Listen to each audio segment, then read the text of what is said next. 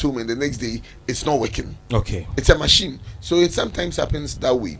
Also, so as a station, that's as a service, that's why we always appeal for new and advanced fire tenders, because these fire tenders come with they come with the pumps. Okay. Because these pumps are like very old, so they tend to go on and off, on and off. So that's why we keep appealing for new fire tenders. Also, one thing is that we don't fight just every fire with water. We don't fight every fire with water. So let me cast your mind back to this unfortunate incident. Mm-hmm. You remember I forgot the dates, but the fire incident that happened at Circle, yes, Vienna City. Okay. It's June 3rd. June 3rd. Thank you very much. You realize on that it was raining so heavily.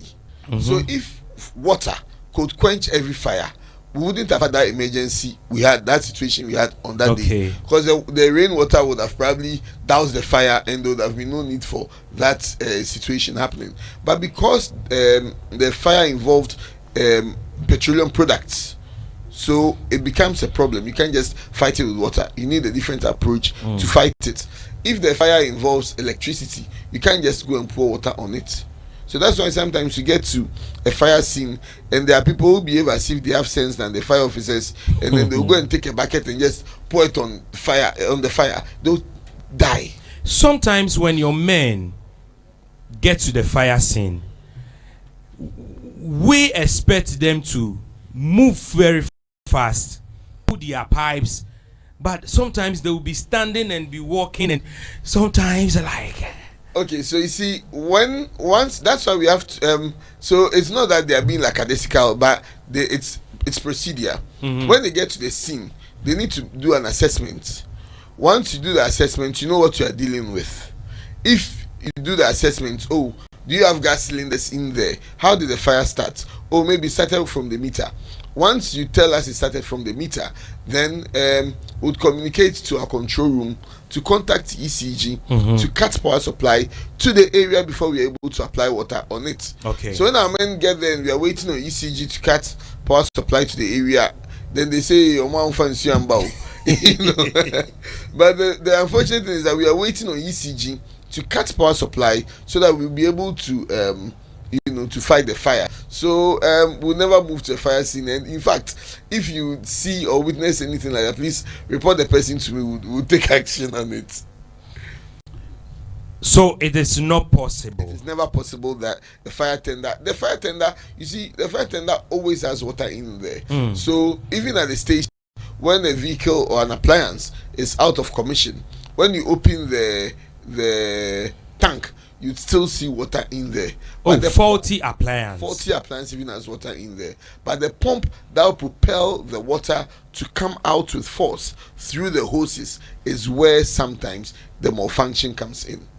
So we'd never go to a fire scene without water. That one is a big no. And you see, the painful thing is that misconceptions have a way of sticking in people's minds instead of misconceptions have a way of sticking in people's minds instead of the good things. See, we've gone to so many fires and it becomes heartwarming when we see people and the tankers that fire just yesterday in Nyamicha Junction, someone's 6-bedroom house got bent. They kept, even though some of the rooms were bent, we were able to salvage other buildings even within the compound. They kept thanking us. Palace Pharmacy at Dankwa Circle, they called on us for a fire at there's a nightclub next to Palace Pharmacy, Mood Bar. Okay, yeah. Very good. Mood Bar was on fire. When Palace called us, within 5 minutes we got there. The owner kept thanking me that you did very well. And you see, and I even wanted to video him and put it on our Facebook page of him acknowledging our men's effort. He said no, and I always said that those who have sensible things to say, they don't always those who have sensible things to say, they never want to talk on camera. But the people who come and spew lies and those are the people that will always talk on camera. But those who have the real things to say, it's rather unfortunate, but we are unperturbed. What is the latest update on your men? There was this fire around Westland, and the building collapsed. And what is the situation so far? By God's grace, they've all been discharged. Okay. By God's grace, but it was life threatening because they were it was a matter of life and death. 4 of them were in very critical condition. 2 were treated and discharged, but the other 2 were in very life-threatening condition. But our service has always been committed to the safety and then the welfare of our officers. So they made sure that they didn't renege on the quality of healthcare delivery to these affected officers. Are fire officers insured? A big no. Why? You see, so as a people, I always say that as a people, we are hoping that the public will help us. The public will help us cry for what we need. You know, because people are always scared of thieves. So because people are always scared of thieves, they fight more for their security need much more than their safety need. So it's our prayer that there will be an insurance package for firefighters who get injured in the line of duty. What we have is what every government worker in Ghana has. That's the workman's compensation. And with that, when you go and you get injured, you'd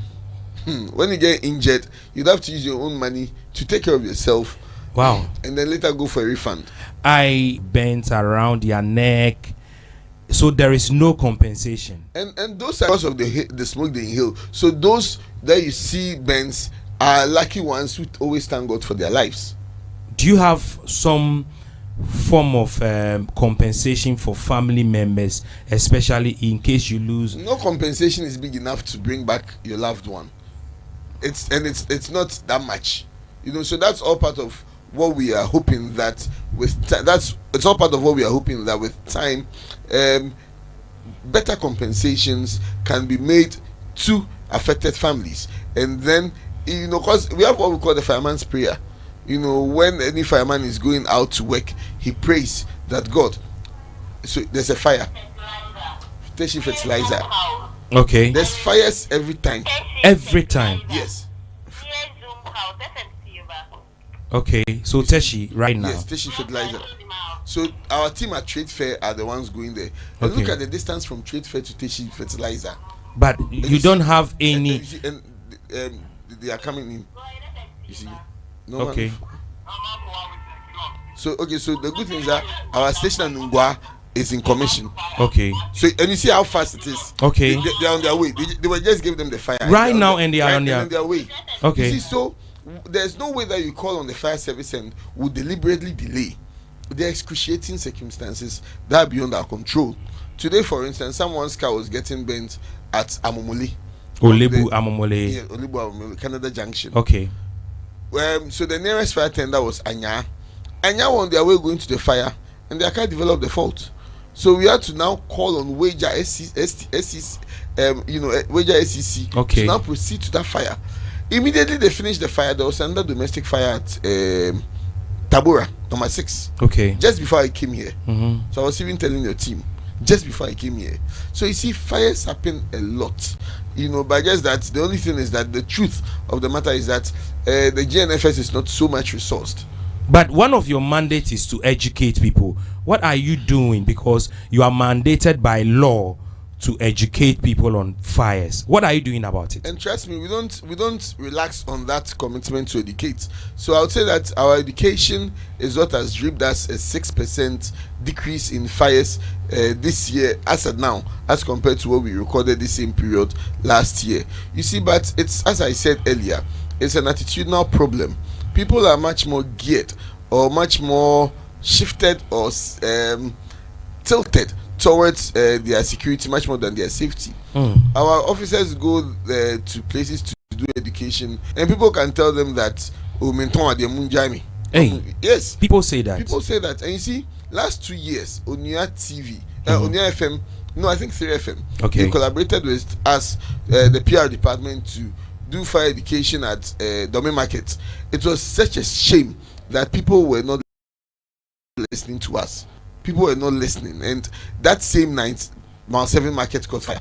That same night, Mile 7 Market had caught fire. So it's like people always feel that fires are too far away from them until they tend to experience it. And when someone spends a day with me and then they hear the gota move out to fire, then they go, hey, And then we juma because people always say fire for the but see, firefighters are the biggest heroes that you can. Do you have motorbikes like what's the police? Unfortunately, you don't have motorbikes. Motorbikes, and so this one I'll throw a little shade to our brothers and uncles at ECG that whenever their meters, their transformers and their ECG, their poles catch fire, we are the ones that respond to it. Wouldn't it be nice if you could provide us with some appliance or some rapid intervention vehicles or motorcycles that would help us be able to quickly get to your installations early and help you out? Let me ask you this. It seems that anytime, so a typical Ghanaian youth, most people don't want to be firemen. When military forms are out, you see people rushing. When immigration forms are out, you see people rushing. If it has to do with the police, people rush. There is a mad rush for people to pick forms and get enrolled. It seems you've been neglected, so nobody wants to even come to you. Is that the case? So, point of correction. Last year, the recruitment fire service was the oversubscribed service than all the other services. Wow! Believe it or not, people want to be firemen, and they insult us. So it's it's ironic, It's ironic. Then we ask them that now Oku did attempt. Oh, many didn't attempt that over you. Video no, and so when you report for training, one of the things that we always say is that when one of the songs that they sing is that Udi attempt and So do you have fire police? We have fire police, just that they are not resourced. They are not resourced to perform their duties.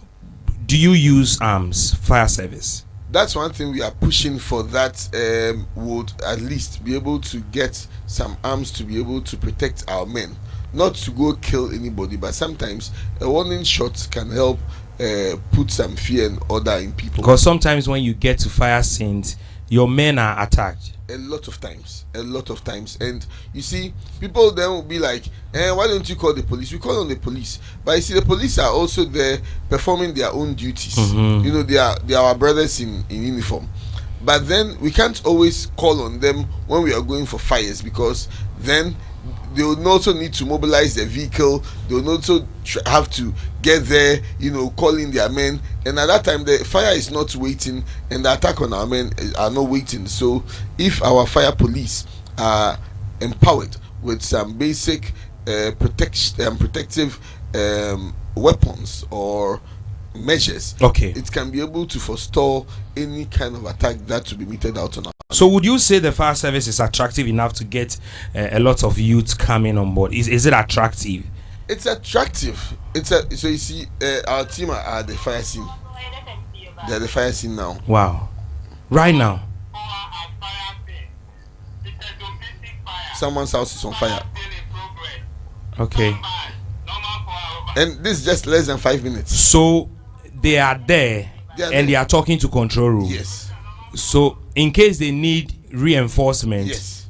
Then they will inform the control room that they need make pump 2, meaning that the appliance is not big enough to fight the fire. Which shouldn't be the case, because then we are supposed to have a working hydrant in every community, so that as they've got there right now, the appliance would even be the last resort.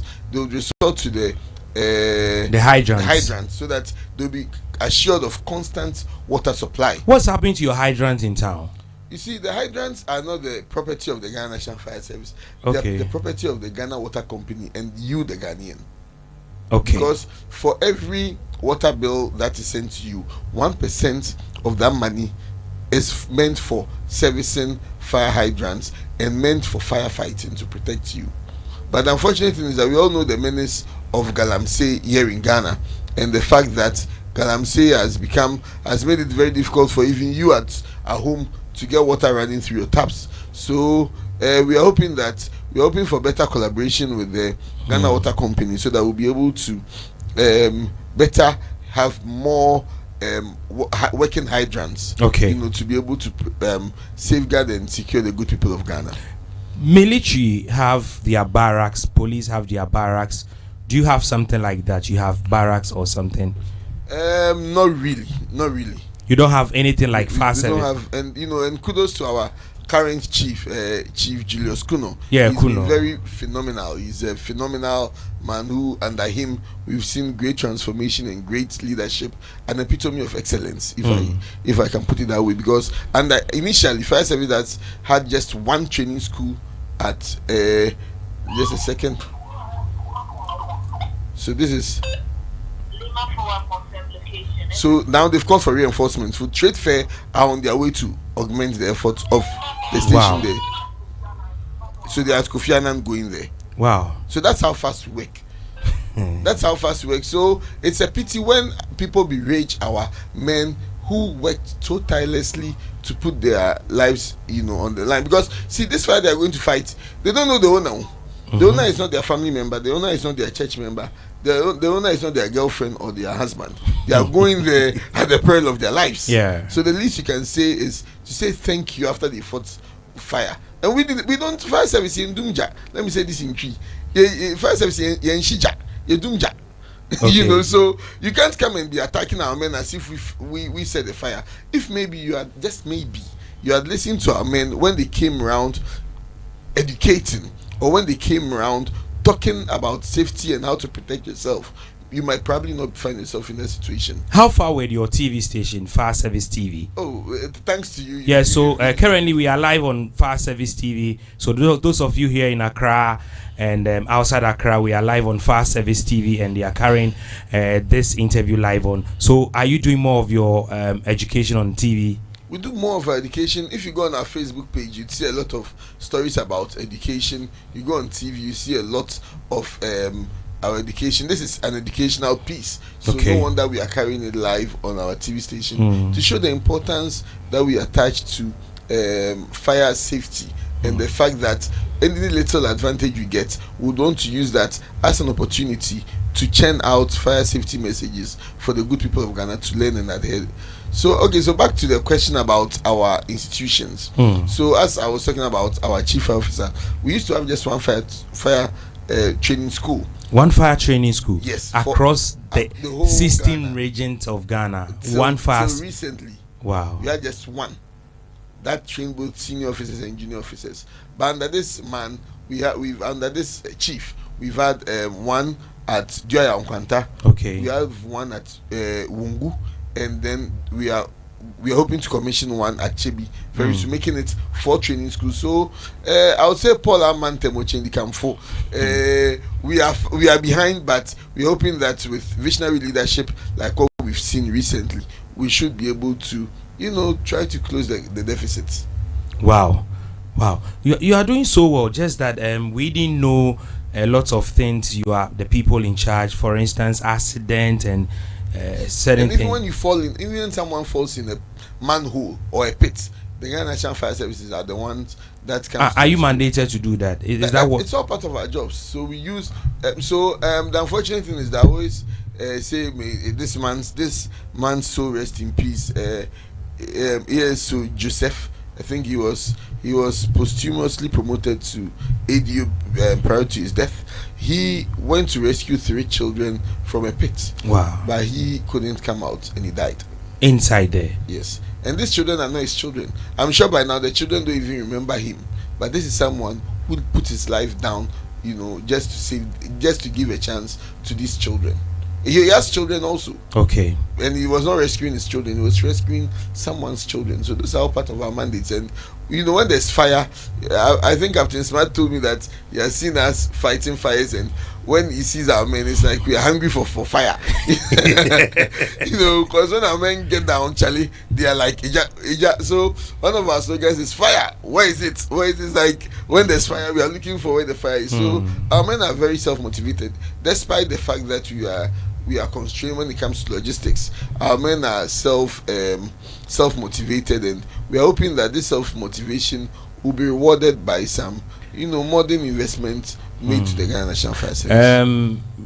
Getting fuel in your fire engines, is it difficult getting fuel? I would say no service in Ghana would say it's easy to get fuel.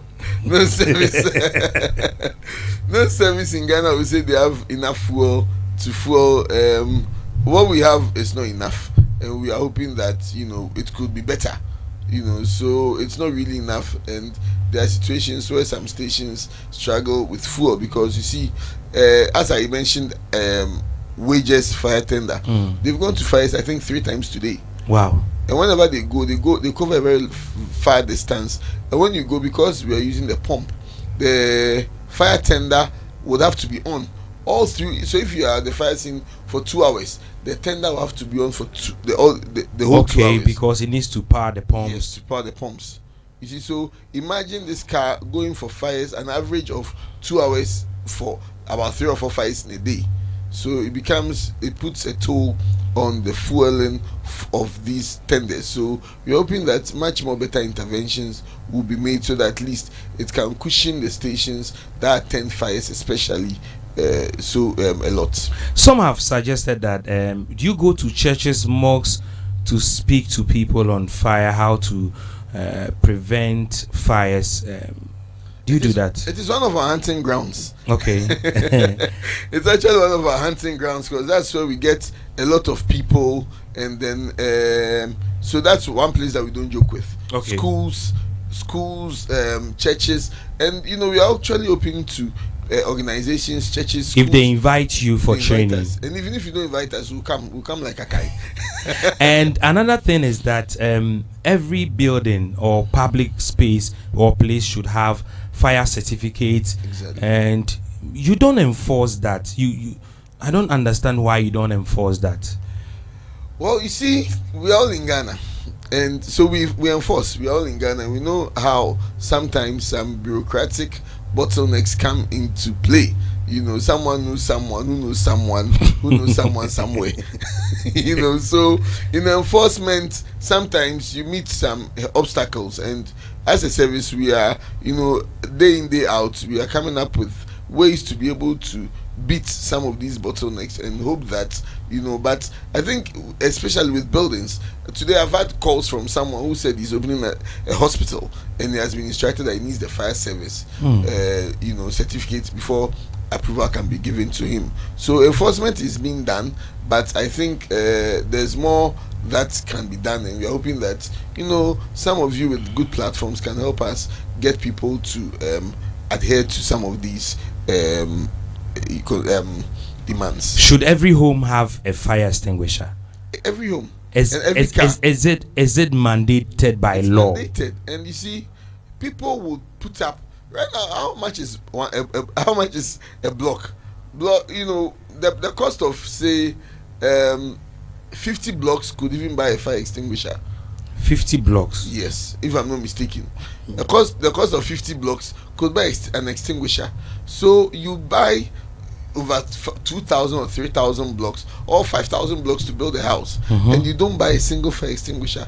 And you see, mind you, when a fire comes to when a fire visits you, you'd have to break down your building, depending on the extent of damage. You have to break down. Yes. Anytime a building catches fire, an extensive level of fire, because then once the building is subject to so much heat and fire, it tends to lose its structural integrity, and you'd see visible cracks and you need to pull everything pull it down. After fire, after you come to any fire scene, do you do investigations? We do investigations. Oh, every fire. Every fire. We have an active investigation department that looks into fires. So when you apply, so people ask us that, they said they are doing investigation, but we never hear anything about it. That's because it's not a property that's on fire. So we don't owe you that responsibility of giving the fire certificate to you. We owe it to the owner of the property. And it's even with that one, I won't say it's a right, it's a privilege, because you would have to apply to the Ghana National Fire Service that, this is my house that got burnt, so I need the findings. So when I come, or anyone, is it compulsory for us to get those findings? Yes, it's important. One, it helps you prevent future occurrences. Two, if you need an insurance claim, you need a fire report to be able to help with your claim. So yes, it helps you want to prevent a similar issue from happening, because you want to know what caused the fire. So it's important that you get in touch like that. So I think the crew from Trade Fair have arrived at the scene. Okay. So at the fire scene. You see, so our men are always constant. There's fires every, and this, trust me, this is not the last fire for the day. Wow. At dawn. And sometimes they get to the fire scenes, and it is electrical problem, and you see them placing call. I don't know. You call ECG. Exactly. And how fast is that? Recently, recently, personally, I did a video on our Facebook page where our men were fighting a fire involving an ECG transformer, and they were there geared up, ready to fight the fire. They had called on ECG in about 15 to 20 minutes. The ECG has not responded yet. We are so you call customer service? No, we call our control room, and the control room calls the ECG's fault section. So that they get that fault section is difficult for them to pick calls. But our people, or you have a special line. We have lines because we are okay. Fires, but we understand and appreciate the fact that they also have their hands full with other emergencies, but then they should get to understand that they should help prioritize ours more, because ours would, if they are late if they respond late to us, they can end up incurring much more cost, because they would have to then invest more to replace the damaged installation, which could have easily been prevented. So it's one of the appeals that we are making, that ECG should help be a bit more responsive to the Ghana National Fire Service. So one, we can help protect their own installation and investments. Wow. I want to remind you that still we are live on Fire Service TV. You can get them on digital terrestrial free to air channel number 32. You just scan your television set, channel number 32, and this conversation is live on Fire Service TV. Let me say a very good evening to Mr. Afum. Yes, the main PR. My boss. He's a man that I respect so much. He believes in grooming. If you come to the PR office, you realize that you won't see any old man. Yeah. Even my boss is not an old man. You'd see. So shout out to Edio Bless. Shout out to ASO Afejo. To my bosses too. I see Dio Aka. They are everyone in the office. Joanne, Madam Akochu, everyone in the office. And Fire Service TV MCR Edwin is there. Yes, Swansea. Swansea. Swansea is the man. He's a hard guy. Yeah. So Swansea. His wife is also a very. Okay. Oh, you not met his wife. His wife normally does the switching. Oh, okay. This working happiness. So we are live on Fire Service TV, kind courtesy of Swansea. So please, what times do you have? So on Fire Service TV, how often in the day? How often are we going to watch some of these educational programs on? At what time? So you see, we are still rolling out programs. You've not started full operations. Yes, I would say we've started halfway. We've started like half productions, because then we had to get the studio ready, and we all know that even our space is not so much, but our chief, again, kudos to our chief, who has been committed to empowering the PR and then resourcing the TV station. So under his watch, we're helping to roll out much more content that would help people to understand the need for education. It's been, Fire Service has been I won't say neglected, but forgotten a bit, and we are hoping that it will change, and so people tend to appreciate and know the worth of the Fire Service, would fall back as a nation, because you see, fires are not funny. A thief would come, God forbid, but if a thief should come here, he'll probably take the Shure microphone. The microphone is nice. Take your laptop. It probably might not be able to carry this table away. No, he can't take this whole structure away. But the fire comes and doesn't select what to take away. The fire will take everything away, including the whole building, and cause you to bring. When a thief steals from you, you don't have to break down your building. Yeah. So why do you fear the one? Or if a thief comes to you, you can negotiate with him that, oh, Patrolman Kumio, no 10,000 that they mount. You can negotiate with him that, the 10,000 is about imagine sir, and he can probably take it and let you go. But the fire, you can't tell him that, oh, Papa, no 50,000 who Tijina mention. You burn. So why then do you fear the one that you can't negotiate with more than the one that you can negotiate with. So as a people, let's try and draw a fine balance between our safety and our security.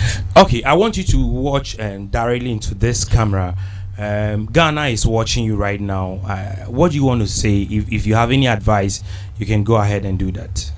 Okay, so one thing I always say is that our stations do not have padlocks on them. Our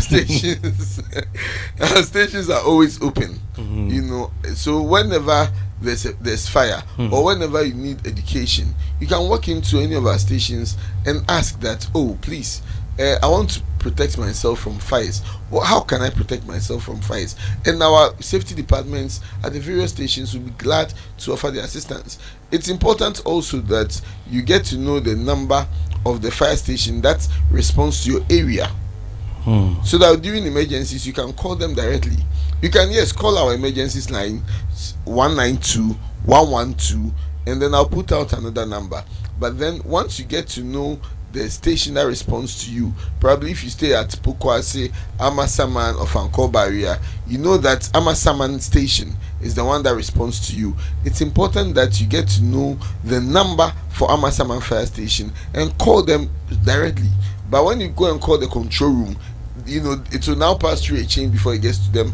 But please try and support your local fire stations. It would be nice if you can go, you know, dig up a mechanized borehole and tell them that we understand the constraints that you are going through when it comes to hydrants, so we are digging up mechanized boreholes to help you serve us better. We are there for you. Okay. You know, so yes, walk into your local fire station, ask them, how can I help you, what do you need, and then our people will be glad enough to let you know what they need, and then I'm sure, you know, you can help in contributing to that.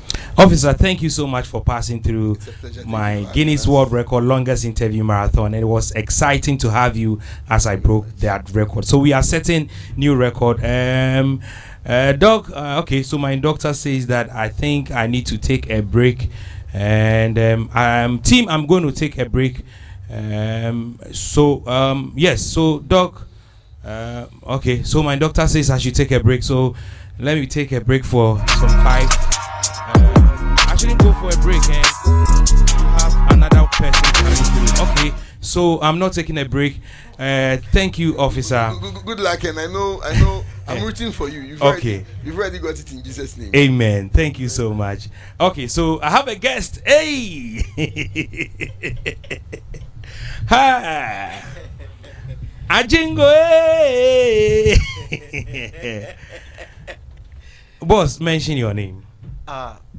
Emmanuel Nana Kwame Ajiman is my name. Okay, so I'm also Emmanuel Ajiman. Yes. We know you to be Ajingo. Yeah. Okay, so take us back. Okay. You are a music producer. I'm a music producer, a sound engineer, and a musician. You sing as well. Yeah, I sing too. How many instruments do you play? I can play three. More than three, but I'll stick to three. Okay. Yeah. One. Drums, the bass guitar, and the keyboard. Okay. The others, I do a little bit of guitars and then trumpets. Okay. Yeah, and then the flutes. Okay, so the first hit song you produced, what was that song? I did Yanintema MPA. Backtie was your first hit. Yeah. The first hit, the first hit was Philomena.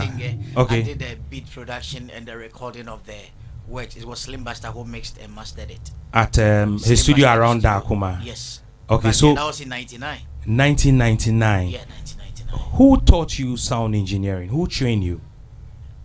I'll give the credits to JQ and then Fredima. Okay, JQ and Fredima. Yes.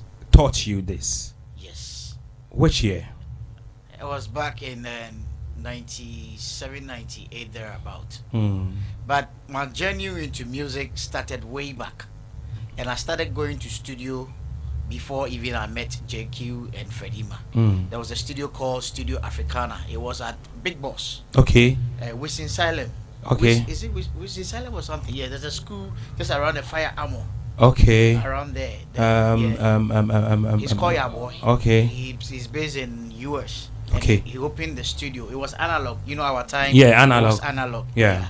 So I was the recording engineer in that studio. Like when people comes with their demos or they want to kind of do something in there, they are the session guys. Everybody's sitting there from drummer to backing vocalist. Everybody is there. So we listen to your song, and then we rehearse through 1, 2, 3, 4 times, and then I'll press play and record on the same recorder to record the whole band, and then we tweak it before recording.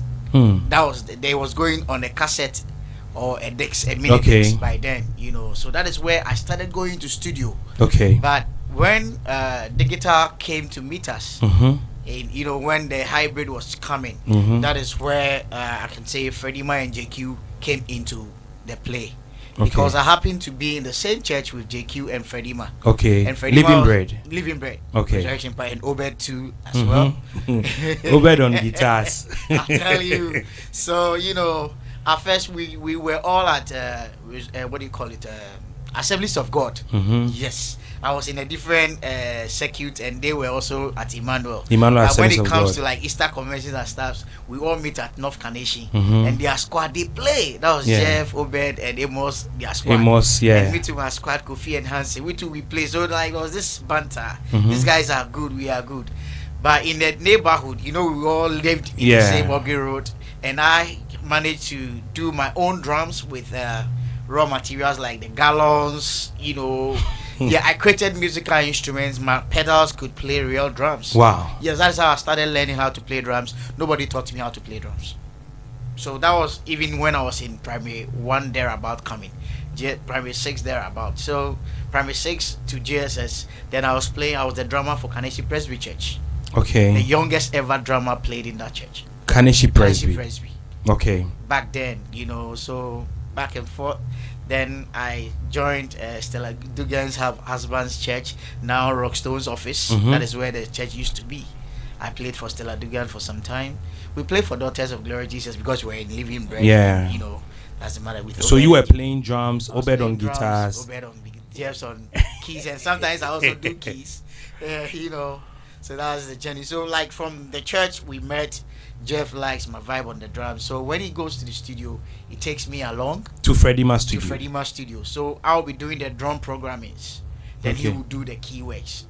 That is how we roll, and it went on. Then Freddie-Ma also liked the way I was, because at that time there was this Cubase was only for programming. And it was Cubase VST. Yeah, but then it was just on Atari. Notator. Notator. So it was on a diskette, and if you have the 2.0, then Charlie the master. And I had the 2.0. So anytime when I'm coming, I come with my diskette and I slap the floppy disks in there. I do the programming, and I was one of the guys who could program a drum and you feel it's real played at that time back in the day. So Freddie-Ma loved the way I do my drums. So most of the works he also allowed me to do drums and stuff. So whilst studying around JQ, like watching what he does, because Charlie that time we didn't have any engineering school or music school that is teaching production or how to record and that stuff. So you watch and learn. That was the hard way, That was in the days when our P2s and all those guys were around at Freddie-Ma. That's that we used to laugh and say, because we didn't understand all those things. Yeah. So I was like, whoa, that was an honor. And I am so grateful to Freddie-Ma for looking around all the guys among us, and he chose me and gave me to Slim Basta to go and work with. So that very same day, Slim took me to his studio, and when I got there were packs of works to be done, programming actually. But then there was this programmer, he works with Pinto. He's late now. Another good guy. You could hear some horns works in the Philomena. He played those horns works in there. Yeah. So he took ill. So Slim needed somebody to do quickly come into. So I went in. The moment I sat in the studio, I was working. That same day. So that is how come I started working with Slim. So one day, you know, Slim and Tick were going back and forth, and they've done because they've done Masanaba remix. Yes, that thing. So I was there, and then it was Cyphex, Mohini Jan Abraham, who was managing TikTok. Okay. So I was there one evening, and Tick came to the studio. I was like, Ajingo, Charlie, you got to do this thing for me. If you don't do, you know, Slim, they delay me. I said, okay, man, no way, Then we programmed the beat. We listened to one of Craig Mark's beat, and then we doom doom doom doom doom doom doom. You know, then we were doing sampling. That was the hip life era. Okay. So yeah, we did a beat, and then later I did another song with the same TikTok featuring General Marcus. Okay. That one too was another sampling. Doom doom doom. We did all those things, and then I recorded all the vocals and arranged the arrangement on the song. Okay, for that album. For that album. Philomena Quitting. So, who makes that song? It was Slim Buster who did the mixing. Okay. And I was there in the studio whilst it was mixing, and I would be like, oh, say, maybe this tone, maybe this, you know, that kind of, like a producer, like that way. So, and Slim also welcomed my ideas. He would ask me, what do you think? Like that kind of thing, yeah. But then my hands on the decks wasn't that good. But programming, I could program and record and arrange. So that was how it went to with that particular production. So from TikTok, Philomena Quitting, and I did King David, Chioben Kemi. Okay, so from there to King David. Yeah, I came to from Slim Busters. I had a contract from there to Takrade. Okay. That is where I met Castro, Inshaba, Kojo, and all those boys. TH for Kwajis okay. and Thames. Yeah, that's how. Another studio in Takrade. Another studio in Takrade called Simido. Yeah, the Harbour Hotel building inside. I was there for I think 2000. I was there from 99 to 2000, and I came back to Accra. And I came back to join with JQ again at Virtual Sounds. Okay. But then Virtual Sounds, yes. Yeah. Opposite the MTN. MTN, yeah.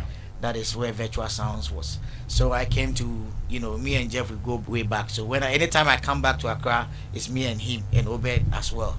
So we started working again, and then from there we came to Hashash. So when we came to Hashash has two studios, the main studio and the Arness. Yeah. So the Arness was given to me.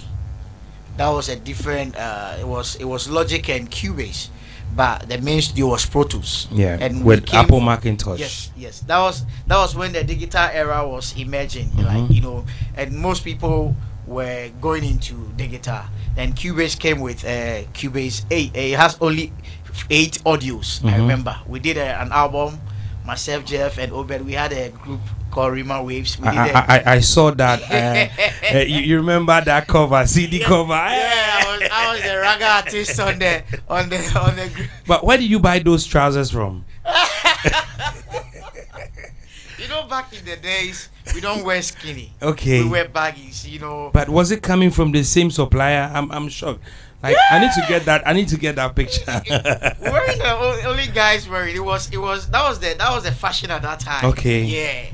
You could say, you know, and you know, we were church guys and everything, creface, and so, you know, it wasn't like the sagging our pants and that kind of thing, you know. So we just took to that 10 and you know, we go with the flow, you know. And so yeah, those things come but when we got to Virtual, it was Pro Tools, and Pro Tools was cool. So we started with Pro Tools because Cubase, we were just using Cubase for just programming. Before later they came with the audio. Okay. Yeah, the 8 inputs, this thing. So yeah, back in the days. So you've worked with Castro, King David, Castro, Chioben Kemi. Yeah, I did a Chioben Kemi. And then I did the Born to Win album too. That is another episode of King David. And I did Castro too. We did Triple M. I did something on their second album. Okay. Tony Harmony.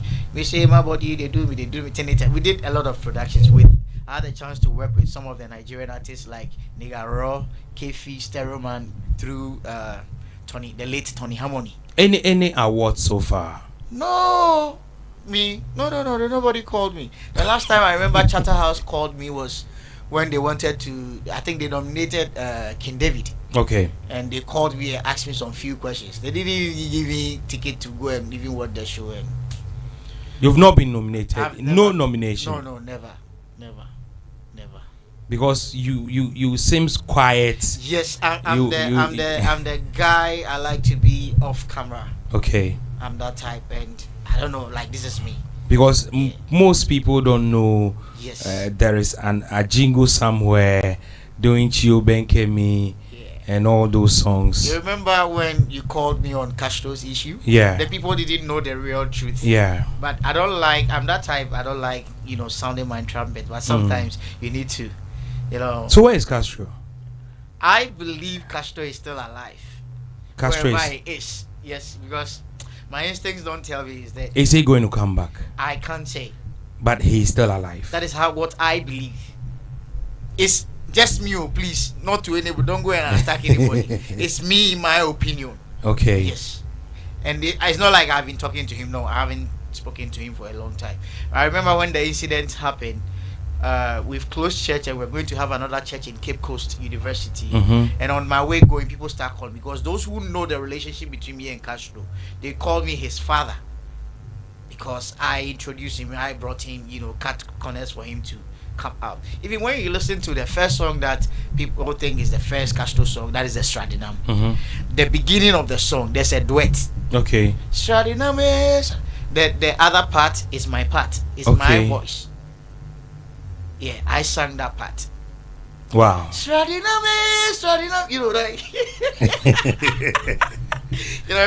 it was a voice thing that we were doing in the studio, and then it was a compilation Jeff did, and me and Jeff, we go way back in the days that at a point you were like your programming, your instrumentation, and Jeff, it was hard to differentiate the two. Yes, because I was walking in his shoes in a way. I did a lot of works for Jeff, as in some of the recording of his vocals. I even did some programming. And then somebody you deal with, you work with. If it doesn't, Jeff will never start a production without me being there. I'll come and do the drums, before he does any other keys and those stuffs. And he asked me for my opinion, that what do you think about this? And I'll say, yeah, let's do this, because of my ears for sound and music. Jeff will be playing something, and I'll say, no, don't play it this way. This one is in the song already, so let's twist it. These are some of the things we were doing in the studio. Yeah, I remember when he wanted to do Com Center. After the Com Center for Castro, he called me, but then he's left Hush Hush. I wasn't in Hush Hush. I was still in Hush Hush, but he left to Rich City. Yeah. He called me one day. He said, Charlie, this thing without you, I cannot do it. So you could see, if you have really listened to that song, when the rap is coming, it starts with some gospel songs, then before it goes into some secular songs. It was all my ideas. Wow. Yeah. What do you still have now? Which of the studios do you work with? I have Ajingo Studios. That is my own studio by the grace of God. Okay. It's in Dansoman. Okay. Yeah. You're still recording? I still do production. Yeah. Okay. But most of the people I work with are not in this country. Okay. Yeah. Why you don't want to work with those here? Not that you know how the system is. If you are not with them, yeah, they won't like you not be known, or like you not be among the people that they are relevant now. But I'm still doing my thing. Yeah. Okay, so now Ajingo Studio is back. Yeah, Ajingo Studio has been there for, I could say, like 10 years. Okay, and you started recording your own songs? No, I'm not doing. I have a project I'm doing on my own. Okay. I'm not done, so I don't. Secular or gospel? Mixed. Oh. Depends on what you call secular. Okay. Yeah. I'm a man of God now. Oh, okay. Yeah, I've been ordained for the past 3 years now. Wow. Yeah. So, oh no! If you have it's on Facebook. Like, okay. Yeah, Ajingo God's boy Ajingo is there, and I have the Ajingo Studios. Yeah, I've seen that. Yeah, I don't hide it. Like, okay. Yeah, you can't hide it. So, if someone wants to work with you, are you ready? Ever ready? Should the person be a Christian now that you're a man of God? No. Oh, Pastor Pa, you won't play. You don't need to be a Christian before you work with me. Pastor, you want to program Chio Benkemi? Sure, Nana. It's the message you are sending across. and the content of what you are bringing out. Though. Okay. A man of God, though. Yes, we have a lot of restaurants around that you have bigger men of God go and eat over there. At the same time, you have prostitutes and other people also. And even the owners are not even Christian. Exactly. So, who are you to judge another man's servant? Okay. I don't judge. No. How do we get in touch with you? You just call me or hit me up either on any of the social media handles. It's Ajingo Studios. It ends with a Z. Or you call my common number. Yeah, your number. That's a 0244 0244 72 72 99 72. Yeah. So that you repeat that number again. It's 0244 72 99 72. Okay. Yeah. So that's the number we can reach you on. Anytime. Okay. So now you've been working with musicians outside Ghana. So they send you the vocals. Yeah. Then you program. Some will just send me an audio, a voice note. I'm dealing with a client right now. If he said he had a dream and the melody came and he sent to me. So we are building it. Some just sing it and just send it to me, and I'll work on it and send them back the beats. And then when they accept the beats, they do the vocals over there and send the vocals back to me here. I do the mixing. Some I do the mastering here. Some we do the mastering outside. Okay. Yeah. Okay. Yeah. How much do you charge? You know, I don't want to put a figure out to scare anybody, but I'll say it depends on what you want. Oh, yes. It depends on what you want. When we went to look for food over here, every food and the rate they attach to it or give it to it. Maybe the person would want to. Okay, so I understand you. Yeah. Because sometimes you can charge. Yes. But you listen to the song and you realize that we need to do a live lead guitar. Exactly. You so need to blow some trumpets. We need to do this. Sure. Okay. And somebody to come in, you see that maybe the person has a good message, but vocal wise, the person is not there. I help people, when it happens that way, then we go off. We do some vocal trainings. If I need to bring an extension, I like extend that trainer to come and help you, I bring. So you see, all these things go for a cost. Do you get it? For the work to be done properly, because I don't believe in doing shoddy stuff. Now it seems there is studio everywhere. Yes, and it's affected. It has affected businesses, studios, and engineers and like you. So now people have Fruity Loops, and you just get your keyboard and you're able to press and. Even on your phone, you can record a song and mix on your phone. That is it. But back then, you need to come to the studio, so it has affected business, and it's a problem. Sure, it is. It is. Nowadays, anybody that has a laptop or a medium that can record, and say I'm a sound engineer or I'm a music producer. They are confusing people all around, and it's also affecting the sound quality of music. But what I've seen right now is most people are not interested in the sound. Would you say you have made money from music, Ajingo? You've made money from music? It's yes and no. The reason I said yes and no is back in the days, our time, it was passion, it was love for the game, and these royalty things were, wasn't coming in and stuff. But lately, things have changed.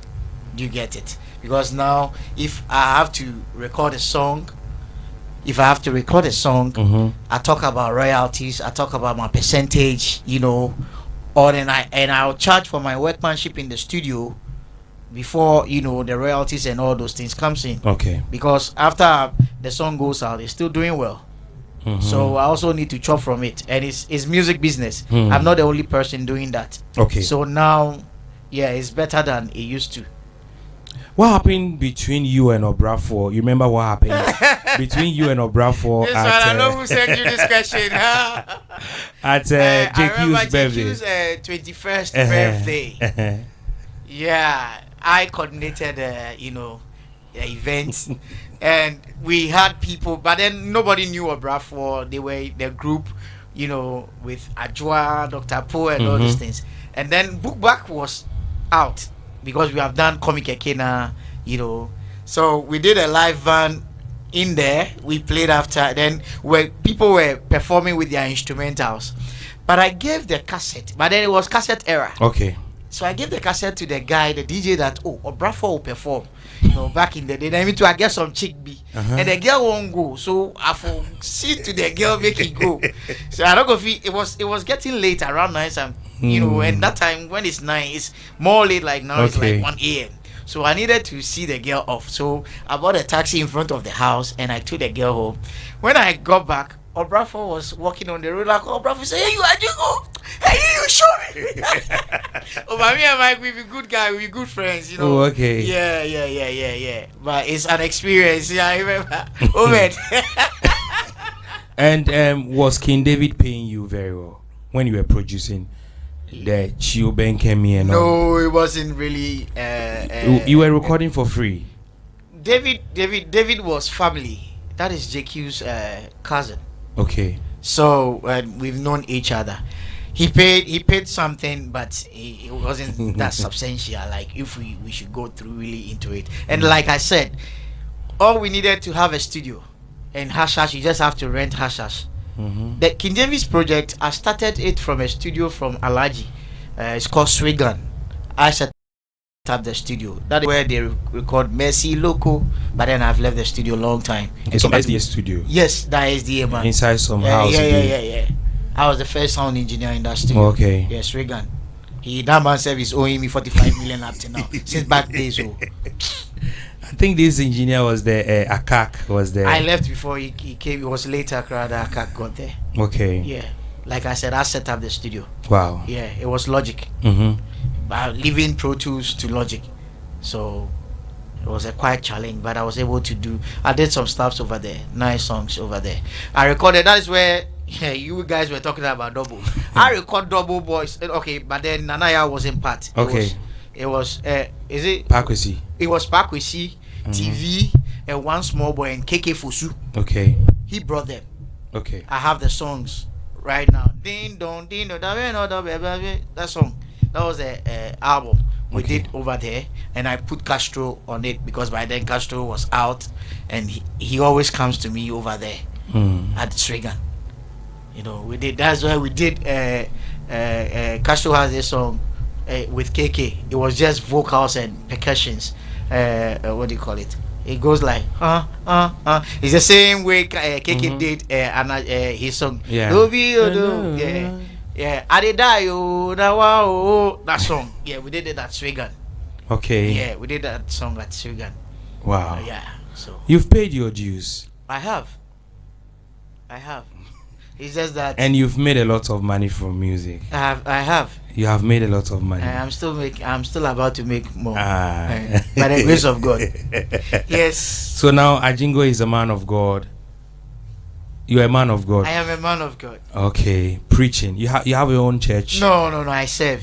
Oh, okay. I serve at Olive Chapel International. So when are you establishing your own church? I've not had that call yet. That phone hasn't called me yet. Are you a prophet? I'm not an prophet. Apostle? Evangelist? I see it here and there. You know, I wouldn't. Maybe it's not fully developed, or because I'm not really giving it attention. But yeah, but it's not every minister or Levite that stands at the back of the microphone and shares the word of God. There are so many ways to do the work of God, and I think I'm doing that right now. Okay. Yeah. Helping with the sound arrangements, you know. Yeah, I preach one way or the other, share the messages on Facebook and to people that comes around me. I sometimes do some little podcast, and you know, it's also part of sharing the word. Yeah, sure. Yeah, so still in the business. So you are not ready to establish a church? No. Yeah, I have seen myself in a bigger auditoriums and stuff like that, but I don't know. Yeah, but I'm not saying because of that I'm going to establish a church now. No. No. Challenge, it's not easy. If you ask them, it's not easy out there. Even to have 5 congregants. Okay. Hey, my guy, church. Okay, so thank you so much for passing through. Thank you for inviting me. Okay. Yeah. I'm grateful. Yeah, you're welcome. Okay, so I'm taking a break. Dog, are you coming? Okay. I'm done.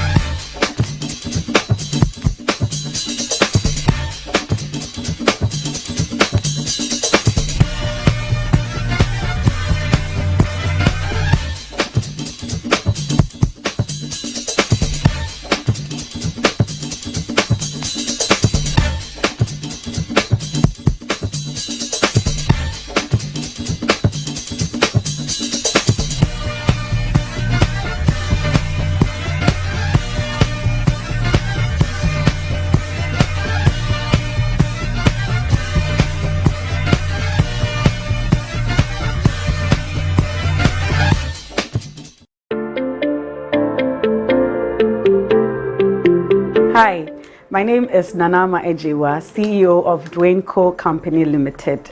Now, Dwenco Company Limited is a registered and certified Ghanaian indigenous company, and we are producers of alcoholic and non-alcoholic beverages. So under the umbrella of Dwenco is one of its flagship products, AquaGold purified drinking water, and we have diversified sizes. This is the 750 ml, we do have the 500 ml, and then we have the kiddie pack that is the 350 ml, and also jar bottles for bigger companies and offices.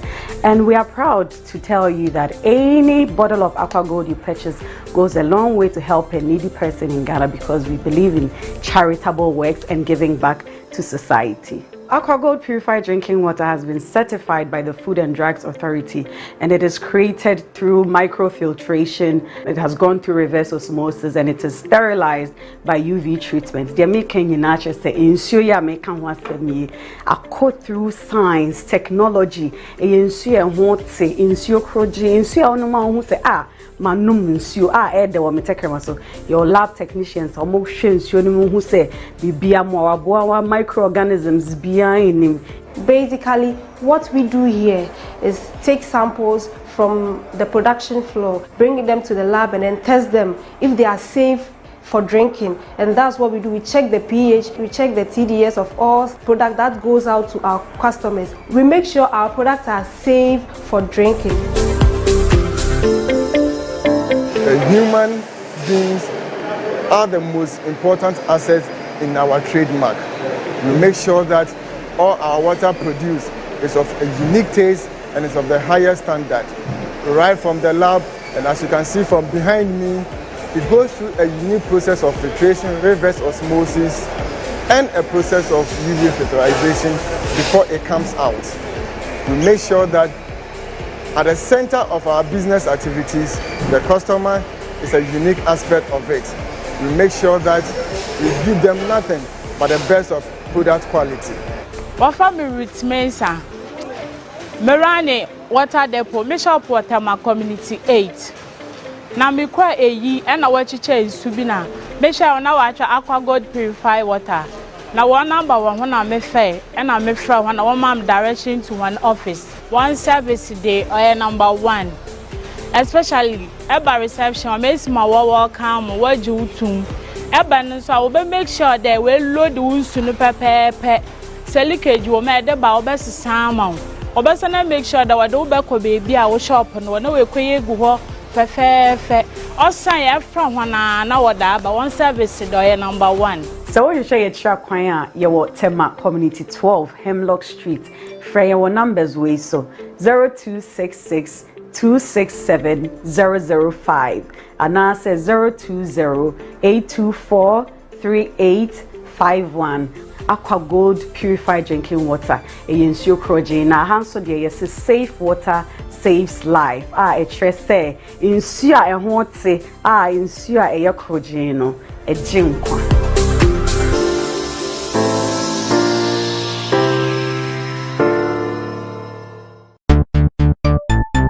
Everybody check now. Check it. Check it.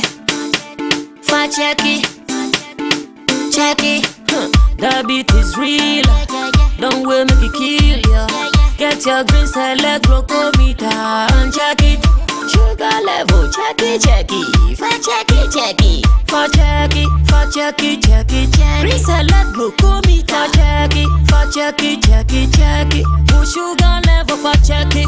Check it. Check it. Check it. Check it, check it. Reselect glucometer. Everybody check now. This advert has been vetted and approved by the FDA. We are good to go.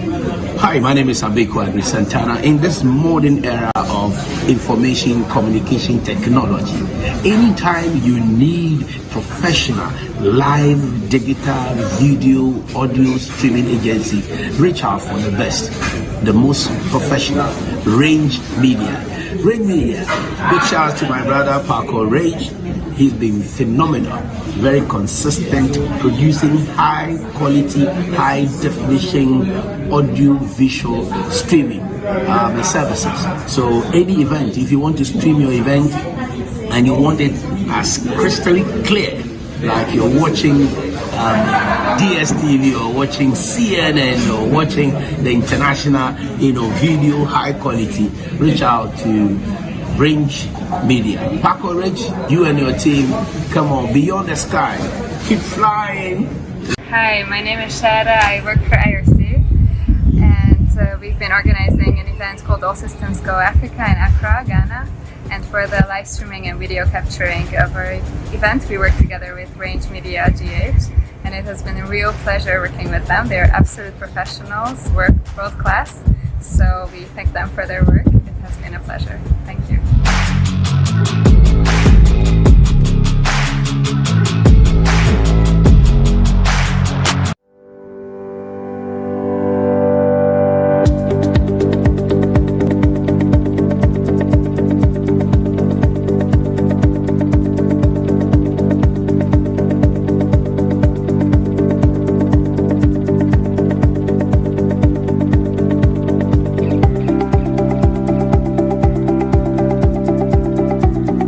Indeed, if something is beautiful, you can't take off your eyes. Baby Village is a multi-purpose and event center which comes with a bar,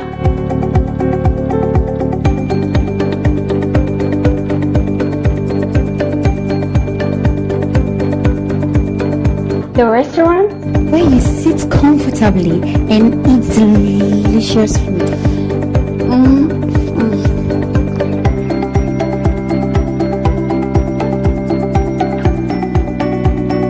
Their conference hall, capacity of 100 to 150 people.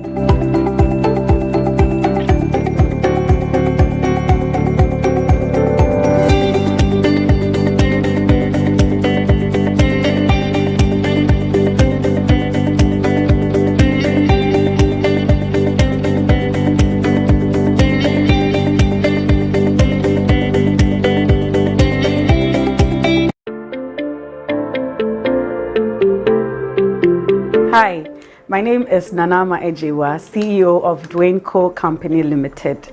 Now, Dwayne Co. Company Limited is a registered and certified Ghanaian indigenous company, and we are producers of alcoholic and non-alcoholic beverages. So under the umbrella of Dwayne Co. is one of its flagship products, Aqua Gold purified drinking water, and we have diversified sizes. This is the 750 ml, we do have the 500 ml, and then we have the kiddie pack that is the 350 ml, and also jar bottles for bigger companies and offices.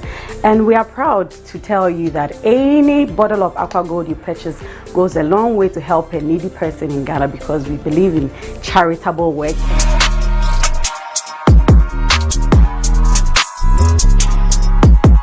Your name?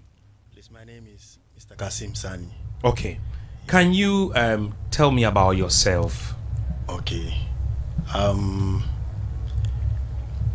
Mr. Kasim Sani, and I'm a fashion designer. Okay. And the brand of my fashion college is Fuji Fashion College. Okay. Yeah. So, who is a fashion designer? If we say a fashion designer, who are we referring to? Okay, we are referring to people who make clothing. Okay. Yeah, who make clothing that we wear. So they are fashion designers. Okay. And not specifically clothing, but anything being accessories and other stuff. We are all we categorize all of them as fashion trends. Okay, so fashion designer comes up with designs. Yeah, with designs. How it's supposed to be. How it's supposed to be. Do they sew themselves? Yes. Most of the designers, they sew themselves, but some also learn how to create, and they employ people to teach them what the inspiration they have. Then those people will do the work, and then they will take it to the market and sell it. Yes. So it means we have fashion designers. Yes. They can do a pattern and all of them. Yes. And do the design. Let you know how they want it to be, how they want the final work to be like. So they will show you the tailor or the designer, then you create it for them to their specifications, then they can take it to the market. Okay. To their brands. Yes. So you do both? Yeah, I do both. You can come up with your own design and create it by myself. I will sew it to fit by myself. How long have you been doing this? This about 22 years now. Hey. Yes. Was this something you wanted to do? Yes, it was something that I had in me. It's like a passion. It's like my passion that I had since childhood. So I have to practice it. When my parents realized, because they asked me several questions about what I want to do. When me and my colleagues were going to school, and my siblings, they usually call us to sit down and say, no, I'm your parent and I know my strength. It's not everything that I can do to sponsor your education, but for me, I think you can do something creatively, like you can learn something with your hands and then be somebody in the future. So they asked us to go and think about it, what we think we can do with our lives. So I came up with, oh no, I would like to be a fashion designer. So they had to take me to a training. So from there, that is way back in 2001. So that is where I learned all those things. Wow. Yeah. Have you regretted learning? Never in my life. I don't have even single regret in my life. Never, ever. Really? Yes. You don't have a single regret? A single regret. I don't have a single regret. Why? Because all the steps, or the footsteps I have taken through my life, I have realized it's a lesson, and it's a gradual process for me to get to where I am today. And I think life is all about lessons. We always learn. We start from class 1, we graduate to class 2, to class 3. Gradually, then you become a graduate. So that is how I see my life to be. I started from somewhere and I have gotten to where I think I have gotten to now. Wow. Yes. So now you have your own factory where you sew? Yes, I have my own factory. I have my fashion college. I'm training people how to sew. How many people have you been able to train so far? So far, I have trained more than 50 people. More than 50? Yes, more than 50. Wow. And how long does it take for you to train? Usually it's 3 years. When we started, for me instance, I trained for 3 years. So I used 3 years to train. But some people are very smart. They can use just 6 months to train, to learn and acquire the knowledge. So in my students, I have some people who have learned within 6 months and they are good to go. 6 months? 6 months. Can someone learn how to sew? Yes. That is my own blood sister. She used 6 months to learn how to sew. I taught her how to sew, and she's a professional on her own now, doing her own thing. Wow. Yes. So you train people? Yes, I train people as well. What age? From over what age? With the age, it doesn't matter, because I have had a student who is like 14 years. Okay. So I would say, let's say from 14 years upwards. Yes, everybody who is interested can be a student, and then they will go through the training, and within a period of some time, they will acquire the knowledge. Wow. Yeah. So, if a company needs you to do like clothes for them, a uniform for them, you do those things. I do all those. I do all those things. Now, the people you train, you train them in to sew unisex. Yes, unisex. So you can sew for. I do unisex. Yes, I do unisex. Because back then, yes, fashion designers, you need to get the men to do anything that has to do with men. The men, and okay. The ladies as well to do with the females. But this time, it cuts across. You can learn both and know how to do both. Okay. Yes, very good. As for me, I do both, and I do it very good. Okay, so your training, yes, how you train people, you've been able to do more than 50 people. Yes. Now, do you train them to do both, or? Yes, I train them to do both. But some, they come and they choose the field they want to master in. Oh, okay. I just want to do male. I just want to do female. So I'll take you through the training. Okay. Yes. Okay, so some want to do specifically. I want to specialize with the female. Yes. I want to do with the male, and then you take them. Yes. So how long? Let's look at the duration of the course. Okay. So for now, we do just 1 year course. So from 1 year, we can upgrade to 2 years. Then we upgrade to 3 years. But most of the students I have now, they do only just 1 year. Okay. Yes, just 1 year. So and they have to do an upgrade, or soon as you are done, you are through. Yes, when you are done with the 1 year, there are so many things you can do by yourselves. Okay. And there's a lot you cannot do as well. Okay. Because fashion is very broad. Okay. So in that matter, you decide whether you want to end up with whatever you have. You can do something with it. You can go to the market and practice whatever you have trained, and then you get yourself your daily bread. So some think they are okay with whatever they have. Some also upgrade. Yes, I've had students who have finished and come to upgrade themselves as well. Okay, so they can go and come back and do an upgrade. Yes, and do other programs. So how much do you charge as you train them? Is it expensive? Not really.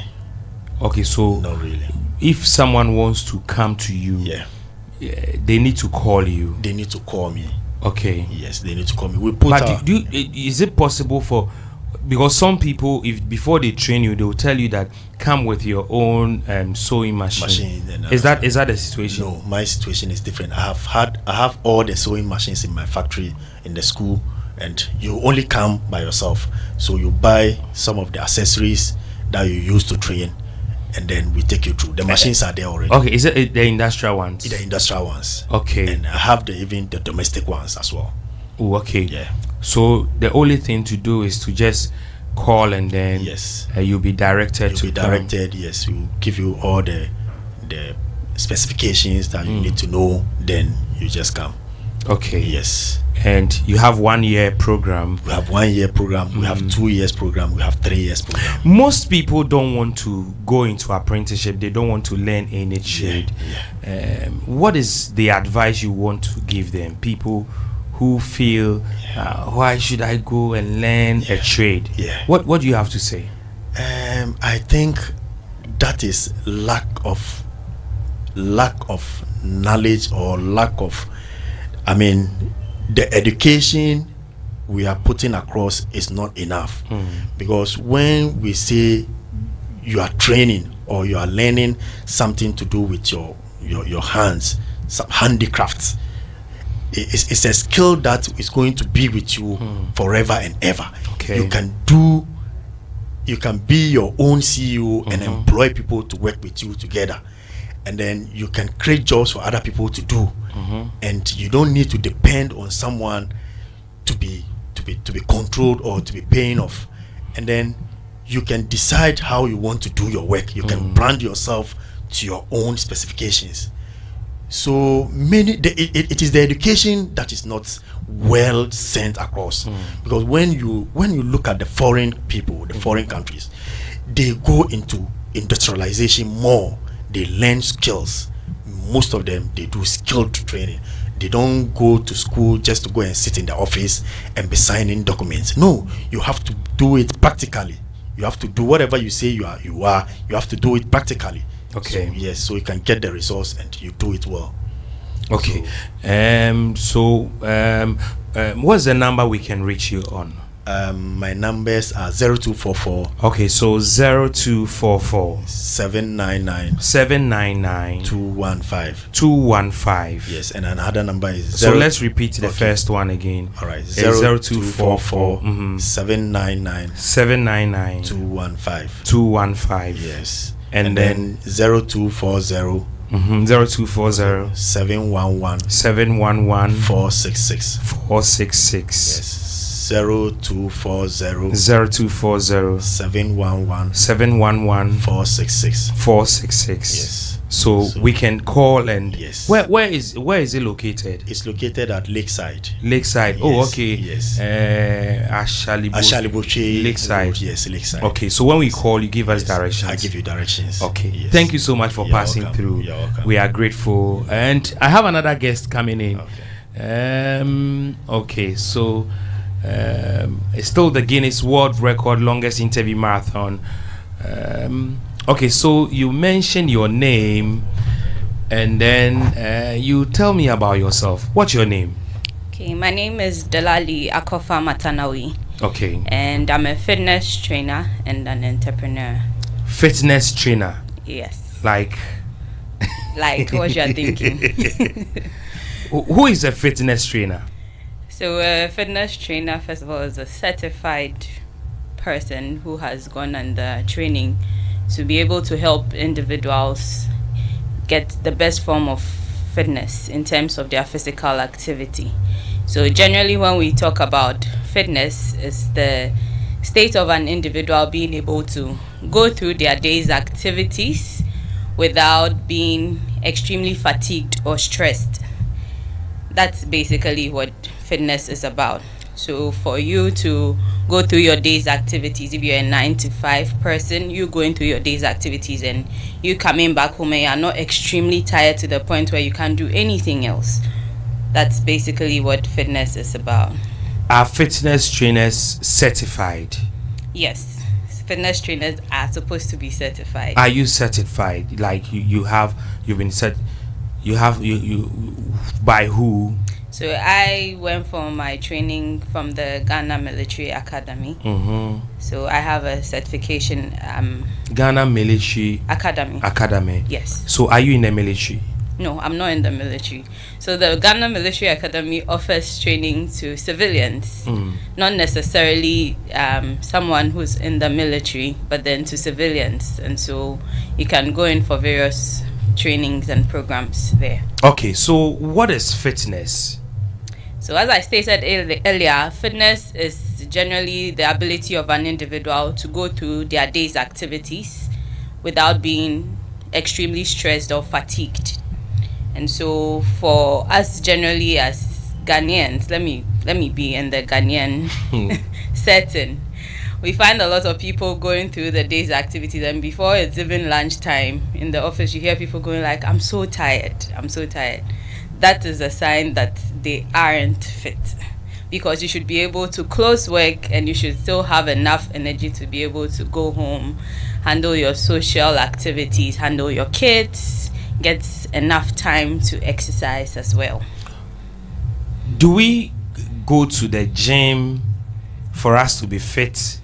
What do I have to do to be fit? Okay, so generally fitness is not only about exercising. It's a combination of nutrition and exercising. But in Ghana, we tend to find stereotype people who go to the gym as, oh, this person wants to lose weight. And that is very, very That is why bad. I've stopped going to the gym. Yes, because someone saw me and was like, oh, you want to lose weight? I'm like, oh, I want to be fit. Yeah, sometimes people see me and are like, oh, you're a fitness trainer, but you're not slim, and that is also one stereotype that we have in this Ghanaian setting. So you being fit is not necessarily about losing weight. You may find someone who look extremely slim in quotes or look very slender, but then the person has so many issues internally, having high cholesterol, having high blood pressure, having issues with their kidneys and liver. We even have kids having diabetes nowadays, and all these are part of we not taking deliberate attention to our fitness and our nutrition. So generally what we have to do as Ghanaians is to take a closer look at what we put in. Take it like this: you have a car which you drive, you take your car for servicing, you maintain your car. But here's the case where when it comes to our bodies, we don't want to maintain the body until it breaks down. And when it breaks down, unfortunately, the way you can go to Abosokai and buy a shock absorber or buy a brake pad, you can't go and buy another hat. Even if you can, it's so expensive. And a very minute part of the population can afford that. That's something we have to take into consideration. It's not about how we're looking, but what is going on internally. So if I want to exercise, how long should it take me?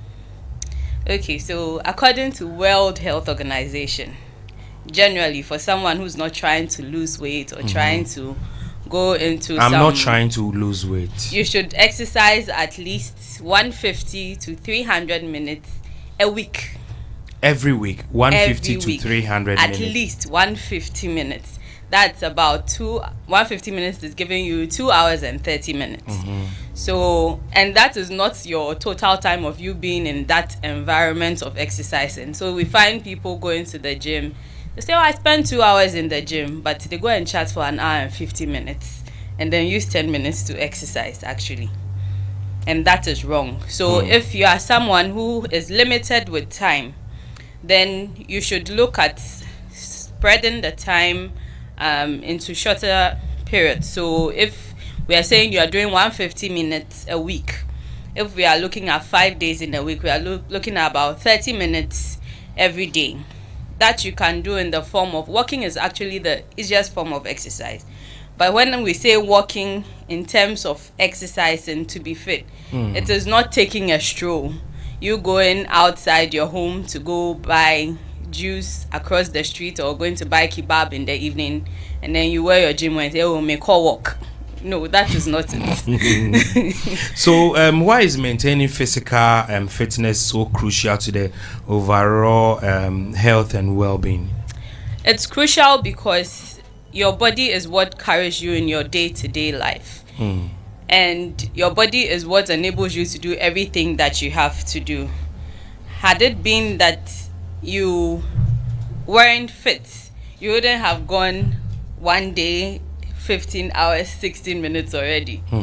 You have been able to go through to come to where you are because you have some level of fitness. That's endurance.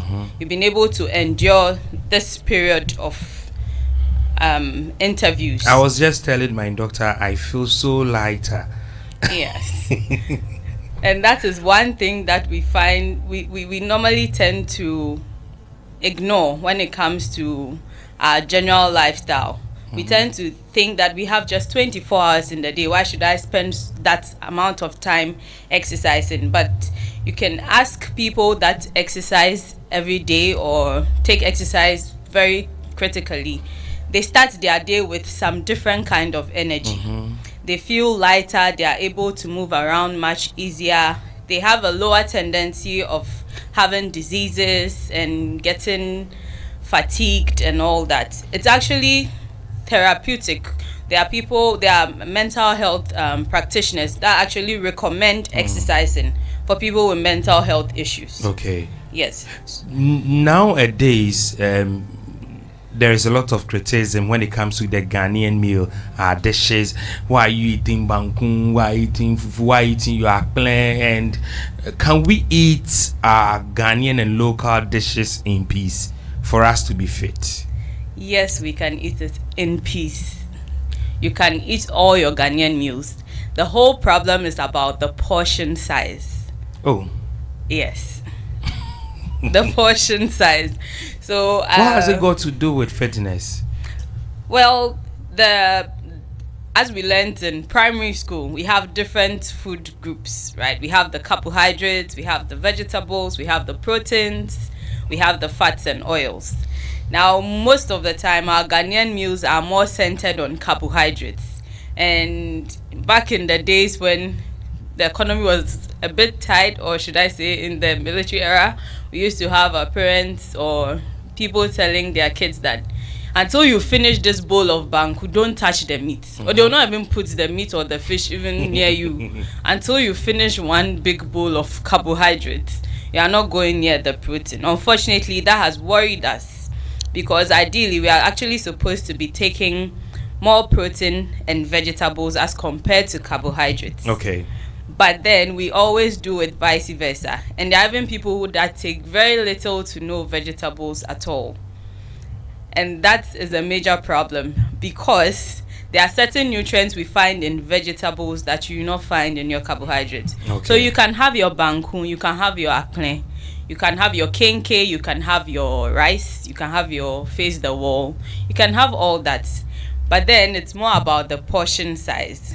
So generally, I know this would cause a lot of problems, but I have to say it. Yeah, go ahead. No. Generally, you see your fist size or your palm, that should be the amount of carbohydrates you should be taking in your meals. No, hold on.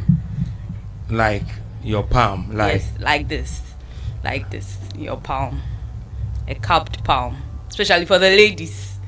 It's not a matter of you hear a lot of new mothers saying, I'm eating for two, especially when they are pregnant. I'm eating for two. Your baby is taking off you, but that doesn't mean the baby is double of you. So that is the thing. You should be taking your palm size of carbohydrates. When it comes to vegetables, 2 palm size. When it comes to protein, your fist size. Okay. Yes. And then when it comes to fats and oils, it should actually be a thumb size of fats and oils. Hey. Yes. So if you end up going to get pork. Hey, why? Which contains a lot of fats. Yeah. And then you have the deep fried pork. Okay. With deep fried yam. With local black pepper, shito. Yeah. Which and is the also green one fried. as well. Exactly, which is also fried in oil. And then powdered pepper. Exactly. And having that at 9 p.m. at night. Oh. And after 3 months, you have a pot belly. And you don't understand why. Then there's a problem. So protein should be like your Protein and vegetables are a priority. Okay. Proteins and vegetables are supposed to be priority. It's not about taking any portion, any food group out completely. Once you do that, you're actually worrying your whole system. Carbohydrates are a source of energy. And for most sedentary workers who tend to sit more per their roles or their work, they are supposed to actually focus more on vegetables and proteins. That is why you find a mason or a carpenter or those that work in construction. Early in the morning, they are taking beans, gobe. But you hardly find such a manual worker with a pot belly. Why? Because they need that amount of energy in their day-to-day activities. To what extent does fitness help our mental health? Does it have anything to do with our mental health? A lot. Okay. A lot. So God, being so wise in his way of creating us, he caused us to release certain hormones only through exercising. Yes. So those hormones are released during exercising. It means when you are not exercising, those hormones won't release. They won't be released. That is why you have psychiatrists or mental health practitioners asking their patients to exercise. What is the impact? What does fitness have any impact on productivity? A lot. So you waking up in the morning and then you are exercising early in the morning, you've already kick-started your day. You've already warmed your body up. It is not at the point when you sit in traffic for 2 hours and then get to work that you are now come to kick-start your mind and your brain and everything. You're already in that active mood already. That is 1. 2, you become more agile. You are very active in everything that you are doing. You are focused. It's not easy being someone who exercises because it requires a lot of tenacity, it requires a lot of commitment, it requires a lot of consistency. And so for someone who exercises a lot, you realize that it also positively affects their productivity at work. I always tell my clients that give yourself a month.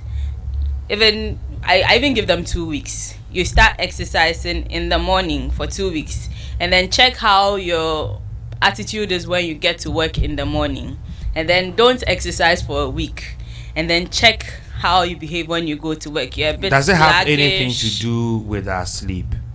Yes, it also affects sleep quality a lot. So I normally tell people who have issues sleeping at night that exercise at night. Exercise at night, go to bed. You wouldn't have difficulty sleeping. You don't have to take any sleeping pills. Just use the exercise as a therapy. Instead of just popping in the medications, change it to exercising. You are getting the benefits of your body being maintained, and you're also getting the benefits of having a good quality sleep. Okay. You have clients you work with, eh? Yes, I People do. contract you to help them with fitness. Yes. Do you do home service? So basically, most of the time, what I do is online training, and most of my clients are situated outside Accra. Okay. So Takwa, Kumasi, Obuasi, those are areas where you may not find fitness catching up so much like it is in Accra. In Accra, within a radius of 20 kilometers, you can get about 3-4 gyms to get to. But then outside Accra, that's not the case. So I train my clients virtually, online. Video, yes. so you get all of them on. So Or is I it- mostly is it do a one-on-one? one-on-one session. There are times where on weekends, like Saturday mornings, we do a group session, but it's mostly a one-on-one session. So as early as 4 a.m., you can have a mother of 3 saying, I want to exercise, but my kids will wake up at 5:30. You have to wake them up at 5:30, get them ready for school. So that person is committed to waking up early to get that exercise in. How much do you charge? Or is it for free? No, so I charge based on the number of sessions per week, Okay. and also based on the duration. Okay. Who determines the duration? The client and I determine the duration. Yes, so based on the number of times the clients will be able to work out a week, and also based on the client's activities for the day. So for a client that probably is an event caterer, I know that on weekends that client is going to be busy. So we're going to do maybe 4 times a week. Monday to Friday we spread it, have a rest day in between. Yes. But for someone who's probably working from home, Okay. or running their own business like I do, yes, that client can do about 5 sessions per week. And also depending on the person's goals. Probably the person comes to me and says, I want to drop 2 dress sizes in about a month, and I tell them that's not possible, because if you lose it fast, you gain it all back, and that's So it's a another gradual problem. process. Yes. Now that you do some of them virtually, how then do you assess them? Because how do you know they are doing it well? Okay, so that is why I do more of the one-on-one session. So with the one-on-one session, I'm doing a demonstration, you're watching me, and you also have to repeat what I'm doing. Now, if there are so many people on that I'm watching, I may not see you throughout the session. There may be an activity that you are doing that you may not be doing well. Okay. But if it's one-on-one, I'm watching you, you're watching me. As you are doing the exercise, I'm watching you. If there's a problem, I tell you, bend a bit forward, go back, stand this way, do that. So that is how it happens. But then there are people I train in person too. For some time they may come in person, but probably on a day they can't make it in person. Probably they have an early meeting. We'll do the virtual one, and then they come back. So you never mention your charges. Is it for free? It's not for free. Medication is not for free either. But this is not medication. So the prevention for the medication can't be free. Yes. So we should, okay, so you want to advise us that we should be exercising? Yes. Like, for the meantime, can we be skipping? Skipping is awesome. Skipping is one of the most underrated exercises. So currently we are, my clients and I are doing a 90-day skipping challenge. And how is it like? So I have different skipping charts I've given to them based on their fitness level or based on the level they want to start from. We have the beginners, the intermediate, the advanced. So you'd have to do a certain number of skips per day. And with that, I'm even tracking how long it's taking you to complete that whole session. Skipping is one of the activities that is a full body exercise. When we were growing up, we used to do it for fun. But then it's actually not for fun. Skipping is one of the activities that makes you burn more calories than walking. Skipping. I did a test and put on my page some time back. So I took a 10-minute walk and then I burnt about 60 calories. I was walking pretty fast. Wow. 60 calories. I did a 10-minute skip and then I burnt 120 calories in the same 10-minute period. So if you say you don't have a lot of time, but you are able to go for a 1-hour walk, committed to doing a 20-minute skip. And you'll be fine. However, there are people who may be overweight or obese, such that they are having issues with their knees, their ankles, probably they can't jump, they can't carry their weight. I would ask you to start with walking. Okay. Yes. Okay. You've been mentioning skipping rope, you've been mentioning things. Where do we get some of these things to buy? Okay, so as I said earlier, I'm a fitness trainer and I'm an entrepreneur. Okay. So I also run a fitness shop. Okay. That's Masli Fitness Shop, Ghana. So over there, I have a lot of home fitness accessories. There are people that may not have the time to go to the gym, but then they want to exercise in the comfort of their homes. So at Masli Fitness Shop, we have a wide range of home fitness accessories that you can get. How do we find you? So my shop is located at Teshi Bush Road, the same road as ICGC Christ Temple East. And I'm also on Instagram, Facebook, TikTok as Masli GH Fitness Shop. Okay. My telephone number is 055 30 18 333. Okay. Can you go over again your number? Telephone number 055 30 18 333. Okay. Thank you so much for coming. Thank you too. And I appreciate coming through my podcast, longest interview marathon, the Guinness World Record, and your name is definitely going to go into the Guinness World Record. Thank you, yes, and congratulations as well. We are just waiting for Guinness World Record to confirm us. We are not yet done, and so far still I have another guest coming up here on my podcast, OBBNA Studio. So you mentioned your name and then you introduce yourself. Thank you so much for this opportunity. Okay. Yeah, my name is Wahid Musa. Okay. And then I'm the CEO of the International Humanity Chamber of Commerce. Dr. Wahid Musa. Yes. Okay. And also I'm also the United Nations Youth Special Envoy for Ghana. Okay. And also I'm also the General Secretary of the African Union Youth Commission. Yes, in Ghana. Now you've mentioned a whole lot of things. let's pick it one after the other. Okay. You are first one as well. Yeah, first I'm the CEO of the International Humanity Chamber of Commerce. And what is that? Break it down for me. The International Humanity Chamber of Commerce is an organization that promotes economic integration and also diplomatic affairs. Okay. Yes. Here in Ghana. Yes, here in Ghana. And then you are. And also I'm also the United Nations Youth Special Envoy for Ghana. And what is your job description? So my job is to make sure that we empower the young generation, and also we create platforms and opportunity for them to grow, and also to expose them to international opportunities. How do we grow the young generation? What do we do?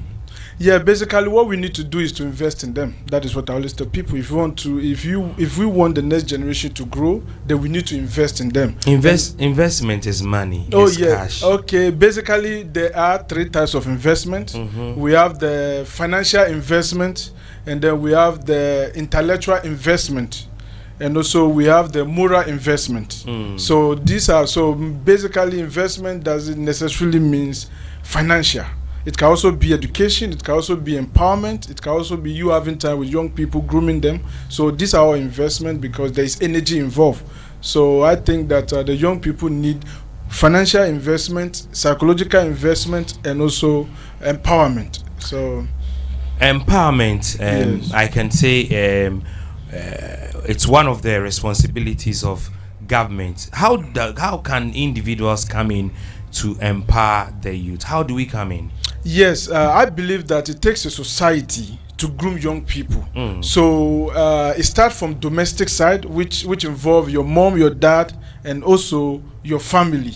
And also when you come out from that scene, we have the society, which are people who live in a particular geographical area that can also influence and also impact your life. So I don't really think that empowering the young generation or young people is the duty of the government, because where the government play a key role is when it comes to education and also the amenities that we need to make sure that we can empower this young generation.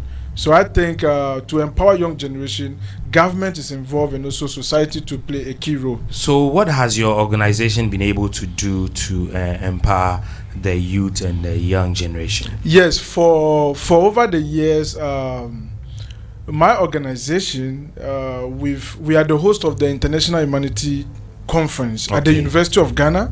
So this is a program that we organize every year at the University of Ghana, and they'll be hosting the 5th edition this year at World Trade Center on the 25th May. Okay. And also we also declared the globally famous Celebrating International Humanity Day, which is celebrated all around the world, a special day declared for humans to appreciate themselves. And also it's also a special day because for the past period we have birthday, we have Eid al-Fitr, we have Christmas, we have funerals, and all these special days that we celebrate, but we don't really have a special day that human beings appreciate themselves. For God to even think and say, oh, I'm creating you as a human being, it's something that you have to glorify. It's something that you have to honor, and the only way you can do so is for us to appreciate a day where the whole world celebrate themselves as human beings, because that is the only way we can truly coexist among ourselves, because that way it also helps in human development, because I know that the guy sitting next to me is a human being, so I have to appreciate him. So tolerance is part of the whole system. So it's a special day which is on the 30th of June. Every 30th of June is a day we have declared as International Humanity Day, also known as the World Human Beings Day. So I am the one who declared such a famous day, and also it's a day that the whole world is celebrating every 30th of June. You've been doing this. How long have you been doing this? I've been doing this for almost over 15 years now. 15 years. 15 years, yes. And also we've built schools in rural communities, where I traveled to a community called Yeji, and then I was in the community and I realized that there's a school where students don't have facilities. So where we came into, I contacted some of my friends, and then we did 1 or 2 to put some temporary structure for them, for them to be able to have educational shelter so that they can acquire education. And also we also pay some young people school fees. Some in the secondary school. I remember when I was in the university, I used to pay some of my colleagues school fees. You being in the university and you have to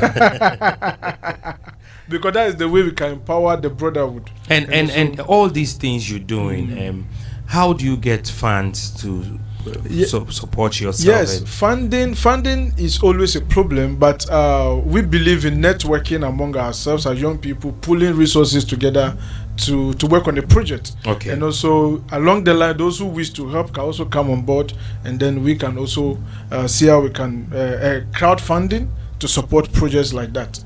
Okay. Yes. So that's what we do. This year, the date is yes. So this year is on the 25th May at World Trade Center. So we'll be bringing you invitation very soon. Sure. For you to be one of our special guest speakers. Sure, I'll be there. Yes, that will be on the 25th May. And also we have people traveling from all over the world. You know, from UK, from US, and also from India, and also from other African countries too. So this is what we do it every year. Every year. Every year, yes. And what has been comments from people or those who come and patronize this very event? What has been their comments? That has been one do of they our like the thing yes, you're doing? that has been one of our strong motivation because because we pull people who young people have been admiring them from far. So we create these platforms for us to be able to pull these people to come and influence and impact this young generation, because some might be having a business problem. So we bring in business gurus to help them on how they can start up their business and how they can monitor and evaluate and manage their business, and also how they can also attract investors, because we have young people, they have beautiful business ideas, but they don't know how to attract investors. So we create this platform to bring the experts together so that these young people can meet these experts with their problems, and that these experts can also help them to be able to overcome some of the problems that they face in business, in education, or in whatever area that young people face problems. So that is basically what we do, and also it has really influenced and impacted a lot of young generation in this country, and also myself being the General Secretary of the African Union Youth Commission, where we also talk about issues of African leaders and how they are not really investing and how they are not really managing the continent very well. So which is a concern for me as an advocate. Okay.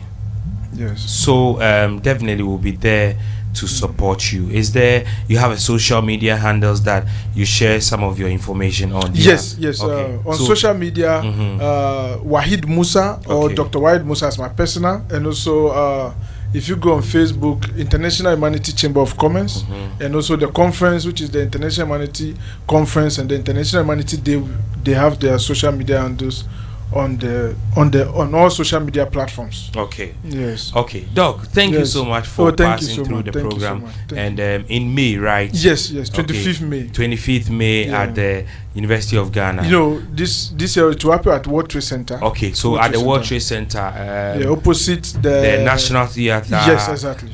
CD House. Yes. Okay, we'll be there to support you. Thank you you so much. And God bless you for the good work. Oh, thank you so much. Okay, I really appreciate it. I have another guest passing through. Team, am I going on break? Okay, I have another guest coming in. Yeah.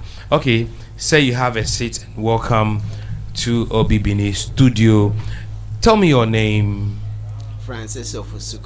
Can you get close to the mic? Your name is Francis Ofosu. Okay, Francis Ofosu. Ofosu. Yes. Okay, tell me about yourself. Oh, okay. I am a serial entrepreneur and also a social entrepreneur, a business owner, a climate change advocate. You are a climate change advocate. A serial entrepreneur. A serial? Yes, and a social entrepreneur. Who is a serial entrepreneur? Oh, okay. Some years ago, that word serial was popular because people were killing others. So we had serial killers. If you remember, it was in the graphic. Yeah. It means from the word series, something that is repeatedly going on. So a serial entrepreneur is a person who generates series of business ideas or businesses. Okay. So the common one that everybody will know is our director, Despite. Okay. He has a series of businesses. A chain of businesses. Yes. Okay. So you are A serial entrepreneur. Yes, and a social entrepreneur is someone who generates business idea, but the focus is not to make the profit alone, but to generate a business idea that helps society from the world society. Okay, so that is what you do. Yes, please. What are some of the things you've been able to do with your being a serial entrepreneur and a social entrepreneur? Okay, so I've combined the two. Being a serial entrepreneur is a gift. Sometimes when I sit in church and people are talking, I'll just be listening to them. Then a business idea generates. Anytime in Ghana, one thing we have is in the church at the church station, almost everywhere people are complaining. And when you hear people complain, it means there's something that is lacking.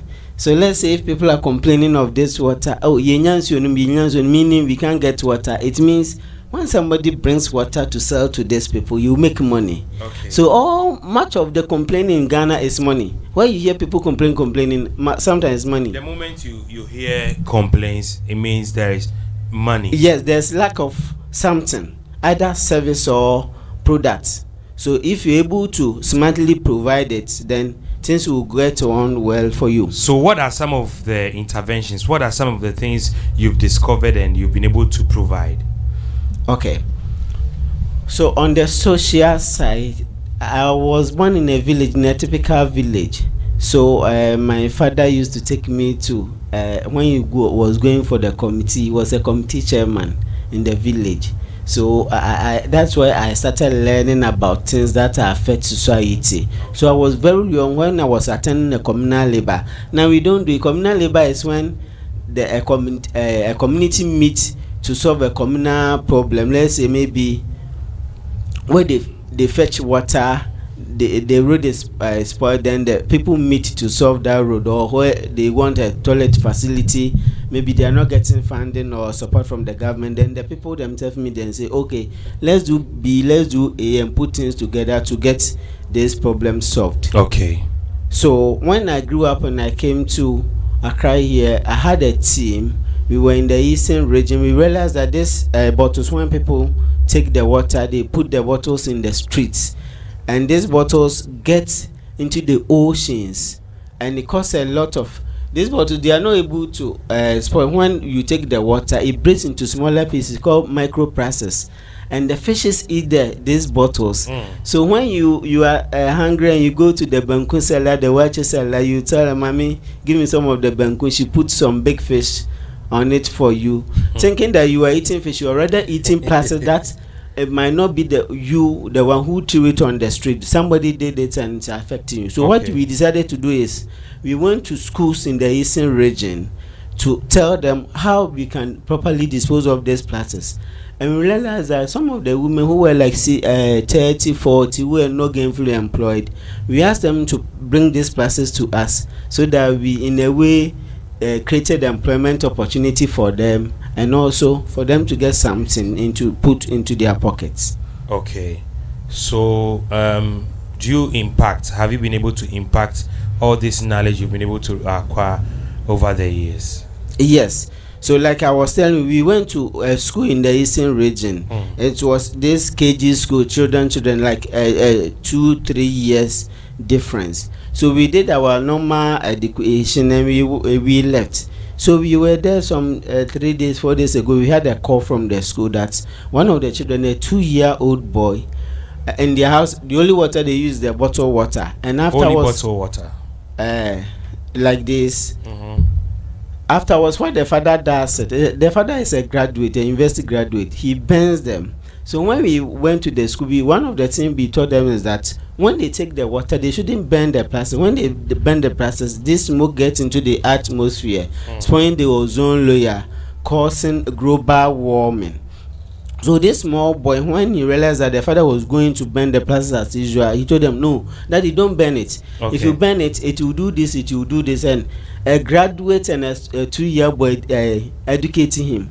So he didn't understand, and he called to the school where the child attended the school and asked them, what happened? My child, I was going to burn plastics, and they told them that yes, some people came to our school. They told them that they shouldn't be burning these plastics because they give them health problems. So a 2-year boy was able to educate his father, who is a graduate from the university, through our advocacy and education in the school. Wow. So where is your office located? We are opposite Jubilee House, Accra. Jubilee House? Yes. Close to the presidency? Yes, please. Which part? Because I know Jubilee House. If you know Afrikiko, yes. Almost opposite Afrikiko. Okay, so... And in the Eastern region too. So you are around Afrikiko? Yes, please. And Eastern region? Yes. Eastern region, which Ebri. Ebri. Yes. Which part of Ebri? The main town, the old town. So, apart from schools, where else do you take some of this education to? I am the Investment and Development Ambassador for International Humanity Chamber of Commerce. It's an NGO that imparts youth, women and children. And one of the things we do is we do conferences and seminars where we put these people together, especially those the grassroots and the underdeveloped communities, whereby we just sit down and look at the things that are affecting them, things that they can do by themselves, not waiting for the government or waiting for somebody to bring $1 million from somewhere. So when we get people like this, even if it's 2 or 3 or even one person, I use the opportunity. Since I have the information in my head, everywhere I get to, like I'm doing with you, we share this information so that people will know what they can actually do for themselves, not to wait for the government or wait for somebody to bring some millions of cedis before their life changes. Because changes, international changes, will start from just one person. Okay. Any change you have seen internationally started from only a single person. Okay. So change starts with one person. Yes. Okay. You said that your name again? Francis Ofosu. Okay. So what's the level of your education? Secondary school. Wow. SHS. But I like learning. So sometimes when I meet people and I talk after finishing, they will ask me, which university did you complete? Then I will be smiling and tell them a secondary school. But I like learning. And I love going to conferences to learn about things that people have also done and they are ready to share. Okay. So you learn on your own? Yes, reading. You are always reading? Yes. Hey, that's serious. You are always reading. What do you read?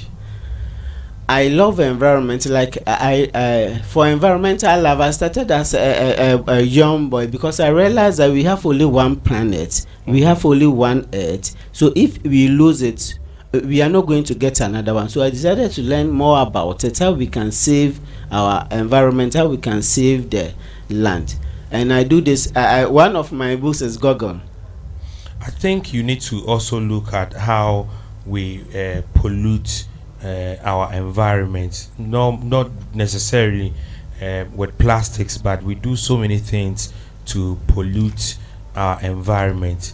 People carry rubbish dump, and instead of them to go and throw those rubbish in a bin, we don't have even bins around, and they just carry them straight up into gutters and they choke our gutters. So I think you need to do something about it and then educate people more. And let's also talk to the district assembly, MMDCEs, the assembly itself, to provide bins around so that some of these challenges will be able to solve it. Yes, what myself and my team, we are doing it when you get the opportunity. But one thing is sometimes in this country there's too much talking, especially when it comes to this climate change. From who? All of us. So when it comes to climate change, there's a lot that we can do. Like Ghana has a fertile land that we can be planting trees. If I talk about trees, economic trees, we have planted, the whole nation has planted 30 million trees, because last 2 years we planted 20 million. Last year we planted 10 million trees. Some of these, if like this 30 million trees, 5 million had been like economic trees, it will save the environment already, beautifying the environment, saving the climate from this carbon monoxide. At the same time, it will generate income. Like if it's coconuts, the grain will be saving the environment. We can get the nut to sell, and when they dry, we can get coconut oil from it. The fiber part of the coconut can be used for a lot of things, for rope, for chair, car seat, a whole lot. And the coconut meat itself can be used for agricultural feed, for livestock. Another part can be used for charcoal, so that people will not be cutting down trees. Yeah, big trees that can actually save us. We cut them for charcoal. Yes, that is what's one pain I have is when you go to the northern region, there's a share nut tree that we have. Most countries do not have. It's one of the best properties God has given us. But if you go there, people are cutting this for trees. We can equally give them trees that can be used for charcoal, which grew very fast, like 3 years they grow. We can educate them so that they use that tree instead of cutting down this share better trees. It pains me a lot, but sometimes when you are alone and you don't have much in this country, when you don't have the power, you are not called this, you are not called that, you are not known in the system. Is that the case? It's very difficult. Is that the case? Some of us, we don't see it too much as a challenge. The little opportunity we get, the little platform we get, we say what can help individually and can help us a group of people or a nation. Wow. So share your social media handles with us. And now I am not on social media. Why are you not on social media? Interestingly, I'm not the IT type, but I've been advised to do it. Get all this information out there through the because now social media is the thing. Yes, and most people will be able to connect to you easily. So why are you not on social media? Yes, because I'm planning to do 5 million economic tree plantation in the country. Because 5 million. Yes, we have the land plantation. Yes. Where? In 13 regions of the country. And you are planting 5 million. Yes. What trees? Coconut. Another cash crop. And why I love coconut is coconut has a lot of benefits. Even when we said that not alone, you make money. And when you plant, you can also get something we call carbon credit from carbon markets. The whole world, Africa pollutes the environment when it comes to percent, only 3%. Is the countries that have the industries that produce much of the smoke. So when it comes to this climate change and talk, the whole of Africa will produce only 3% when it comes to this smoke and stuff. So the Western world and the countries that produce pollute the environment, they are compensating the countries or the continents which do not pollute the environment. So we have something called carbon credit, carbon market. If you have a farm that you are generating green, which is trapping the carbon monoxide, and there's another country that is having the industries, the companies that is producing the environment, there's a certain mathematical system that they will calculate the carbon that they emit into the atmosphere in terms of finance, and then compensate the one who is also doing something we call climate change mitigation, who is doing something that is not spoiling the environment. So if you have a plantation, you get carbon credit, and it's millions of cedis. Ghana has been getting it for the cocoa that we have and our vegetation. But why are we not making use of it? One, the information is not out there much. I remember the Jospon group of companies, I read a news item that from now to the year 2030, they want to make 1 billion from carbon credit, $1 billion from carbon credit alone. So they have partnered with an Indian company that are going to trade in the carbon credit. So some of us need to rise up and also educate people more. Most of the universities have done research about this. University of Ghana, University of Natural Resources, Sunyane, and others, Tech.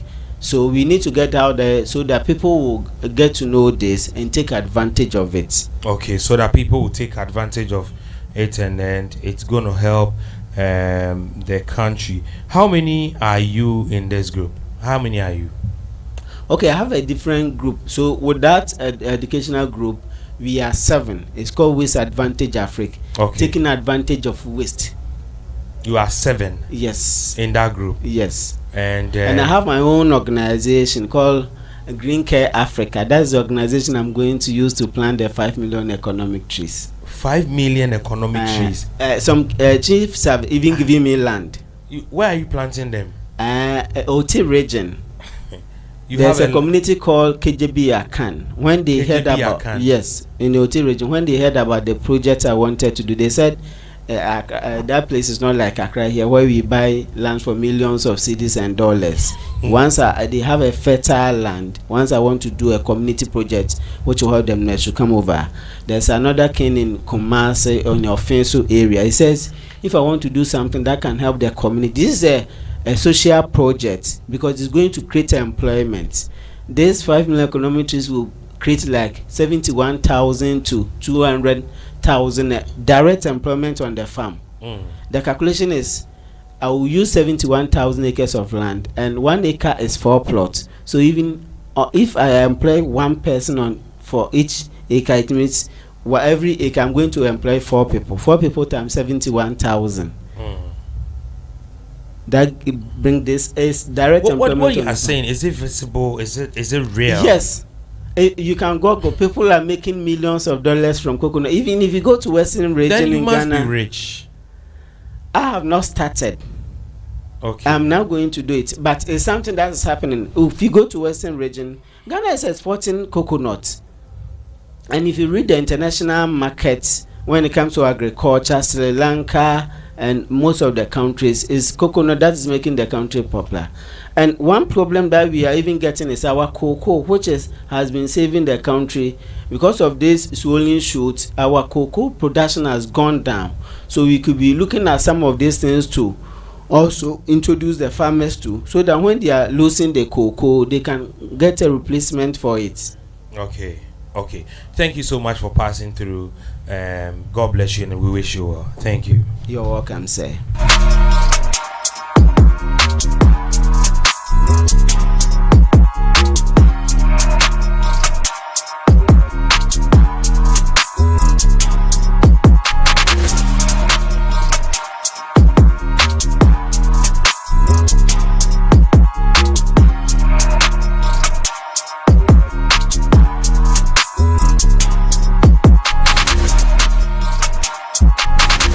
Do you remember the last time a radio station played your song? No, I don't remember. So it means that when there is a login, if I don't tune in the radio, how can I know?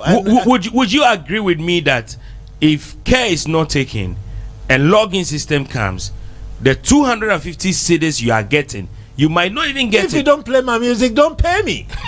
No, it's not like because I will not get so.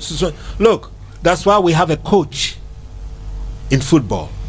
In the radio, we have producers. Okay, if I release a song and I want it to be promoted, I come to your station and go to the marketing department and pay.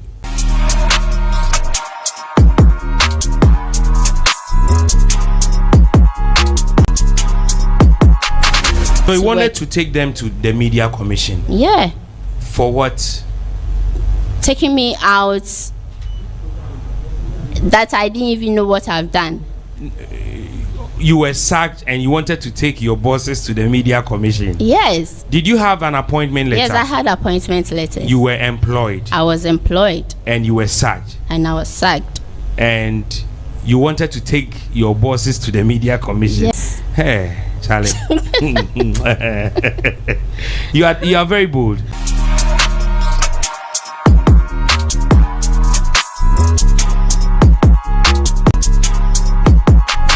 Sent this one, right? From where? Kandarebe Chakatara. Jesus.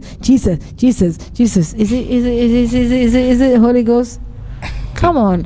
They make you say it and you say it, but when you realize that it's messed up, you just give it up. Who did this to you? You. Who did what to me? Like all of a sudden. All of a sudden what? A true Christian. A true Christian. What define a true Christian? You were paying your tithe and offering. I was giving my money, my hard-earned money, to somebody to enjoy. No.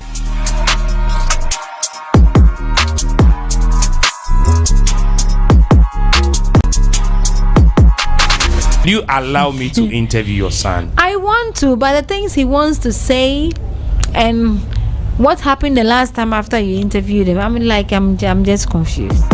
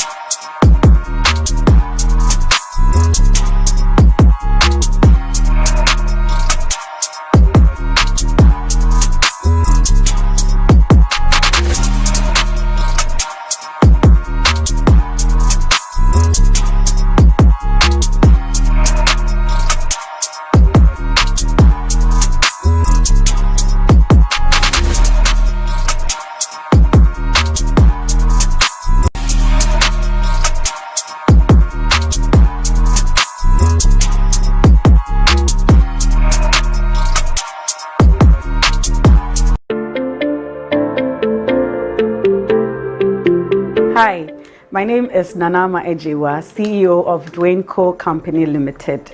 Now, Dwayne Co. Company Limited is a registered and certified Ghanaian indigenous company, and we are producers of alcoholic and non-alcoholic beverages. So, under the umbrella of Dwayne Co. is one of its flagship products, AquaGold Purified Drinking Water, and we have diversified sizes. This is the 750 ml, we do have the 500 ml, and then we have the kiddie pack. So we are back again.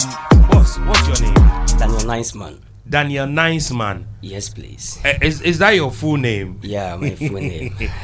Daniel Niceman. Yeah. Oh, okay. Are you a nice man? Inwardly and outwardly. Yeah. Okay. Inwardly and outwardly. Yes, please. Okay. What do you do? Professionally, I'm a musician and academic auditor as well. Who is an academic auditor? Academic auditor is someone who sees to the educational standards rising, who never give room for any discrepancies in education. Yeah, check teachers and facilitators as well. So you work with a school? Yes, please. What school is that? Silicon Valley. Silicon Valley. Yeah. And you are an academic auditor. You audit things for them. Yeah. Okay, and then you sing as well. Sure. Okay, so where do you belong? What kind of genre do you do? I do gospel music. Gospel music. Yes. What is gospel music? Okay, gospel music takes inspiration from the Bible, or I can say it draws inspiration from Christ. So whatever that we do, we preach about Christ. Yeah, so let me put it that way. So gospel music is about Christ. Talking about God, Christ, and things pertaining to the kingdom. Gospel. Okay, so any message that has to do with the kingdom is a gospel music. Yes, please. And how long have you been in the gospel music industry? Okay, I started my gospel journey 9 months ago. 9 months ago. Yes, please. Okay, so before starting gospel music, what were you doing? Yeah, I was still academic auditor, as I aforementioned. Okay, so what actually motivated you to start gospel music? Okay, I had a passion for singing way back in my formative years, and I drew inspiration from my mom. She could sing each and every day, so she inspired me too. But growing up, I was ambivalent, not decisive as to whether I should do gospel or hip life until I completed university. That God really did a miracle for me, miracle that I never thought could happen.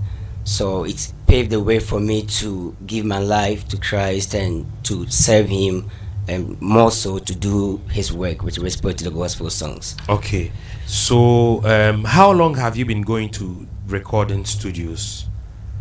Okay, I can say barely 9 months. 9 months. Yeah. 9 months. And how was your first experience like? Your first studio session like? Okay, first time entering studio, I was very nervous because that was my very first time trying to record a music, and I was so green, or I would say a neophyte. I didn't know what to do. I had to be instructed here and there, and I was timid as well. Yeah. Why were you timid? Were you scared? Kind of. You were scared of what? Because I haven't entered into studio before. I don't know the pros and cons or what they do over there. Okay. Yeah. Okay, so finally you entered the studio and you started singing. Okay, thanks to a colleague of mine, Desi, who I completed university with and was a sound engineer. So he directed me on the things that I should do. Yet it was never easy for me as well. Okay, so he was the one who directed you. Yeah. And finally, you recorded your songs. The first ever song. Okay, so how many songs have you been able to write so far? Okay, so far I've been able to record 7 songs, and I've written like about 50 songs. Hey, 7 songs, you've recorded 7. Recorded, yeah. And you still have 50 more. More to record. Okay, so how do you write your song? Where do you get the songs from? Yeah, sometimes when I tell people how I got my lyrics, they stand astonished, because I can be having dreams, and in my dream I will be singing on stage. So when I wake up, I take a pen and write something down, or sometimes too when I'm bathing, the lyrics will just pop up. So it comes in a dream? Yes, sure, mostly. Mostly in a dream? In a dream. And then do you wake up to write? Yes, I'm someone who is very, very gifted with respect to dream, because that was a gift I prayed for, that God should give me the spirit or the gift to dream and interpret. So I could dream, wake up at midnight, like 2 a.m., still remember what happened and write it in my diary as well. So do you record it down before you take it to the studio? For instance, you don't want to lose it, so do you record it on your phone? Since we're in the digital world, I take my phone and record. Okay. And save it in my Google Drive. Okay. Then you take your time to go to the studio to record. Now, how long does it take you to record one song? Okay, it depends on you, the artist, your capability, and also depend on the producer or the engineer who is going to mix and master. So that one is relative. Okay, so for instance, one song, when you go to the studio, how long is it going to take you? How many days? How many weeks? Okay, a song I did, Gaga for Christ, took me just a day for mixing and mastering to be done and recording everything. Okay. Okay, so sing one song, let me hear you. Okay, so with the Gaga, this is how it goes. Ayeyinyom ewo makume mu, minyankopon, betena mi mu, enja mi mu, beso mi mu, aduane a wadom me inkule nu, me yiwaye, me kotowo, me si de kwampo na me nkamfo wo, me wonyame, me wade pashe, wabrabo si you na wan kwatwa to pa. Who be the guy like you? You said you're a gospel musician. Yeah. Now, gospel, and you have a topa in gospel. So me too.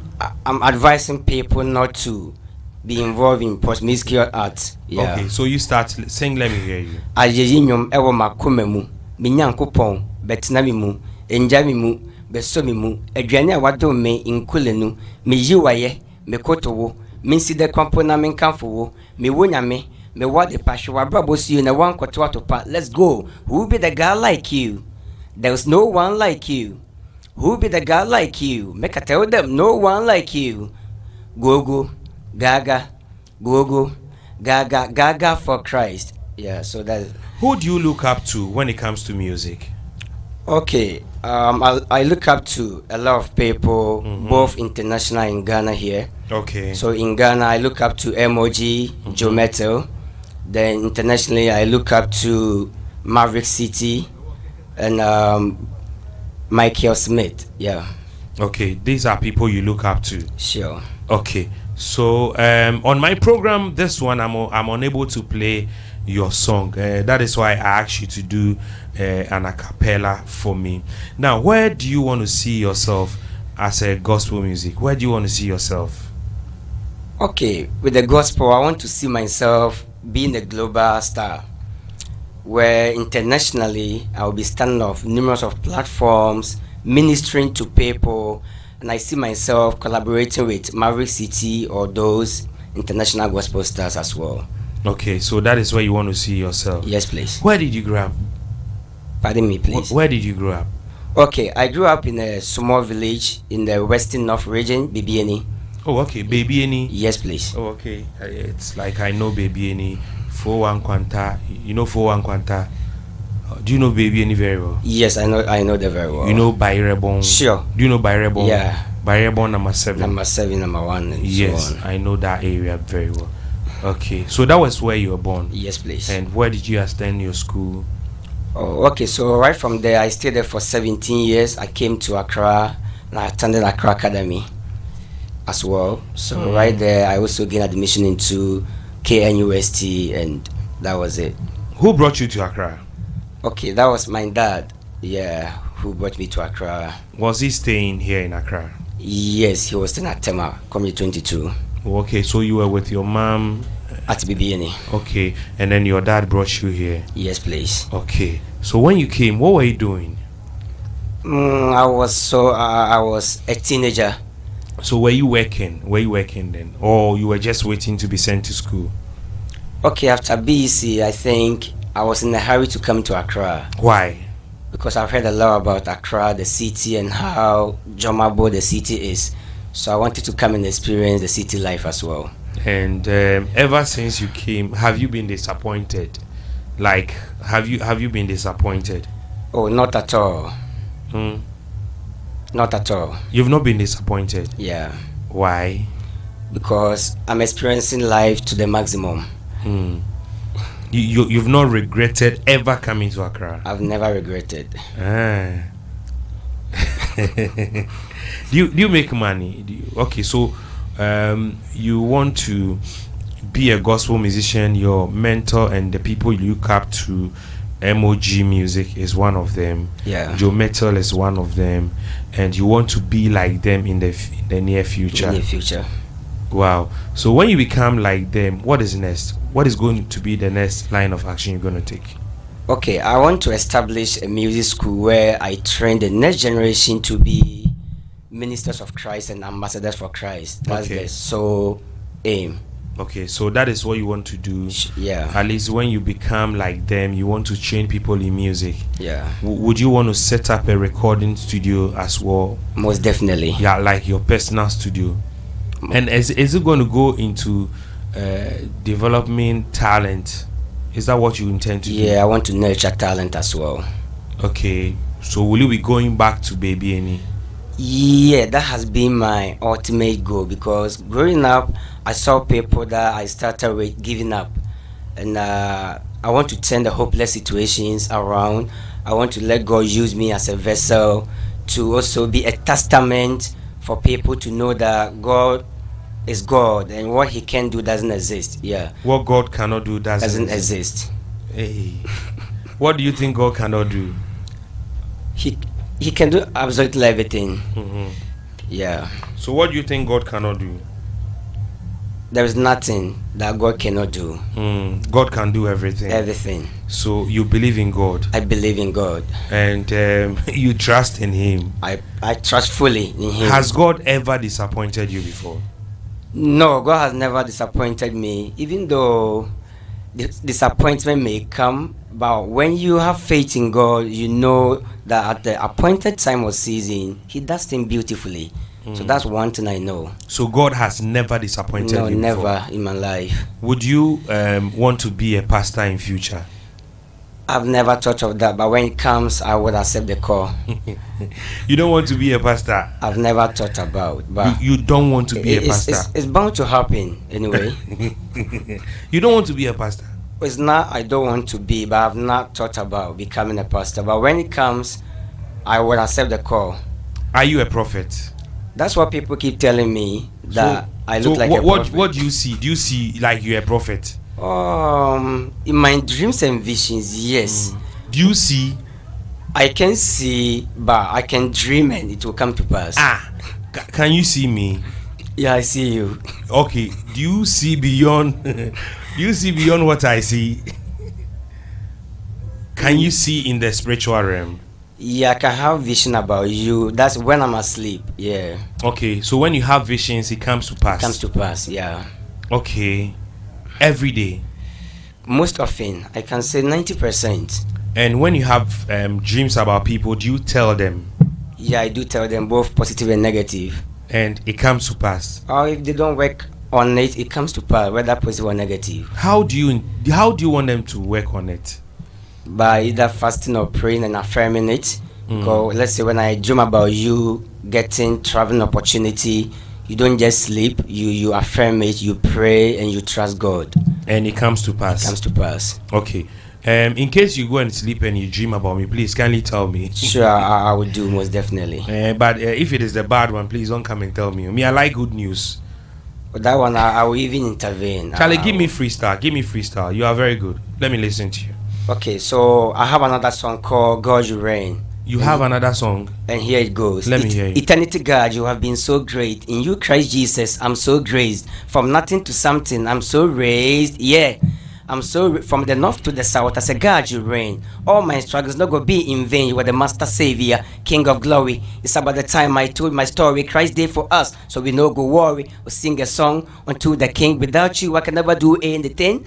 Oh my God, you reign. The things that you do. My God, you reign forever in my life. I've never seen such before. Oh my God, you reign. No, my God, you reign. So all these songs have been recorded? Yes, please. By who? The same engineer? Yes, please. Oh, okay. Okay. So this engineer, how many songs did you record with him? Yeah, I've recorded 7 songs. 7 songs with him? Yes, please. Then you are rich, oh. It's by I like rich people. You are rich, pa.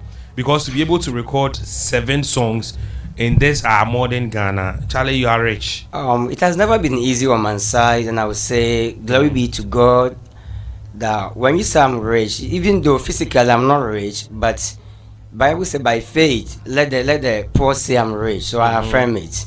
So you are rich. In Christ, I'm rich. Okay. I think I have another guest coming to join me. I have one person coming all the way from America. Please bring the lady who came all the way from America to join me. I have another. Okay, so thank you so much for passing through, and I wish you well, and may God bless you. Okay, may God bless you too. Okay, so I have another person coming all the way from America. Team, please kindly usher her. Let her come. At this moment, we need motivation to be able to make it to the top. Okay, so it is still my podcast on BBN Studio. Here we're trying to attempt the longest interview marathon, Guinness World Records, and that is what we are doing now. Okay, so you tell me your name. Sandra. Yes. Okay, so myself. Okay. So I'm married to Nana, bachelor. You are married to Nana, bachelor. Yes. And he happened to tell me today you're doing like a speech-a-thon. Longest interview for like 7 days. Yeah. So I'm happy to be here to support you. That's why I'm here. Okay, so when did you arrive? Tuesday. Yes, please. How is America? On and off. It's okay. On and off. On and off. Comparing Ghana to America. Compared to Ghana, here is so much better. Very. You think Ghana is better? Of course. Are you not going back again? I will, but honestly, here is way better. Why? You live comfortable, no stress. You eat what you have to do. You think I'm not stressed up, man? I know you are, and you're doing a great job. Trust me, you are doing a great job, okay? But honestly, over here is so comfortable living.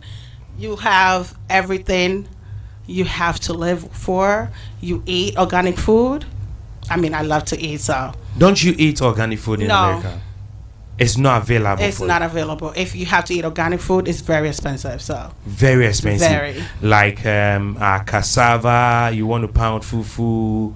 You don't pound fufu. You have to make it through either microwave or you have to do it through gas. Can't you go to America with mortar and pestle? It's not possible. It's not possible. But right now, I heard you can do the compatible ones, the small ones, but it's still not the same thing. And it's not.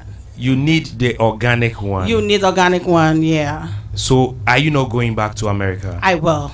Unfortunately, I have to. America, is it not better than Ghana? Well, listen, I was born and raised here, so I cannot say America is way better. Ghana is the best. I have to say Ghana is the best. $1, do you know how the exchange rate is? Are you aware of the exchange rate? Yes. Uh-huh. It still doesn't matter. Okay, if you don't mind, we can exchange passports. When are you supposed to go back? Maybe somewhere in June. Oh, okay, you're coming to spend some time with your husband. Yes, please. He misses you. Yeah. Have you missed him? Very much. Okay, so what have you been doing ever since you came? Sleeping, eating. You've been sleeping with him. What have you been doing? Sleeping. You've been sleeping with him. Maybe. Wow. Is he good? Very. He's very good. Very. In terms of everything. He's very good. Everything. He's very strong. Everything. Very strong. Very. From top to down to trust. Very good. Hey. I'm not just hyping him because he's my husband, but he's very good.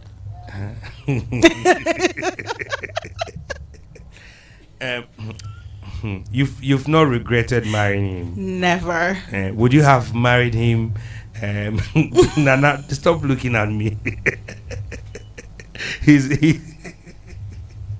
Okay. So in America, what do you do there? Okay, so I'm recreational therapeutic. I do recreational work. Recreational work? Yes. What is that? Okay, so I work with unfortunately disabled and mentally ill people. Okay. We do recreational activities with them. Therapy? Yes, more like therapeutic. How do you do it?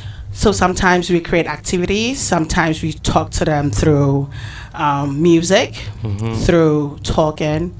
Okay, sometimes also through walking. Everything that can let them stable their minds. That's what we do. And is that your area of speciality? That's my speciality. Yes. You were trained here in Ghana or in America? In US, yes, please. And how long was that training? For 4 years. For 4 years. Yes. Are they difficult to? Very. It's very hard because sometimes if you don't take care, you just turn back and somebody can smash your face. Really? Yes, you're dealing with unfortunately the mental disabled people. How do you handle them? You just have to talk to them, be more calm. You have to let them know they are valuable, they are loved, and you care for them. That's it. Wow. Yeah. And are you able to manage them? You take them through this therapy, and it can help the situation. Yes. Sometimes I'm not going to say it helps them 100%, but let's say maybe 70% it does help them, but also they need clinically. And you are good in that. Yes. It pays well. Yeah. I want to come there to do same. I'm a therapist. You are so welcome to come. I think you can do a great job because I'm a therapist. Watching from what you're doing right now, you can do it way better. Trust me. Yeah, so I'll come because CD and dollar. I think the exchange rate will expose you. So thank you so much for passing. You're welcome, and thank you so much. I think you're doing a great job. Keep on, okay? We're here to support you. I'll be done on Monday, so definitely I'll be coming. Perfect, home no problem. for us to go and eat fufu anytime. Okay, thank you and welcome to Ghana. Thank you. Okay, I have another person passing through, and it's the podcast longest interview marathon happening live here in Accra, Ghana. Boss, good evening. Good evening, Baima. So, your name? I'm Selom Amenya. Okay. Who are you? Big question. Yeah. Because I'm a man of many hats. Okay. But then I am known mostly for my works in the media. But now I'm into auto detailing. What happened? What happened? You don't want to be in the media again? I started the media in 2004, and I believe that I've actually contributed my quota. I've trained people who are in the media still doing very well. I've been able to help establish radio stations which you're aware of. Yeah. Volta region, Western region. I think it's good. 2004 to 2002 is quite a long time. You were doing so well. Yes, but working with Media General, you were doing so well. You were on radio, on TV, reporting from the court, everywhere, breaking news, and you decided to hang your pen and your recorders and everything and leave the media space just like that. Yeah, so those who know me very well know that I have a love for cars. If you are very close to me, you realize that I try to make sure I keep my car very neat. Even the kind of air freshener I put in my car. I remember those times, anytime I come and park and I open my car door, everybody will be like, hey, see the scent coming from your car. So I realized that love was still there. Even though I had greater love for the media, that love was still there. So I asked myself, what was it that I could do? Then I chanced on detailing, so helping people to maintain the look and feel of their car. So I dived into it, I learned it, and I also established a small company alongside the media work. And at some point I felt that this is the time for me to look at auto detailing full time. That's how I left. You started something on the side whilst you were in the media. Yes. And then you were trying and you wanted to see if it is going to work. Not that I was going to see if it's going to work. I was sure about it. How sure were you? Something you have not tried? Sure. Because you see, look at the number of cars in Ghana. There are a lot. Every car needs to be maintained. When we talk about maintenance, it's not just going to change your shocks, your oil, your filters. No. Washing the car is part of the maintenance. The interior, the body, even the engine, washing it is part of the maintenance. And there is a higher level of what we know, the washing bay. There is a higher level of it, that is the detailing. So the detailing would not just wash, but it will also protect. So a detailer, after washing your car, probably will wax it. If there are scratches on it, will polish. And also we have what we call ceramic coating. So when you buy a car from outside, you realize that after using it for a while, there is something that comes off. It's like it is peeling off. Yes. That is the ceramic coating. It has outlived its lifespan. So it starts peeling off. What the whites they do is that they put the ceramic coating on their cars, and for 3 years they don't have to go spray the car. Because it will not develop any scratches. So this is what we want Ghanaians to embrace. There are people who have gone ahead of us and are doing the auto detailing, but some of us, we have come with a different niche, and then we want to ensure that we help people to maintain their vehicles. So auto detailing. I was at the washing bay. As soon as I was done, the guy was like, should I don't know, he wanted to clean it inside. He brought something. Vacuum. Yeah. Is it part of the Hoover? Is it part of what you do? No detailer will clean your car and not use a vacuum. It is compulsory. Because look at our environment. Our shoes, the soles of our shoes will pick sand and bring into the car. It is a foreign material. If you don't deal with it, it's going to stay in the car, and then at the end of the day, you know, the woolen carpet is going to affect it. Most of the time, when you see that, you keep going to the washing bay, they use a sponge to pick up some of the soap, and then they rub it on your woolen. When it dries, it becomes very hard. Detailers don't want to see that. They want to always see your woolen carpet very fresh and fluffy. So we will take away the sand. Then that is what the vacuum does. It will take away all the sand from the car so that it feels fresh all the time. I've seen your before and after. Sometimes I don't want to believe. Like I've seen you post cars. I see before, I see after, and I'm like, oh. It's not you alone. See, we've detailed people's cars and they are like, so are they going to drive the car back home? They wish maybe they could get a tow truck to pick the car back to the house, because they know that right after leaving they are going to drive through a dusty road. So that is what detailing does. It is to maintain the look and feel of the car so that the car feels fresh and new all the time. How often should we do detailing? It depends on how you use your car. So I would say that if you are the type you don't roll down your glasses, it means that, or your windows, it means that dust will not come inside your car. If you don't roll up. If you are the type you always roll up and don't roll down, dust will not come in the car. Okay. If you are the type you always want to knock off the sand off your shoe before you enter your car, there's a possibility you wouldn't take a lot of sand into the car. Okay. If you are the type you only drive to work and back, that gentle kind of use, you can do once every quarter. Okay. But if you are the buga type, maybe you probably will go to the beach, pick more sand, and come and sit inside. You go work somewhere, you take your car to the site and all of that. Maybe you're a woman, you take your car to the market, you buy maize and all those stuffs.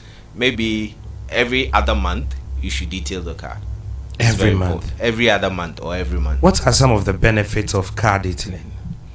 It maintains the value of the car. You and I know that now cars are very expensive. Very, very expensive. Yes. So if you want to upgrade your car or sell and buy another one, your car should be in a good shape for you to get good money, so that you didn't need so much to top up to get a better car. Okay. So maintaining or detailing maintains the value of the car, because every time that we wash the car, we polish the interior. So your dashboard, your door panels, we clean your AC vents, we clean your ceiling, your floor, the seats, and we polish them. What the polish does is that it maintains the what we call the vinyl or the aesthetics. So the dashboard is either made of leather or plastic and leather combined. Yeah. So once we polish, when the sun hits it, by the time the polish is gone, it is still fresh. Okay. But if you don't polish and you are not careful, they use maybe the harsh washing powder in cleaning it, then it becomes whitish, as if it's If you are not careful, if you park in the sun regularly, you see that there will be cracks on your dashboard. Okay, so that's my Honda Fit. That is what cracks is on it. Yes.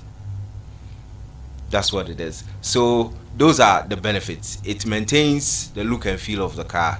It gives you good value anytime you want to sell and buy another one. Okay. Yeah. Could it be the reason why people want to sell their cars and people come around to see and go like, oh, this car, it's better to do detailing before you sell your car? Yes, that is the main reason. I can tell you that. See, by the grace of God, we have a few car dealers that we work with, and all the cars that we detail for them, they don't struggle to get buyers, because when you come, you yourself, you said you've seen the before and after, and you don't believe it. That's how it works. It doesn't matter even if maybe the car got flooded, even if it is in the worst situation you can ever think of. Don't give up on it. You bring it to us, allow us. We'll take out the seat, we'll take out the floor, everything that we can take out, including the console and everything. Pieces. We'll take it, clean them, and then fix everything back. Wow. Yes. And that's all. That's all. You're good to go. Dr. Supremo. Very bad. And you get people coming to do this most often? Yes, we get people coming. We've worked with some companies so far. There are people who also want what we call the home service or the mobile service. So apart from bringing the car to your office, you can do home service? We can do home service. We can do mobile service. Wherever you are, just make sure we have access to power. Okay. And water. Once we have access to that, we'll definitely get your car cleaned. It means sometimes we don't even need to spray our cars. No. So if you go on my page, you see that there was a Land Cruiser Prado recently I polished. Okay. And the owner was amazed, was surprised. It's like, Marco polishing Marco spraying the fufrana. And I said, no, we polished it. So that's what the whites do. They polish the car and then they apply the ceramic coating. And for 3 years, unless there is an accident, but all those minor scratches, with the upper half a pen, it will not affect the paint. So do you also apply the ceramic coating? Yes, we do ceramic coating. Okay, so it depends on what the car owner wants you to do. you do engine cleaning. Yes. Okay. Taking my car to the washing bay for them to clean and wash my engine and bringing it to you. Yeah. What's the difference? What are they going to do? What are you also going to do? Because sometimes I'm scared to let them use their water in my engine. So, whilst we're in the media, we talk about the fact that production is like 90-95% of the work. Yeah. And then the delivery is just 5%. So one of the things that myself and my guys we do is we try to learn a lot about the cars. So one, we need to know where the most sensitive sensors are. We need to know where the control board is. If it's possible, we have to cover those places. Okay. Also, we don't use water, as in splash water into your engine. We use steam. Our steam machine produces vapor, so it is water that is boiling, and then the vapor comes into a chamber, and then it is pushed out with pressure, and that can clean any stain, any stain, because it is hot air and it is coming with pressure. Even when it hits your body, you feel it. So it is able to clean any stain at all. So that is the difference between us and that. So we know where water should not go. That's the first thing. We also are not using water throughout. We're using steam. What the steam does is that it is able to remove every stain, and because it is on water, it does not enter the components like your sensors. You know, there are connectors in the engine. Yeah. It doesn't enter all those places. So we can wash your car, and when you open your fuse box, you realize that nothing, water did not enter there at all. So we have washed engines. When you go on our page, you see from Range Rovers to whichever. The most cars that you think that they are fully electronics, even hybrid cars, we're able to wash their engines and nothing happens. What of the seats? Do you do something to the seat? Yes. So the seat, it will either come in the form of fabric or leather. Okay. When it is leather, it is easy to clean, because with leather, when dust enters the car, it doesn't seep into the foam. So we clean the leather and then we condition it. How do we condition it? If there are stains, we use the steam as well to remove the stains. Okay. When we are done, we have a special chemical that we use in washing the seat, and then after we polish it, that is the conditioning, and it looks great than before. How expensive is this process? It depends. Is it expensive? It's not expensive. It depends on who is looking at it. So somebody will tell you that maybe I'll go to the washing bay and then get a service for maybe 20-40 cedis, and then you want to take maybe 60-70 cedis. So we do the engine for 150 cedis. Engine? Yes, 150. 150 when we are detailing the engine, because we don't just wash. When we are done, we polish it as well. That is why it comes out looking fresh and new. Okay. As if it is from the showroom. Okay. We polish it as well. So look at the components that come in. The steam uses electricity. It uses diesel as well. So the boiler uses the diesel, and then the other components use the electricity. So we are using diesel, we are using electricity, we are using manpower. After that, we are using chemicals. The degreaser we pour on it. So we spray degreaser on it. That removes all the oil, dirt and grime on the engine, and that helps you in case maybe there's a leakage. It is easy for you to trace it, because you don't have oil spilled all over your engine. So those are the differences. It depends on who is looking at it, but I would say that it is worth the money. What you do? Yes. Why? Because you see, it is worth the money because I'm not saying detail your car every month, every other month or every 3 months. If you are supposed to spend like 300 cedis to detail your car for it to look good, I don't think it's a big deal. You should be able to save 100 cedis a month, and then the third month get your car detailed. Okay. Better than you leaving the car to maybe deteriorate, and then when you are selling, you not get good value. Yeah. I mean. So would you ever come back to media again? As what? As what? You want to give me a job? You were a DJ. You were playing on 2 radio stations. I remember Saturdays you were on 3FM. And, Countdown. you do your countdown, and then come and play Chibom on Onuya FM. Yes. You have other things to do on TV3 as well. Yes. Production. Yes. News. Would you ever come back to do these things? I wouldn't want to talk about that. Because the future is uncertain. I'm sure if 10 years ago you had asked me, I would leave the media to do something else. Probably I would have said no.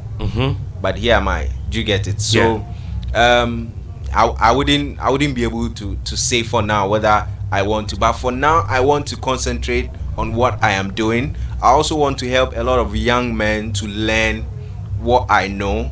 So that at the end of the day, it's not like it's only me, but I have been able to help. For now, I have 3 young men that I work with. You are training them? Yes, they are actually employed, and I work and I pay them.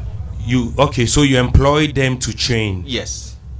But where did you learn all these from? You see, there's this thing about me. I always like to learn new things. So like you're saying, I started off as a presenter, but I managed to get into the newsroom. I managed to produce news. I managed to report. So that is how it is. So being a car freak, making sure that my car is looking good all the time, I wanted to know more about how to maintain cars. And that is how come. But I've been also able to make friends. Some are even outside. In the UK, in the US, these are white guys. They send me videos. They send me tutorials. Maybe there's new products. This is how you have to use it. You don't have to do this. This vehicle is this. You don't have to touch that. And all of that. So it's been, a learning curve for me. And it's been great. And I think I'm enjoying myself. Should someone give you an offer, would you do it? Offer for? A big offer. For what? Back to radio or TV. If it is maybe at the level of management, fine. Okay. But maybe to play on radio, to report, do production, I think I'm done.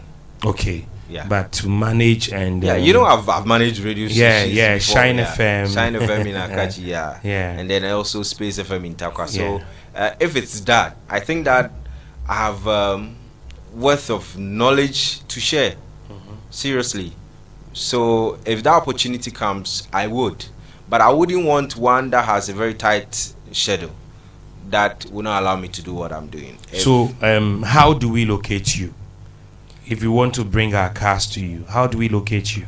So we're not far from here. We're at Hacho, just around the Eco Bank. Okay. There is a showroom, car farm showroom there. We're behind it. But you get onto Google Maps, search for Auto Detailing Masters. Auto Detailing Masters. The location will pop up. You just follow the direction and you're with us. And you do home services too? We do home services as well. Okay. How far can you go in case someone needs you? I can go very far. Okay. Depending on how much the person is willing to pay. Okay, so sometimes you've not even seen the car. Yeah. So how do you charge? Yeah, so you send me videos, and then I also talk to you to be frank with me. I ask a few questions. So is it a leather seat or is fabric? Do you have dust and sand in the floor?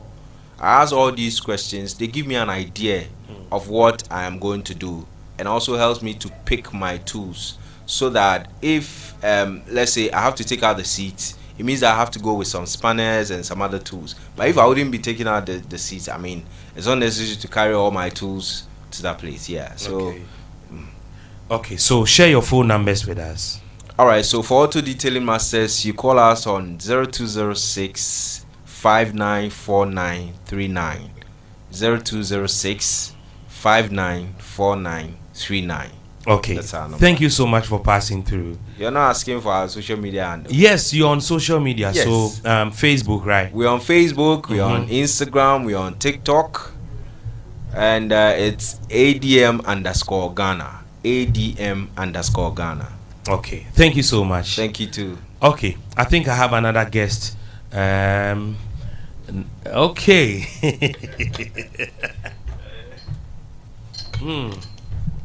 Okay. Okay, how are you? I'm doing well. Your name?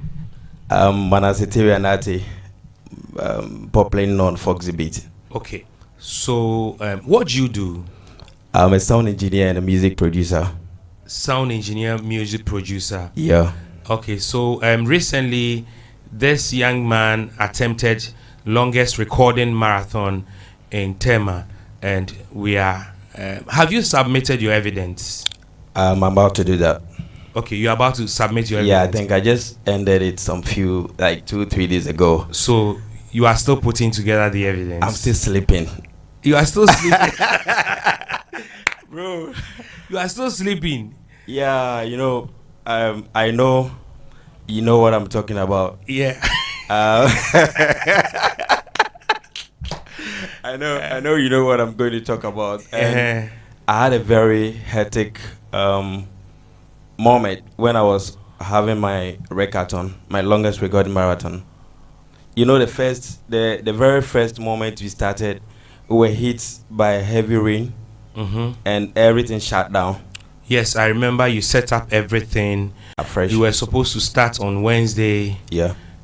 You started your record attempt, and before you realize the rains. Yeah, that's 11 hours 37 minutes. 11 hours 37 minutes. I need that hours right now.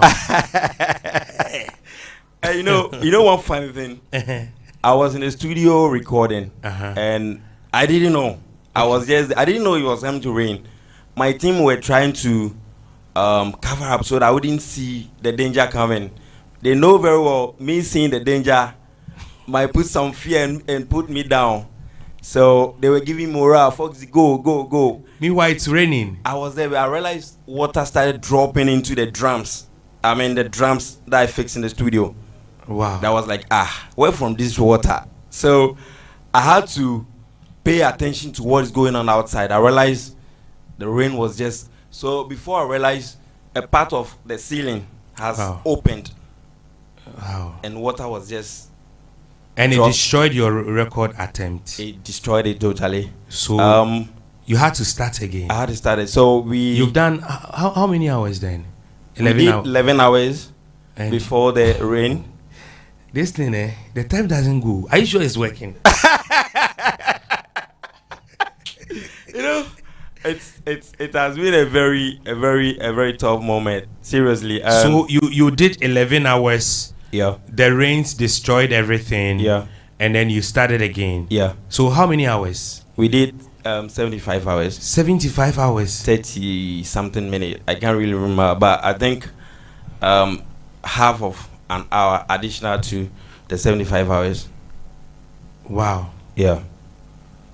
Okay, so you started the whole attempt again. Yeah. And finally you are done. Yeah. Are you putting together the evidences? Yeah, I think my team got it gathered, but I need to be around before we upload it to the Guinness World Record. Is it expensive to put together or attempt a Guinness World Record in Ghana? Like, if you want to attempt something like this, is it cheap? Is it easy? Is it expensive to put together an event like this? Very expensive. I know you can testify to that. You know what happened?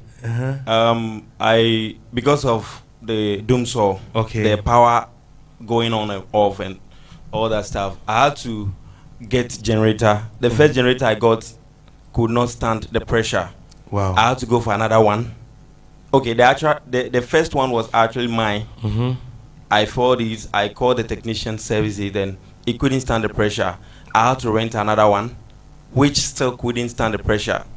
And we had to go in for another gen, which cost, I think, 1,500 cedis a day. Wow. And I booked it for 5 days. You booked a plant? A plant for 5 days. For 5 days? Yeah. 1,005 cedis. That's just for the plant. So that when the light goes off, you can have a backup. Because if the light should go off now, everything, even what we're doing now, as I speak to you now, if this light should go off, everything I've done is gone. It's gone.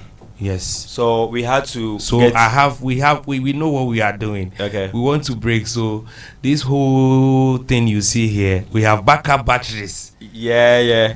We are backing up our power. Yeah.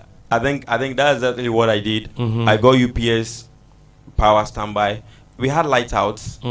I think about 2 times, but with the help of the UPS that we have around, we're able to sustain the power. So there was light off. Yeah, we had 2 light outs. Wow, but the UPS was the able. UPS sustained the power. Okay. Everything was stable.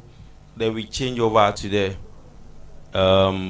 gen, and when the power comes, we change back to ECG. Okay. Yeah.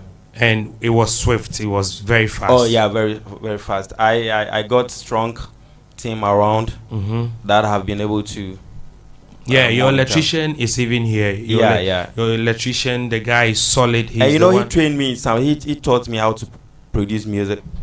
Wow, and he doesn't talk. He doesn't talk. Is that quiet type? He Papa doesn't Golf. talk. Yeah. And he's been doing amazing things here. And you know, he's not a young guy like that. Okay. He's grown. Yes, but he respects everybody. He's been doing amazing things here. Yesterday, I was here watching, and then I think our light in here went off, and quickly I saw him rush.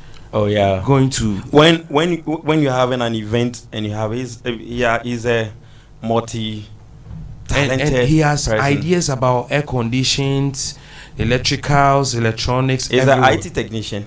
Wow. Yeah. So I think everything here. He does video editing, music Yeah. production. He was telling me. Oh yeah, he does everything. So when I went to him, I think he discovered me. Wow.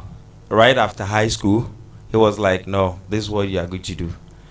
And funny enough, after going to the university and all, I ended up doing music. I mean, being a sound engineer. Wow. So I think he's an amazing person. How much have you invested in this? Your record attempt, what you did. Yeah. How much did you invest into? You know, I got everything wrong when I was putting things down. I mean, before we started.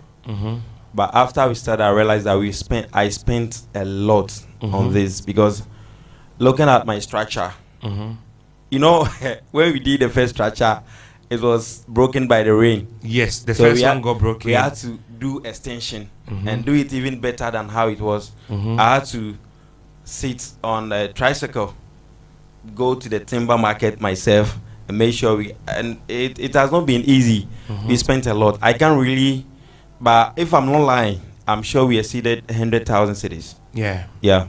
Yeah, it's true. And I know you have spent more than that. Yes, it's true. It's not easy to put together a Guinness World Record. So sometimes when I go on social media, for instance, and then people go like, "We are tired of your taunts. We are tired of your taunts. Like every day taunt marathon." Brahma, let me tell you this. I think that is one bad perception we've been having from our people. You understand? The whole Ghana here, we have just, I think, less than 6 people that got their name fixed in the Guinness World Record. Sorry. And in South Africa, I learned they have close to 100 people. Yeah, 127. And people. yes, still they are doing. Nobody complain about it. No, But no. we have these are people here have been on our neck, and I think their bad energy is. Really I remember when I posted my flyer for the very first time. A lady picked my flyer, posted again, and was like, "We are tired of you people."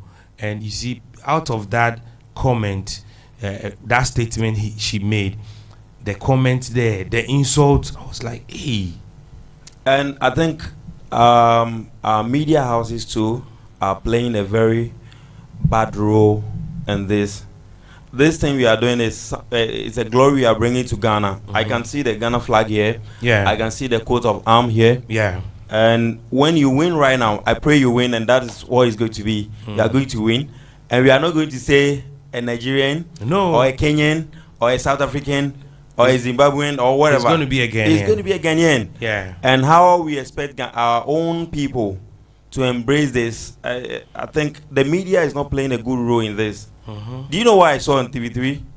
What did you see? After I had 11 hours wasted I struggled, fixed up my studio again, and started another attempt, and went for 75 hours.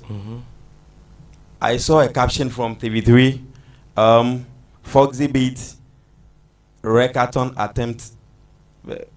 I can't remember that. They were like, Foxy Beat call off. You understand? Call off the Rekaton due to exhaustion. And I was like, the word call off, do they really understand that? Because sometimes when you are doing something like this, you don't get some of the media houses to support you. You share your flyers, everything. They will never ever support you. And that's very bad. The moment there is something small, the negatives, they are interested. And I'm happy. I saw same when this happened. I went back to Facebook, and that was the second time I had such wrong info from TV3, especially. Okay.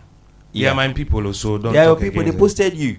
When? Today. I saw it. And when you TV3 broke the posted when me. you broke the record, they posted. I was like, "Yo, they are TV3 posted this me. is what we are expecting from them." You Hey, understand? They posted me finally. They did. I've not seen.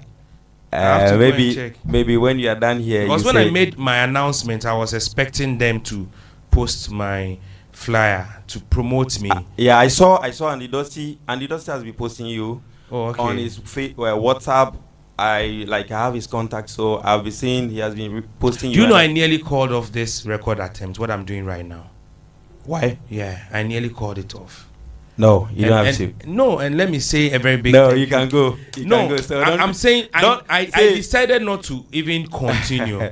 But let me say a very big thank you to one man, Halifax Ansado. Okay. Halifax Ansado. It got to a point, 3 days for me to start this record attempt. I wanted to call it off because I didn't have money. And I needed to sort out certain things. But this man called Halifax Ansado, please, if in case you know him, when you see him, tell him I'm very grateful to him. Wow. I placed a call to June. I don't know if June is around. June picked my man, says he will come and see me before I start my record attempt. So which I was shy to even give me a gentle reminder. Actually, a whole me going to Halifax invited me for an interview on OKFM. Okay. And then after the interview, Halifax was like, "Oh, don't worry, you are starting next weekend. I'll see you before you start." I said, "Oh, okay." Now I got to a point. 2 days to the event. 2 days. Today is I've even forgotten days. Today is what? Hours. Now I'm counting hours. Today is what? Saturday. We started on Friday. And then we started when? Today is I've forgotten days. So it started on Friday. I think it started early, like in the morning, Friday morning. Yeah. So you faced some challenge, right? Yeah, I did. Yeah, I did. Some people disappointed you. Yeah, but I think it's one of those things. But I know you can make it, bro. You've really come a long way because looking at other marathons, okay, your marathon is very tough, okay. Yeah. Do you know why I'm saying that? Yeah, do you know why I'm saying that? No, tell me. Your marathon is tough. Do you know why? Why? The reason is you don't do any other thing that will keep you so active. You are only talking. And when you talk, you expect the person. You let me ask you questions. I'm supposed to ask you questions. Okay, ask you. I'm supposed to ask questions. Sure. And it's not easy. It's not so easy. people disappointed you, eh? Oh yeah, they did. Yes, with record attempts, people will disappoint you. Yeah. Yeah. A week to the event, people will actually disappointed you. And for my team, they are all my friends. Yeah. you also had friends with you. Yeah, right? sure. So you are breaking the record. You need to break that record. Sure. People are saying if Fua Santua got it wrong, Phyla got it wrong, but you need to go through it. Sure. Yes. So I'm going to have an exclusive interview with Okonfo Black. Okay. Tonight. Okay. I hope Okonfo Black is in the building. Okay. Oh, okay. Okonfo Black is not here, so Sunday. I think we have some few moments to enter into Sunday. So it's not easy, and you've been able to make it through, and try and submit your evidence. Sure, I will do that. So when are you submitting your evidence? Monday. Okay, Monday. Yeah. You know, it's bulky. Okay. So I will start it on Monday and see up to when it will get uploaded finally. Okay. Yeah. Oh, okay. Wow. So by Monday, Tuesday, Wednesday, your evidence will go through. Sure. Oh, okay. And I would like to thank you. You know, you have played a very vital role in my marathon. You've really done well. I would like to use this opportunity to say a very big thank you to you for allowing your boys to come around. And I think they've really done well so much. Yeah. You know, where I had my marathon is a very risky area where if you waste or you relax a bit, thieves will start robbing you. Okay, so we are live on New Day TV in Takoradi. So we are live across 24 African countries right now. New Day TV is on the satellite, and currently they are putting us live on 24 African countries, and then we are doing other 4 European countries right now.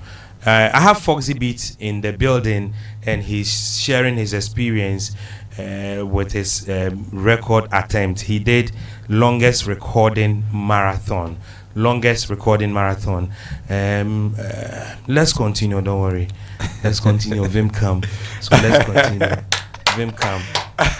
So are you what else are you going to do now after submitting your evidences? What are you doing now? Oh, I'm going back to my work. Like work goes on back. Yeah. Work goes on. Studio vibes and all that. Yeah. With your studio works. Yeah, exactly. Okay. Yeah. Now I'm sure your charges are going up. Oh, not really. That's not going to affect my charges anyway. Your charges are going up. Are you sure? Yeah.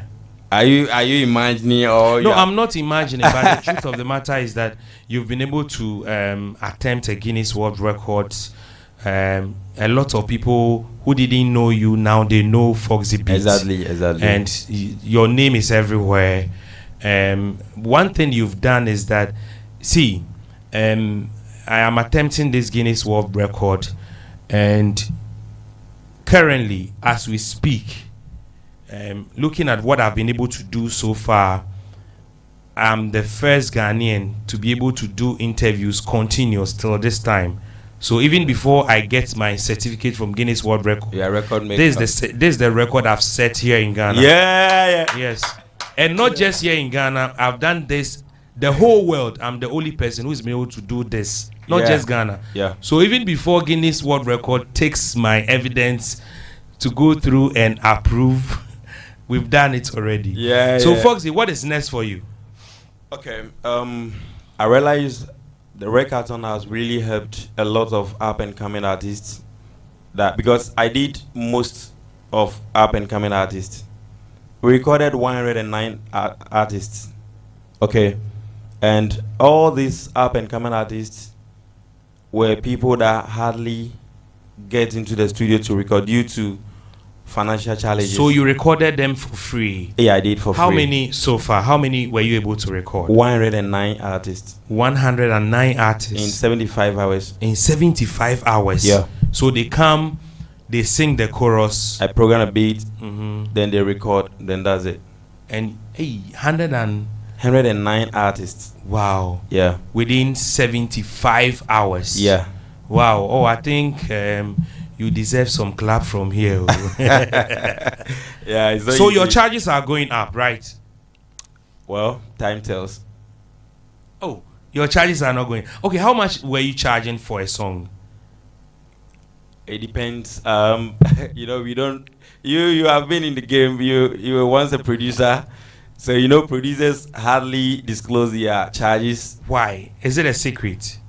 No, the issue is someone might come here, someone might come to my studio, and maybe due or maybe because of the good relationship I have with the person, maybe if I'm taking like 5,000, because of the good relationship I have with the person, I might end up taking like 3,000 or 2,000.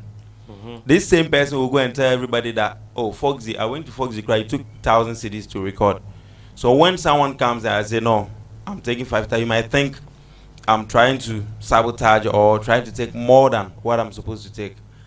So, you know, that is the main reason most producers don't like to disclose how much they charge for a project. And you see, every project and works that goes in, right? If you expect me to do live drums, live guitar, live trumpet and all that, the charges will go up. Okay. Yeah, that's it. Okay. The more you we put in live instruments, the higher your charge. The lesser live instruments, the lesser your charge. I hope you're cool. Yeah, I'm cool. Yeah. I'm cool. Okay. Do we have another guest here? Okay, so very soon another person is going to join me. So, Sure. Foxy, we wish you well. Thank you. And you've been able to go through successfully, and Sure. it's good you passed through for your interview. This is the longest interview marathon by an individual. So I have another person coming through. So you mentioned your name. Hello, boss. Your name? Daniel. Daniel. Okay. Daniel, what do you do? Okay. So I'm an artist. I can hear you. Artist. I can't hear you. What do you do? I'm an artist. You are an artist. Yeah. You are tired, eh? You are tired. No. How I'm long not have you tired. been here? Like 2 hours. 2 hours. Yeah. I've been here for something hours. So tell me about yourself. Okay, so Daniel. What kind of genre do you do? Afrobeat. Afrobeat. Yeah. What is the difference between Afrobeat and high life? Do you know? I don't really know, but I think Afrobeat is Africa. And high life is Africa too. Oh. What's the difference between Afrobeat and high life? I don't really know. But you think Afrobeat is Africa? Yeah. And high life is Europe, eh? no, but let's say like West Africa. Okay. So who do you look up to? I don't really have a favorite artist, but I do listen to different artists. Okay. Yeah, a couple of artists, but I don't really have a favorite artist that I do listen to. But I have like a couple of artists that I listen. I can't hear you well.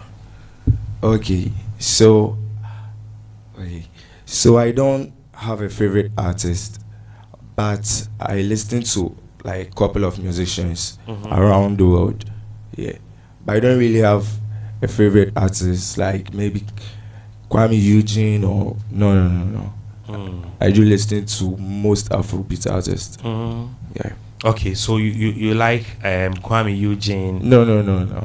I listen to a song, but don't really like maybe like Kwame Eugene. You don't like his style of music? Yeah. Why? I don't know, but I listen to him. You listen to him, but you don't like his style of music? Yeah. Why? He doesn't sing well. He sings well. He's good.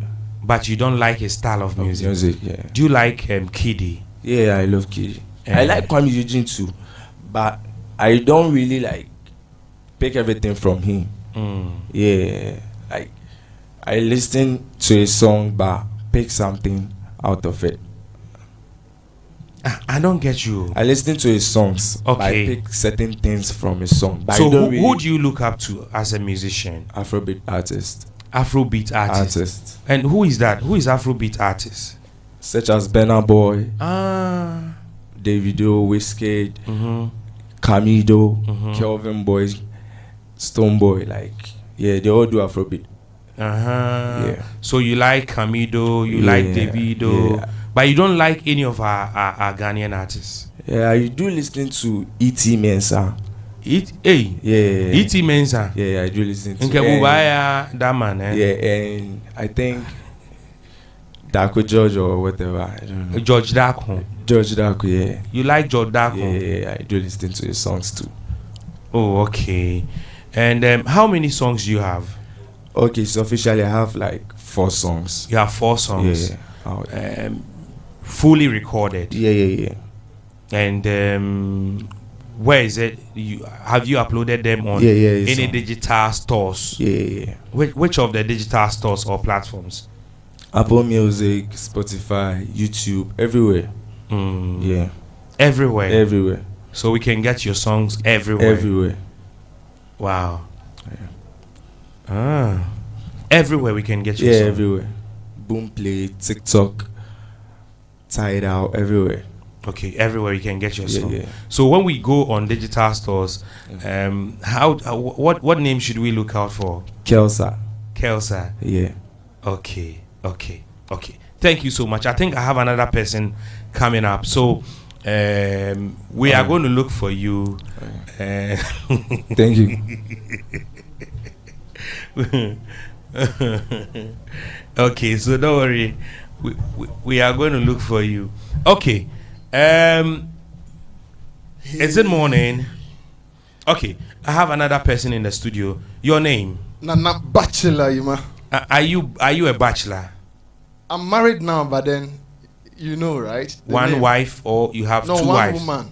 One woman. Yeah, one American woman. You are married to an American woman. Yeah. And how is it like? Am I allowed to also ask you a question? No, you are not allowed to ask me a question. So I'm supposed to do the questions. Okay. So you are married to one woman. Yes. Do you have plans of adding one? I wish, but I know I can't. Oh, why? You're asking me why? Ima, can you top up on your woman, your wife? For where? So we are in the same soup. Which of the soups? These women, they want everything for themselves alone. Okay. They don't want competition. Okay. And even in as much as they don't want competition, they are not even doing the right thing. Hey, and what is the right thing? No, if you want to keep something, you protect it, you love it. No darling, no dull moments. Your wife was just telling me you are very good in bed. She did. Yes, she said that on air. She did. Your wife said you are very good in bed. Is it true? No, you see, I came to. Is it true? I came to TV3 some time ago, and Miss Bell gave you something in a bottle. Is it true? I came to TV3, and you were giving something in a bottle. I'm supposed to ask questions per. Your wife says you are very good in bed. She's the best person to say this. I'm trying. You are trying. I'm trying. Is that the case? Your wife says, I interview your wife, and your wife says you are very good in bed. In Ghana here, we are all good though. We are all so good. You and who? Ima. I'm talking about your wife. This is what your wife said. Is it She true? said I'm good in bed. Yes, your wife said Of course I'm good in bed, Ima. Oh, okay. How many rounds are you able to? This question on your live podcast. Am I supposed to answer this one? Yeah, you are supposed. How many rounds are you able to? How am I supposed to answer this question? Should I say 5 or 6? Why? You don't have anything to do. You go 5. So, Ima, I've seen something between dating foreign women and dating local women. Hey, that is local breed, foreign breed. Yes, Ima, there's huge difference in it too. Okay. The foreign women dating a woman outside Ghana. If you don't satisfy her well, sometimes they get so upset, they beat you. Your wives beat you because you don't. I'm not saying me. I'm saying per experience with these foreign women. If you go one round and Can I say you come? Oh yes, you can come. Yes. If you go one round, Yeah. and you come so quick, they Mhm. get upset. Is that what is happening? Yes, but with the local ladies, Local like Ghana girls. Yeah, You local go breed. one round, you come, no, they are okay.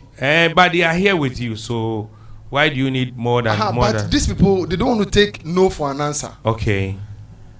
And the approach towards sex is different. Okay. How is it like? Style BRB.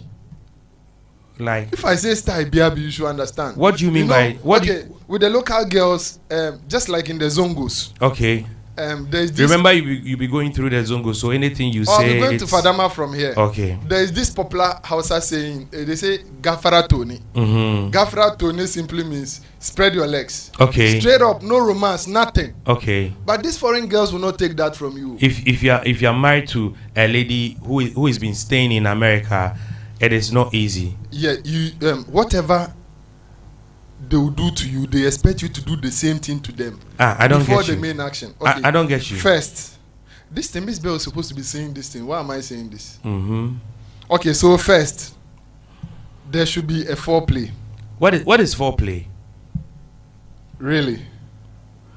Okay, so foreplay is build up or warm up towards sex. Just like before football matches, Oh, okay. your coaches will ask you to be jogging here and there. Okay. Before the match starts. So that is what is called foreplay. Foreplay. Okay, You go warm ahead. up towards sex. You don't just wake up 1 minute, no, then action. No, it doesn't work like that. Okay. So this dating foreign girls, Uh-huh. they expect you to do foreplay.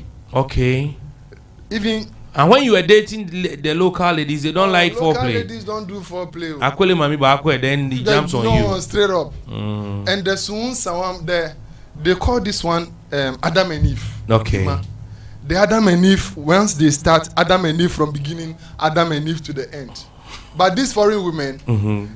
I didn't know there was this wheelbarrow. What is wheelbarrow? So your wife don't do wheelbarrow with you? No, we are not fighting. Hey, mommy nurse. What is wheelbarrow? But you know wheelbarrow.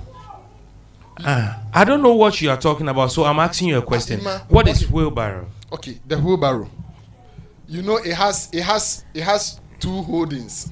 Mhm. You hold here, Mhm. the left and the right. Okay. With your load in it, and you move around. Okay. So during sex, the dating foreign women, they expect you to do the wheelbarrow. Then you do the all fall down.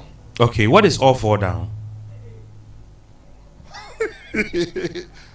Okay, so if Mami Nurse is listening, I'm so disappointed today that I expected you to know a lot, but then if you're Yeah, asking me maybe we have our names, but we don't know all fall down and all these things. Oh, What- there is Adam and Eve.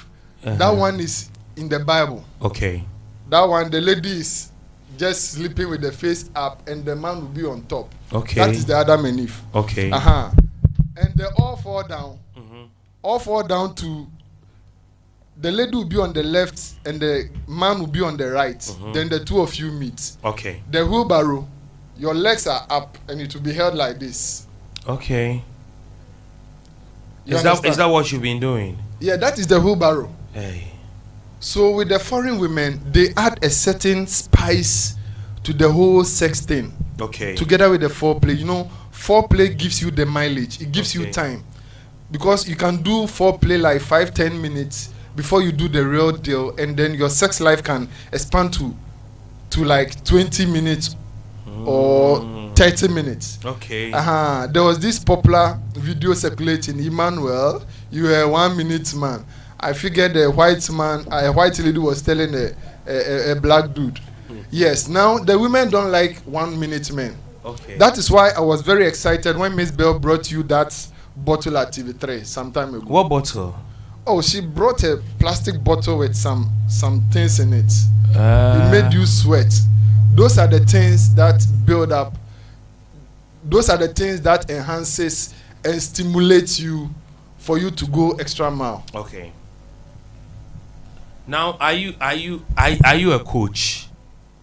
There are several coaches. I don't know if it's football coaching, music coach, voice coaching coach. Which of the coaches are you talking about? Are you a sex coach? Until I came to this show, I didn't know. I knew a whole lot about sex. So still, we have 17. Is it 17? Okay, so Nana, how long have you been recording music? Are you still doing music production? No, it's been a while.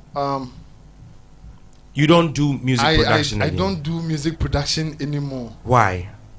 Because at a point I felt the whole business came down a little, so I had to move from music to TV, which I am doing until now. But then, you know Emilia Broby, she did release this Odofa Meko Yenko Fie song, and she was being trolled all over. I took Najimai, I managed Najimai, the Kobe hit maker. I took him to Kumasi for a recording. During the recording process, I stepped out to get some drink. Then when I came, he was done singing. But then when I listened to the audio, I didn't like the progression. So I told the engineer, I want him to re-sing. So I went to the booth, directed him, and he sang it again, and it was perfect. So when we came back to Accra, there was this debate about Emilia Brobe's song. Okay. The video was so good, but her singing, it wasn't that bad. But Okay. then because Emilia was migrating from film to music, Okay. Ghanaians were finding it too difficult to accept her. Okay. They were trolling Emilia on social media and everywhere. So the people of Kumasi sat and were like, no, we have to support our own. So they brought about sound engineers and voice coaches, people who can assist Emilia Broby. So they mentioned 3 guys from Kumasi, and from out of nowhere, the engineer I took Najman to do that voice recording also proposed my name, and then they picked me out of these people. So I started coaching Emilia with the voice, but then Okay. so far she's the only one. So do you still manage her? Yes, I still do. You still manage Emilia Broby? Yes, her music life. Is she still doing music? She's still doing music as I speak. She's now in the UK. Okay, still pursuing music. She's still doing music, but for now, she's on a break because of the child. The Oh, child okay. started school in UK. Oh, okay. So she's taking care of family now. Wow. Okay. And yourself, how far with your music? Once a musician, always a musician. The day you die is the day you stop singing.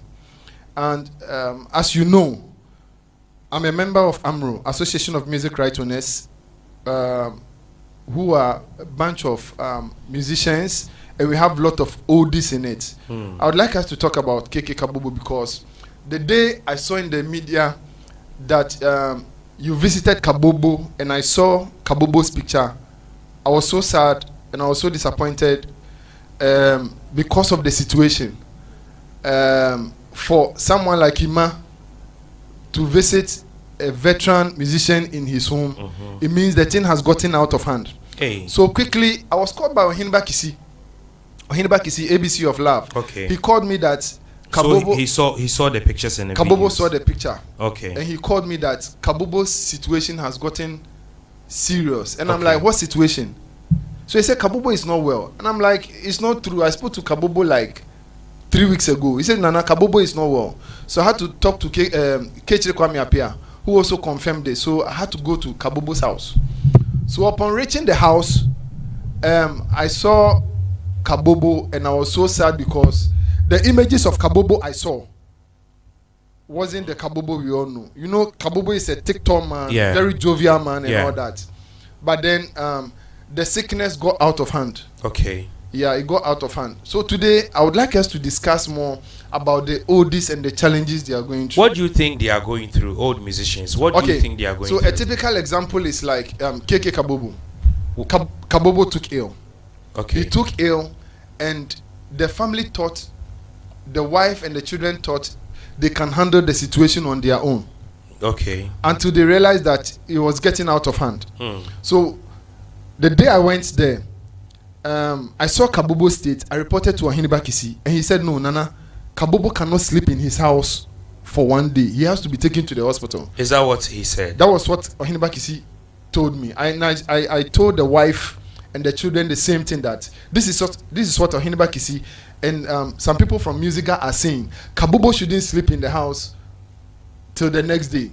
So quickly they asked me to come to Kabobo's house early morning. Ima 6 a.m. I was at the house. Then we set off to Legon Hospital.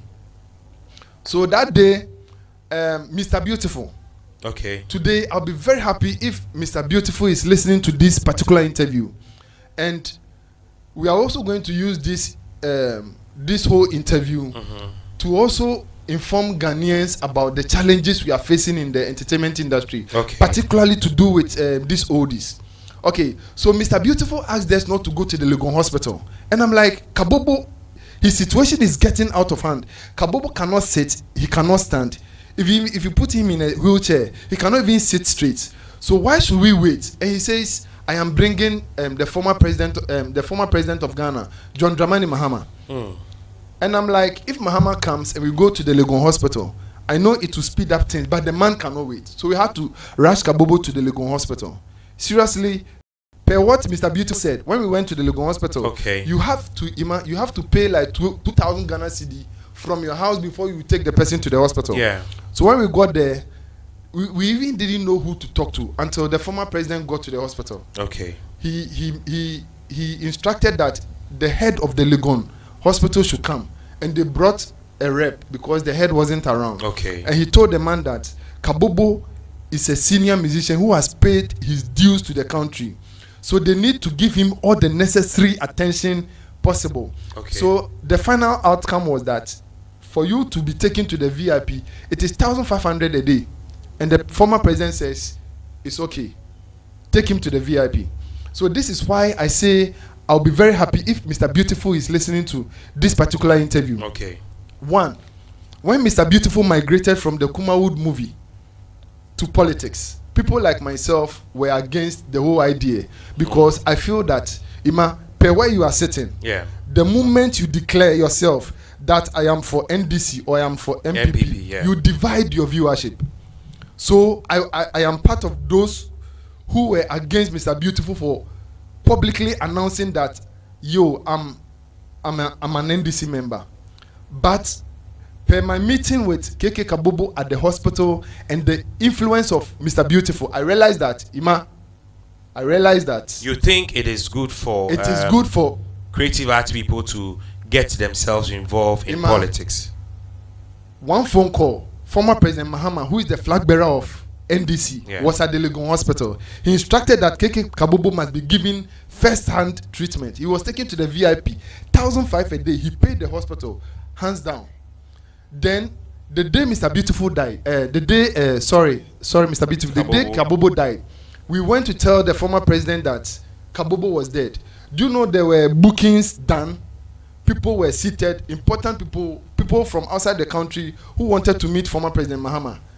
This man, even in as much as we didn't get booking, he made sure that he attended to us before he even attended to people who had official meeting with him. It means that the creative art people, he has them on his mind. It was there I realized Mahama was even a DJ. I didn't even know. He was a DJ. For those watching this particular program, for the record, it's on my page on MPTV Ghana. Former President John Dramani Mahama, and now the flag bearer for NDC, is a DJ. He says one of these days. I don't get you. If you are doubting, we are streaming live. Yeah. If you are doubting, he's a DJ. How do you know he's a DJ? I sat with former President Mahama for the second time. Like I'm sitting with you. I sat with him one-on-one. He told me that he has passion for the entertainment industry. He himself is a DJ. If he's lying, I'm also lying. And then DJ Mahama. So one of these days, if Baumia has any gift or any talent, it's about time you also come out and let us know. Back to what we were saying. So now I realize that this man has interest in the creative space. He has interest in the oldies. Now the old musicians, Someone like Pat Thomas, he took ill. Whoever falls sick, they call Kechiri Kwame Appiah. Then Kechiri Kwame Appiah will call Nana Bachelor. They will have to look for a way to take these people to hospitals to be treated. Yeah. Meanwhile, I was told you spoke to someone from Gamro. It came a time, Ima, Gamro had structures in place for old musicians. You mean Ghana Music Rights Organization? Organization, Gamro. Okay. It came a time, let's say you are Oboba J. Adolfo and you are sick. You don't have to wait, or even if you are not sick, you don't have to wait for your sickness to go up before you go to Gamro. When you hit 60, Gamro had a certain level of or amount of money for you every month.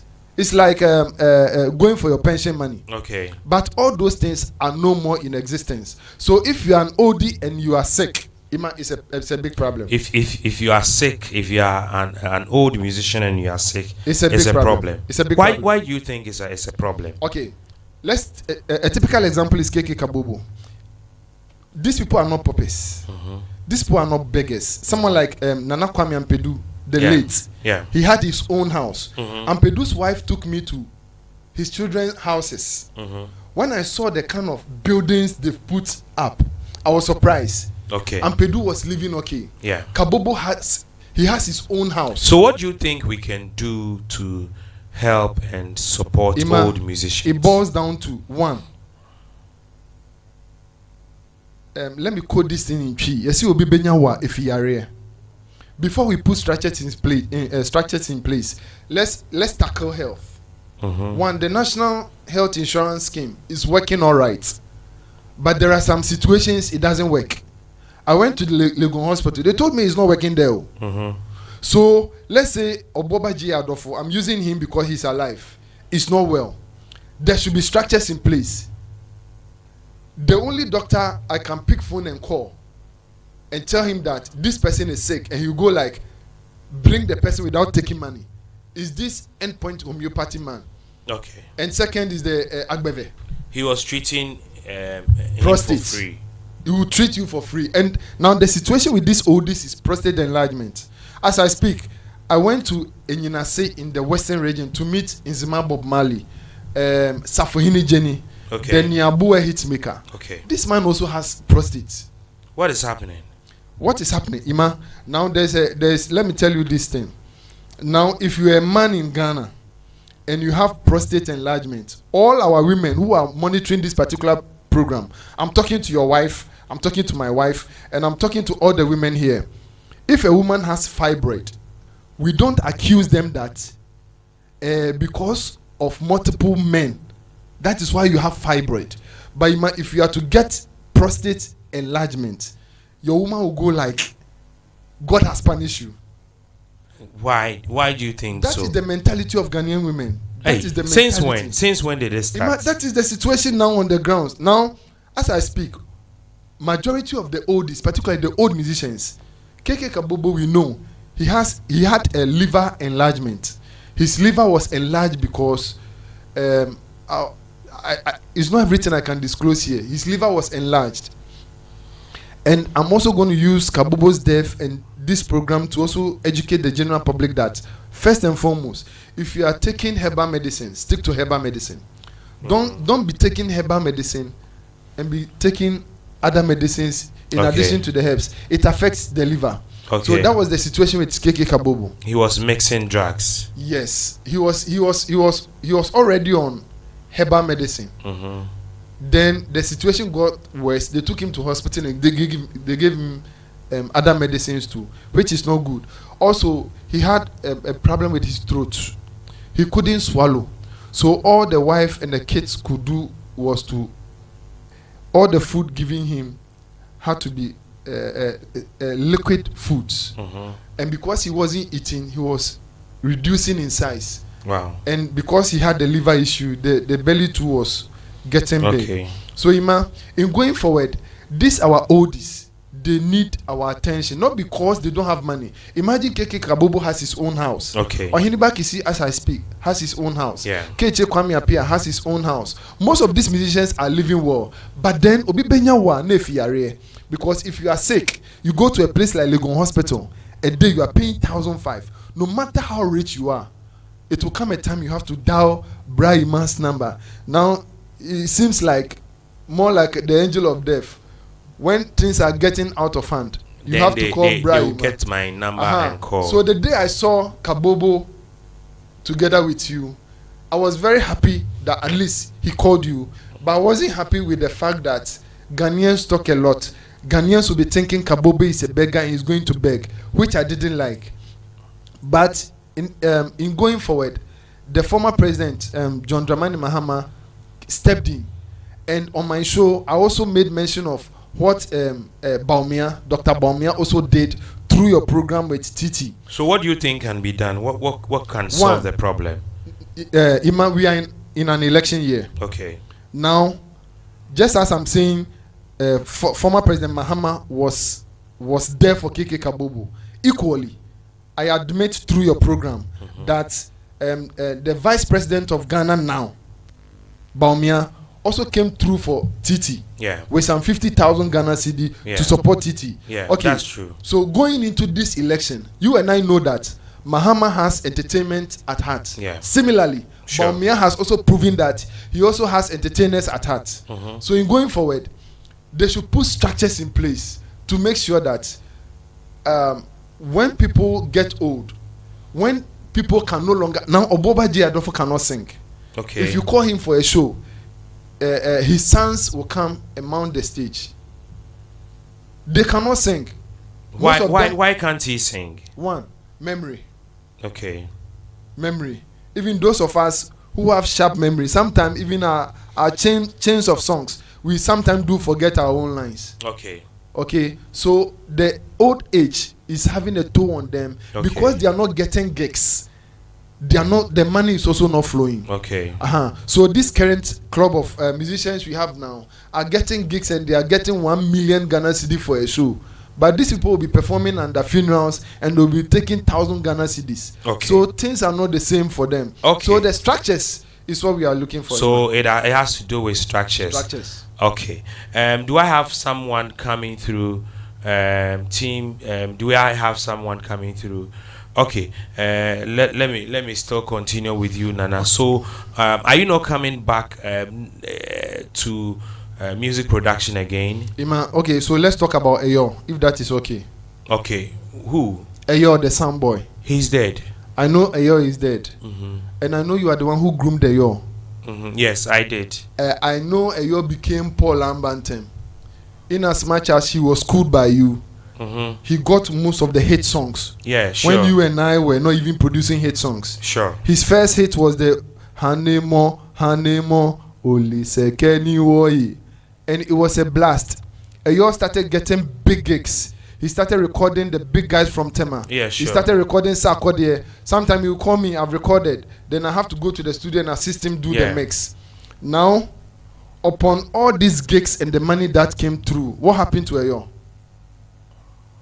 He had the question is that people get sick and there is nothing we can do about it. He had I don't buy the idea of there's nothing we can do about it. There's nothing we can do. He had an organ problem. So Eyo had an organ problem. Let's move on. So, let me hear you. So now this boils down to what I was saying about KK Kabobo. What I was saying about Safohini Jenny, former Nzima Bob Marley. You know, when I went to Enyinase, this man told me that in Ghana he won a crack award. That was bigger than these Ghana Music Awards people are getting now. Kwame Nkrumah will personally call Safohini Jenny to perform. Alpha Blondie, before he joined Bob Marley, will come and celebrate Safohini Jenny. Yeah, sure. Now this man has prostate enlargement and he's suffering. So Nana, I'm coming back to Eyo. Eyo had to be put on dialysis. Now we had to be calling friends and loved ones just to send little Mumu, gather little Mumu to support Eyo. At what age did Eyo die? At what age did Aisha become a widow? Eyo was the reason why I married.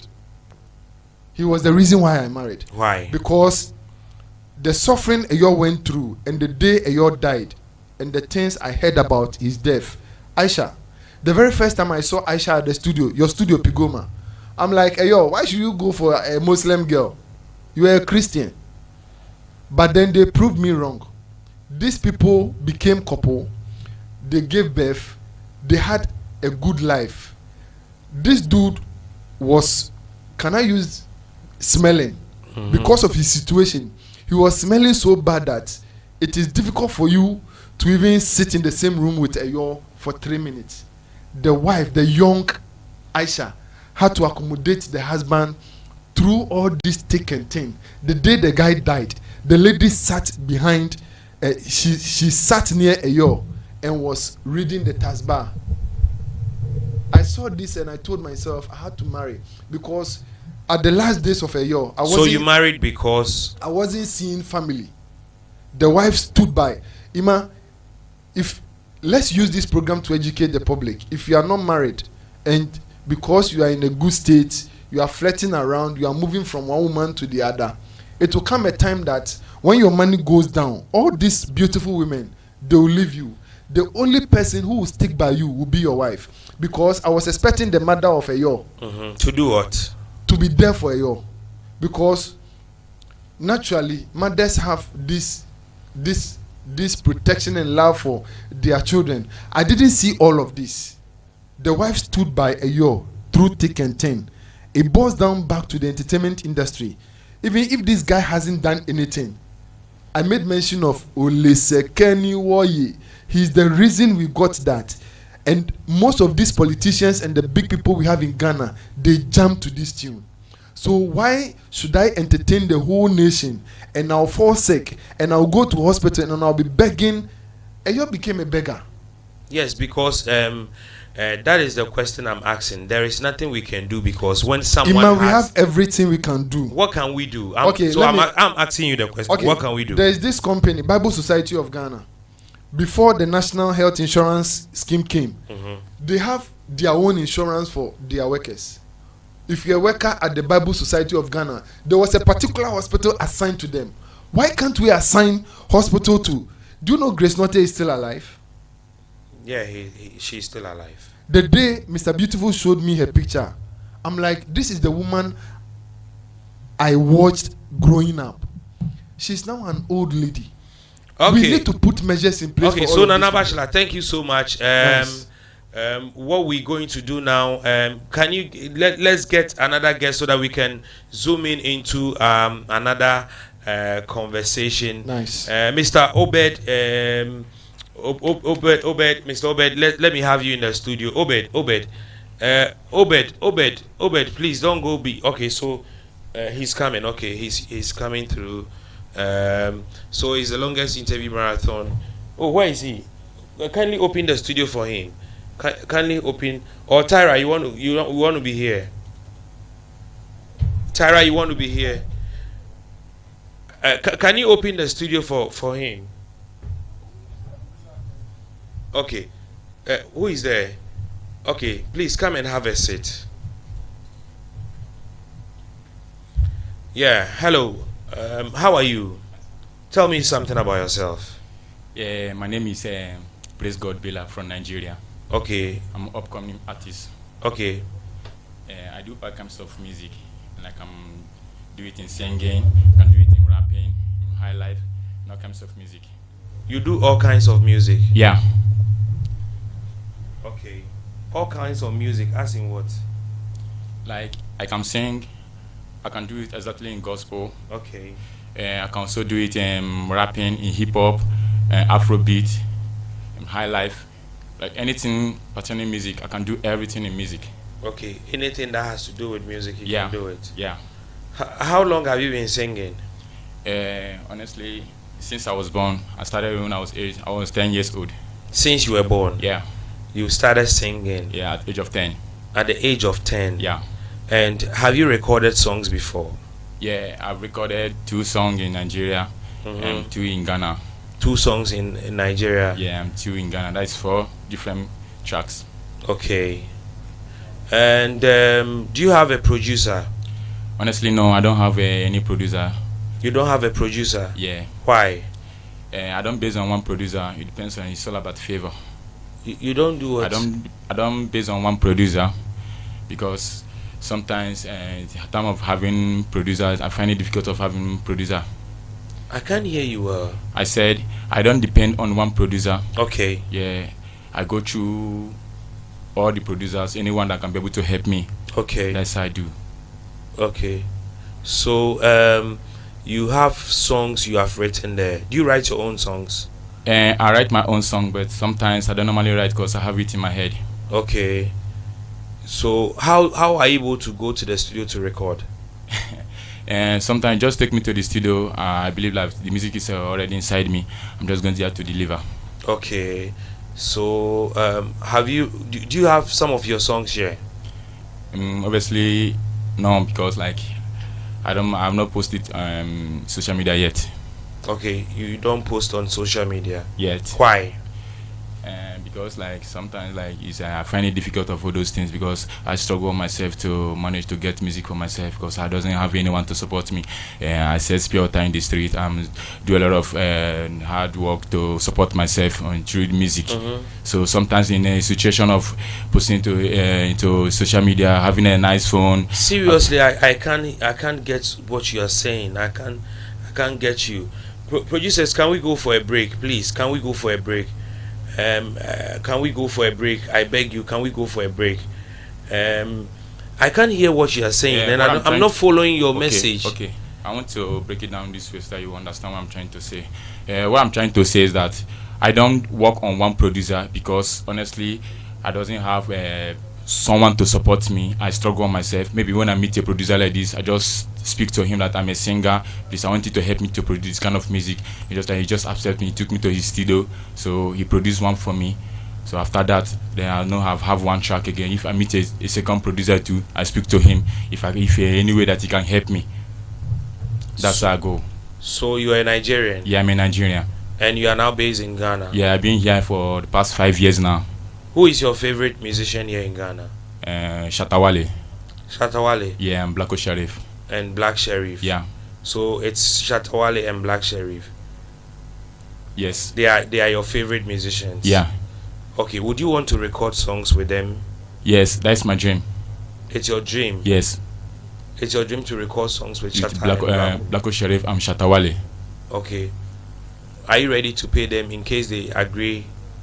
I'm ready but I don't have the money now. But I believe if you then see me, my grace will accept them. You are ready, but what? But I don't have the money to pay them for now.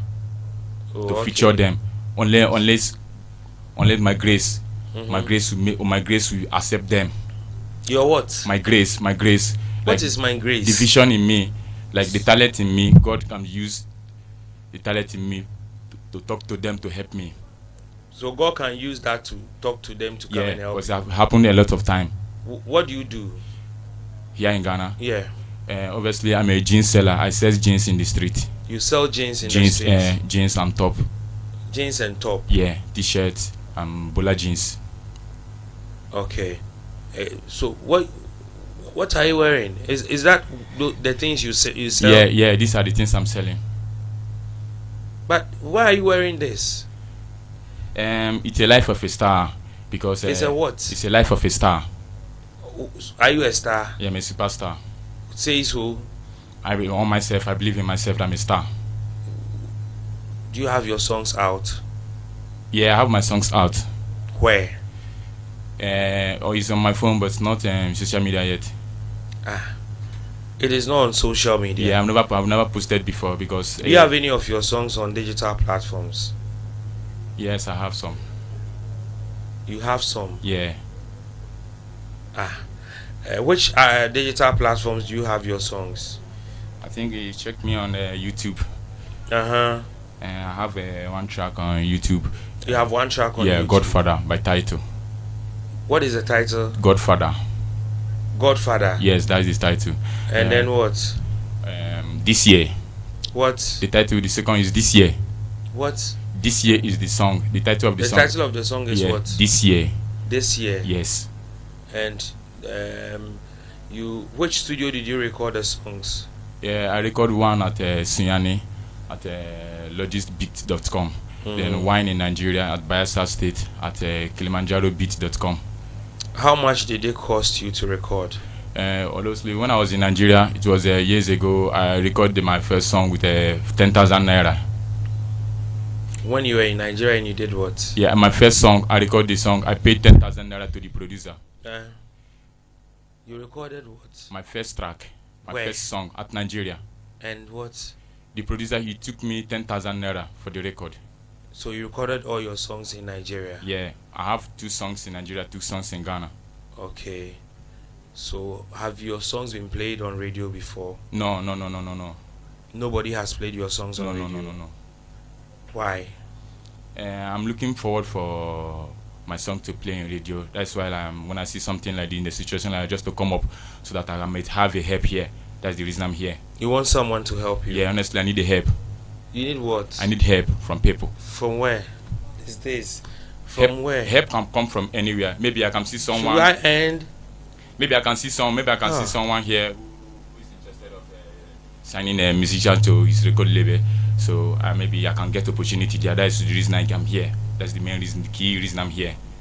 Okay. Is the main reason why you are here in Ghana? Yes. Do you see yourself winning any award here in Ghana? Yeah, I see myself winning an award here in Ghana as the best artist of Ghana in future. Best artist? Artist of the year. But are you a Ghanaian? I'm not a Ghanaian. I'm in Nigeria. But like I just want to pull up a whole of my life. I just want to nationalize here. I just want to live all of my life here in Ghana. All of your life? Yeah, whole of my life. I want so to be in Ghana. have you naturalized here in Ghana? Honestly, obviously, I've never naturalized for the first time. I'm looking forward to nationalize. You are what? I'm looking forward to nationalize here in Ghana. So, do you know the processes you have to go through? No, honestly, I don't know the process I will go through. You don't know? Yes, I have to tell the truth. You don't know the processes? I will go through, yeah. For one, for me, the idea... Do you have a working permit? No, I don't have a working permit. Just like I told you, the only thing I did here in Ghana, I'm selling jeans and top on the street. And you know you need a working permit before honestly, you're able to do it? Yeah, I need. You know you need a working permit? Yes, I know I need. And you know you can be arrested? I understand sometimes like that. I know that I can be arrested, but I need. What? I know that I can be arrested if I don't have a working permit. But I always know that there's a lot of foreigners here in Ghana working without working permit. So I just believe like the same way they are making it, I can also make it that way. The fact that there are some people working here, yes, and they are working and they've not been arrested doesn't mean you can also come in here and work without permit. If they have not been arrested, do you think that, oh Charlie, what is going on? Do you think they can just let you also work here? I know that they can't just let me like that. Like for me, my dream is like I want to settle down here and get some and chase all these dreams. So you are chasing your dreams? Yeah, I'm chasing my dreams, and my dream will come reality. Are you rich? No, I'm not rich. I'm not rich. So what if I link you up to Black Sherif? I'll be so excited, and it will be a dream come true. What will you do the first time you see him? First of all, I have to shed tears because it will be a dream come true. First of all, I will have an emotion because whole of my life I've dreamed to sing with him because the best artist so far in my life. But there are a lot of singers in Nigeria, a lot of top, in Nigeria it's difficult you get to the top level because you know in Nigeria we have superstars such as Wizkid, Burna Boy, Davido. They all look up to themselves. It's not easy to give a chance to upcoming artists. So my reason coming to Ghana to chase my dream in Ghana, I wanted to follow the footstep, Mr. Easy footstep, because he was here in Ghana and he made it in Ghana. Patoranking as well. Patoranking was able to make it in Ghana, so he make it in Ghana. You feel you can also do it in Ghana? I feel and I believe, and it will come to pass. It's not how you feel and how you believe. I know I'm also working hard towards it. I'm doing everything possible. What have you been able to do so far? What I've able to do so far, you know, I've gotten 2 songs here, and I'm willing to have more. You have 2 songs? Yeah. And you are ready to have more? To have more. And this is just the beginning. Okay. Have you recorded an album before? No. Not up to that level yet. You've not been able to record an album? Yeah, just single track, single. Single. How much were you charged? Here in Ghana, when I met the producer, I met him at La Paz. So I spoke to him. I told him I'm upcoming artist. Was like he asked me to make a freestyle for him, and I freestyle. He was interested in signing me, so he asked me to follow him to his hometown. I've never been to Siani before, so he took me there. When he took me there, I told him I don't have much money to produce. He said, no problem. You do for me. I should just give him anything I have. So I managed to raise 500 Ghana cedis to him. Is that how you talk? The first day I met you, this is not how you were talking. You smoke? No. You don't smoke weed? No. Are you sure you don't smoke? No, I don't smoke. I don't smoke. Can I see your fingernails? You can see my fingernails. Are you sure? I see you around there. Yeah, I met you before. The boys there too, they smoke. Are you aware? You know, that's my house is close there. What I do when I wake up in the morning, I just bring up my goods and go to market after selling, and I come back, took my bath, and went inside and started freestyle, then writing my song for the near future. Okay, that's fine. Where are your parents? My parents in Nigeria. Doing what? They are at Nigeria. Doing what? My parents, honestly, I came from a poor family. My family were based in farming and fishing and trading. Fishing, we do fishing and farming in Fishing Nigeria. and farming. Yeah, before I left home. Before you left home? Yes. Okay. When do you intend to go back? I don't intend to go back for now. I want to become rich and famous before I go back. Also, I want to make my family proud, because the reason I'm here is sake of my family, because my family believe on me and they have every trust in me. So I believe I will make them proud. That's the reason I'm here in Ghana. And you couldn't make it in Nigeria. You think it's easy to make Yes, it here? my family, they supported me to go to Ghana. Whole of my family, they encouraged me. They gave you money? Yeah, they gave me money. How I much? remember my mother gave me 10,000 naira, and my dad gave me 5,000 naira. My senior brother also gave me 15,000 naira, and I also have 20,000 naira myself. Everything making 80,000 naira. So you came back with, and how much is it in Ghana cedi? In Ghana cedi, I think for them it will be 600 Ghana cedis. 600 Ghana cedi. Yeah, as from 2019. As at 2019. 2019, yeah. You were given 600 Ghana. 600 Ghana cedi, yes. And how much was your lorry fare from Nigeria to Ghana? 300 Ghana cedis. 300 Ghana cedis. Yes. And you think with 300 Ghana cedi, what was the transportation fare? The 300 Ghana cedi took me from Lagos to Spintex. So when I came down to Spintex, so I don't have any person. So I went to a hotel, to a guest house to sleep. So I asked them, they took me 100 cedis for a night. So we left 200 cedi after this. So I just went to the streets. I'm seeing people. I've been asking people how to survive here. How am I going to survive with the money I'm holding? They asked me how much am I holding. I met a friend. He said Nigerian. So I showed up. I was holding 100 cedi. That was my last card. So he said this money can't be able to do anything for me. Unless I have to switch to pure water business. And I was very interested in that. So you switched to pure water business? Yeah, I started selling pure water from 2019 at Spintex. Where? Spintex? Yes. Were you making money from pure water? Obviously, I was not making enough. I was making coins. At least a day I can sell 3 bags of pure water, 4 bags of pure water. Maybe my profit should be 12 cedi or 15 cedis for the whole day. So now you sell jeans? Yeah, I managed to save every day. I was saving 2 cedis, 5 cedis. Let me say every day I was saving 2 cedis every day. My savings was 2 cedis every day, 2 cedis. And I managed to save it for the whole month, and I got to 60 Ghana cedis. So I used the 60 Ghana cedis to stop to change the business. So I started selling A1 bread. A1 bread? Yes, yeah, I switched to A1 bread because I was getting money more than the pure water. And what? A1 bread. I also said bottled water and Dasta, Burkina. You were selling A1 bread, yeah, Dasta and Burkina. Yes. One person. You know, not at the same time. I'm trying to tell you the kind of business I've been doing here in Ghana before selling jeans. Okay, so now you are going to sell jeans. Yes, now I'm selling jeans and top. That is what you are going to sell. That's what I'm doing now. I've started already. That's what I'm doing now. That's my job now. So you are going to be selling jeans. Yes. And that is all you'll be doing. Yeah, I've been doing it for the past 2 years now. So in a week, how much are you able to make? In a week, I think I can make 400 or 500 Ghana cedi a week. 400? Yes. To 500? A week. And you've been selling, so do you make those monies? Yes, I make those money, but in terms of spending, you know, I'll eat, I'll buy things for myself, I'll parent. So sometimes I just like every week I save 50 Ghana cedis. I throw it in my Sisu box, and every week 50. When I manage to, if I can get 1,500, so I was so easy to upgrade a new business. Okay. Thank you so much for talking to me. Thank you. I'm proud to be here, honestly. Thank you for giving me the chance to speak to you. I'll see you and I'll link you up to some people who can help you. Thank you, boss. Thank you, boss. Thank you, and God bless you. Yeah. God bless Do you. you have money on you, or should I give you money? I don't have money. I want to say one thing before I left here. I want to say thanks to June, a friend of mine who linked me up to this place. I met him where I was selling my jeans. So I speak to him and I needed help in music.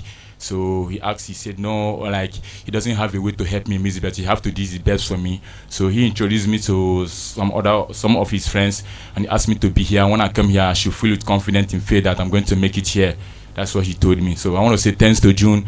Also to say thanks to Harry, a friend of mine. Also to say thanks to everyone here for giving me the chance to be here. So thank you, every one of you. Okay, so we'll talk about it later on, and then I'm going to link you up to some radio stations. Thank you, boss. And then they are going to do it for you. Did you mention your social media handles? Yeah, Godfather. That is my name on social media. Godfather. Your social media handles is Godfather. Godfather 606. What? Godfather 606. So on Facebook? Yeah, on Facebook. I use my real name, Chukwumela Bella. And then on Instagram and X? Instagram, everything is Godfather, apart from the Facebook. Okay, thank you so much. Thank you too. And take good care of yourself. This is Ghana, so if you mess up, make sure you have your passport with you. Make sure you have, because if you don't have permit, you know, for me, honestly, I've been trying to do all this, but like I don't have support. I've tried to get a Ghana card. In terms of that, I've tried all I can, but I can't have money to afford all those. Not even a part of money. Also, I'm not a citizen, but I've tried all I can. Just like all I need is help, someone to back me up. I think I can get to any level of my dream. Okay. I believe myself, and I believe on God, and I believe myself forever. Okay. You believe in yourself? I believe on myself till the last day. Even if you wake me up from sleep and ask me, I will still tell you that I believe on myself. Okay, I'll see you. Thank you. Thank you. We're going for a break. What you do, you make mistakes. Hi, my name is Nanama Ejewa, CEO of Dwayne Co. Company Limited. Now, Dwayne Co. Company Limited is a registered and certified Ghanaian indigenous company, and we are producers of alcoholic and non-alcoholic beverages. So under the umbrella of Dwayne Co. is one of its flagship products, AquaGold purified drinking water, and we have diversified sizes. This is the 750 ml, we do have the 500 ml, and then we have the kiddie pack that is the 350 ml, and also jar bottles for bigger companies and offices.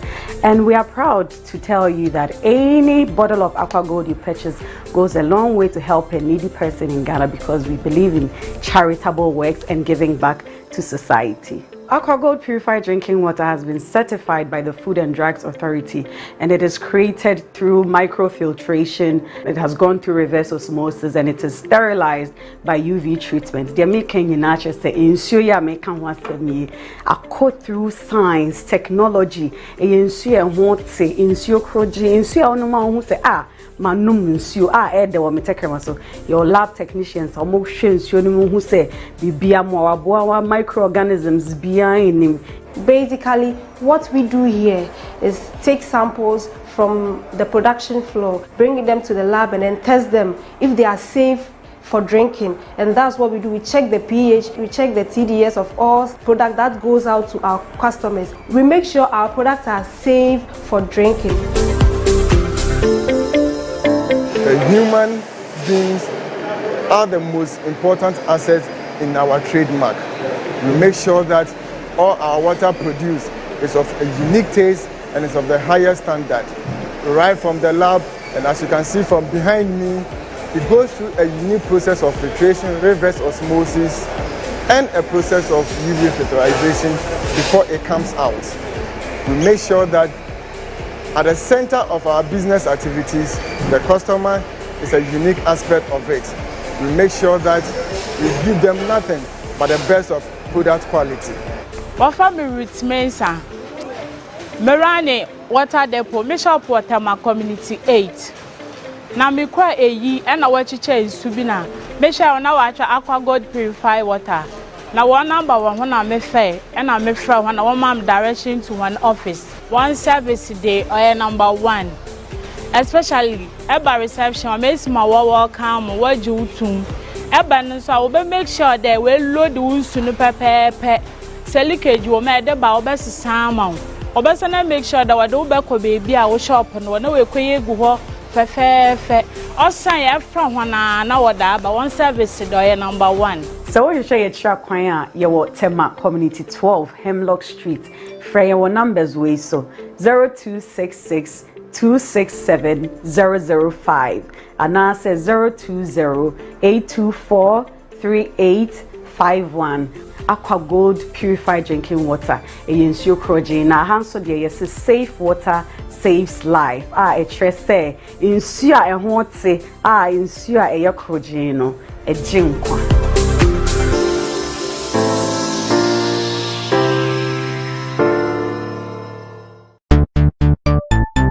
Everybody check now. Check it. Fa check it. Fa check it. Check it, the beat is real. Don't wait, make it kill ya. Get your green select glucometer and check it. Sugar level, check it. For check it. For check it. Green select glucometer. For check it. Put sugar level for check it. For check it. Reselect glucometer. Everybody check now. This advert has been vetted and approved by the FDA. We are good to go. Hi, my name is Abeku Agri Santana. In this modern era of information communication technology, anytime you need professional live digital video audio streaming agency, reach out for the best, the most professional, Range Media. Range Media, big shout out to my brother Paco Range. He's been phenomenal, very consistent, producing high quality, high definition audio visual streaming services. So any event, if you want to stream your event and you want it as crystal clear, like you're watching DSTV or watching CNN or watching the international, video high quality, reach out to Range Media. Paco Range, you and your team, come on, beyond the sky, keep flying. Hi, my name is Shara. I work for IRC, and we've been organizing an event called All Systems Go Africa in Accra, Ghana. And for the live streaming and video capturing of our event, we work together with Range Media GH, and it has been a real pleasure working with them. They're absolute professionals, work world class, so we thank them for their work. It has been a pleasure. Thank you.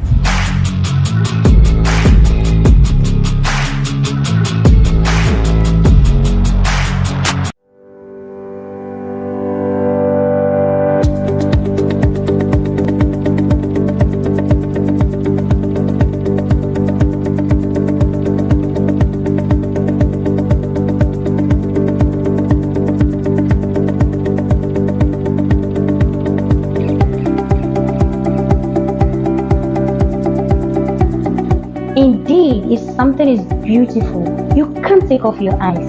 Baby Village is a multi-purpose and event center which comes with a bar,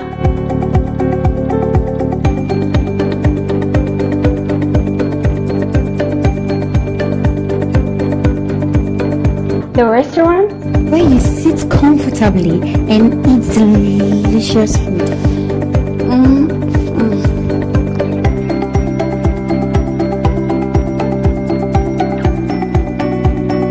Their conference hall, capacity of 100 to 150 people.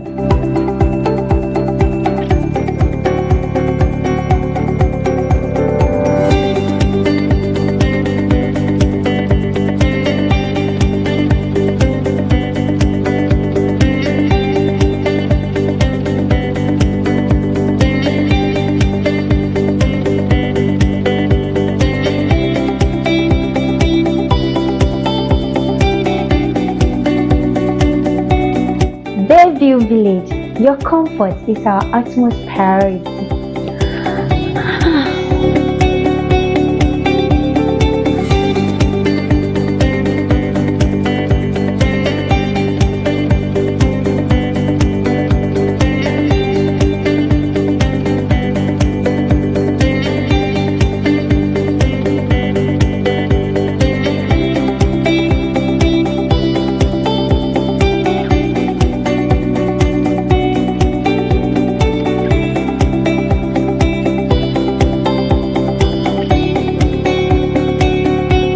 At Bayview Village, you see them and they give you a warmly welcome. You can locate us in the heart of Accra, Atomic Junction, Legon, Hacho Road.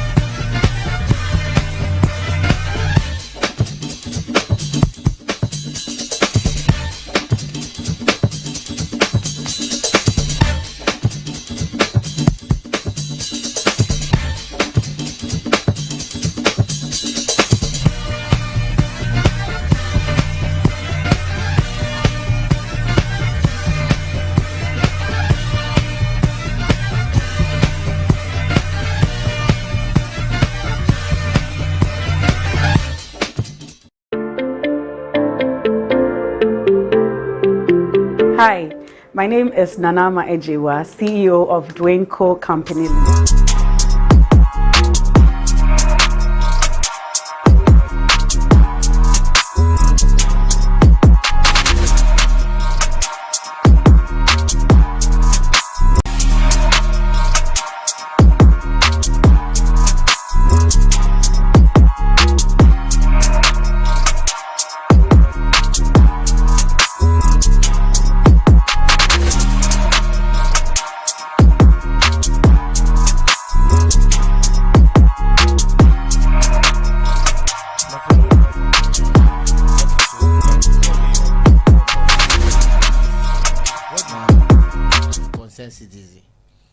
I'm here to talk about what is happening in this country. What is happening in this country? You know it already. Doing so, and right now the dollar rate is going up. No fear no me wa. But everything is hard. Everything is hard. As in seriously. Even for right now we are talking about people are complaining they should give us a timetable.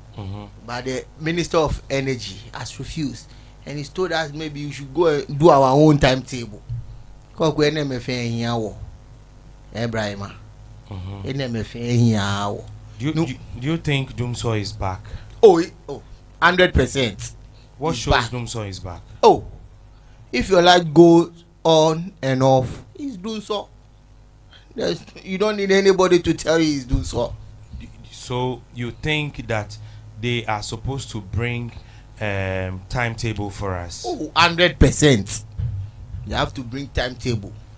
Even put they have to bring tabletop self.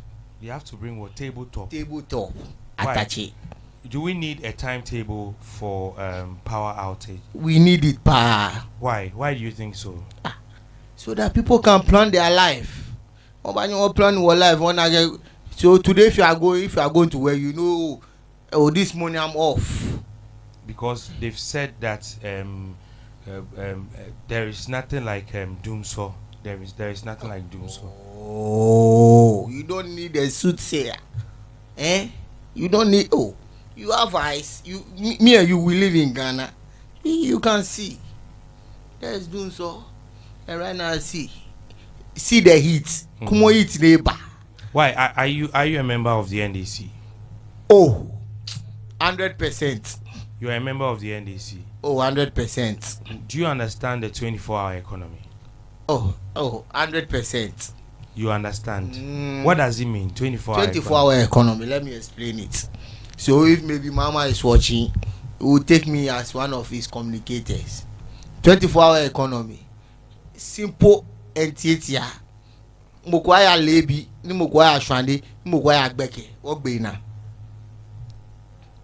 So it means that people will be working in the morning and in the evening, and that's all. No, in the afternoon.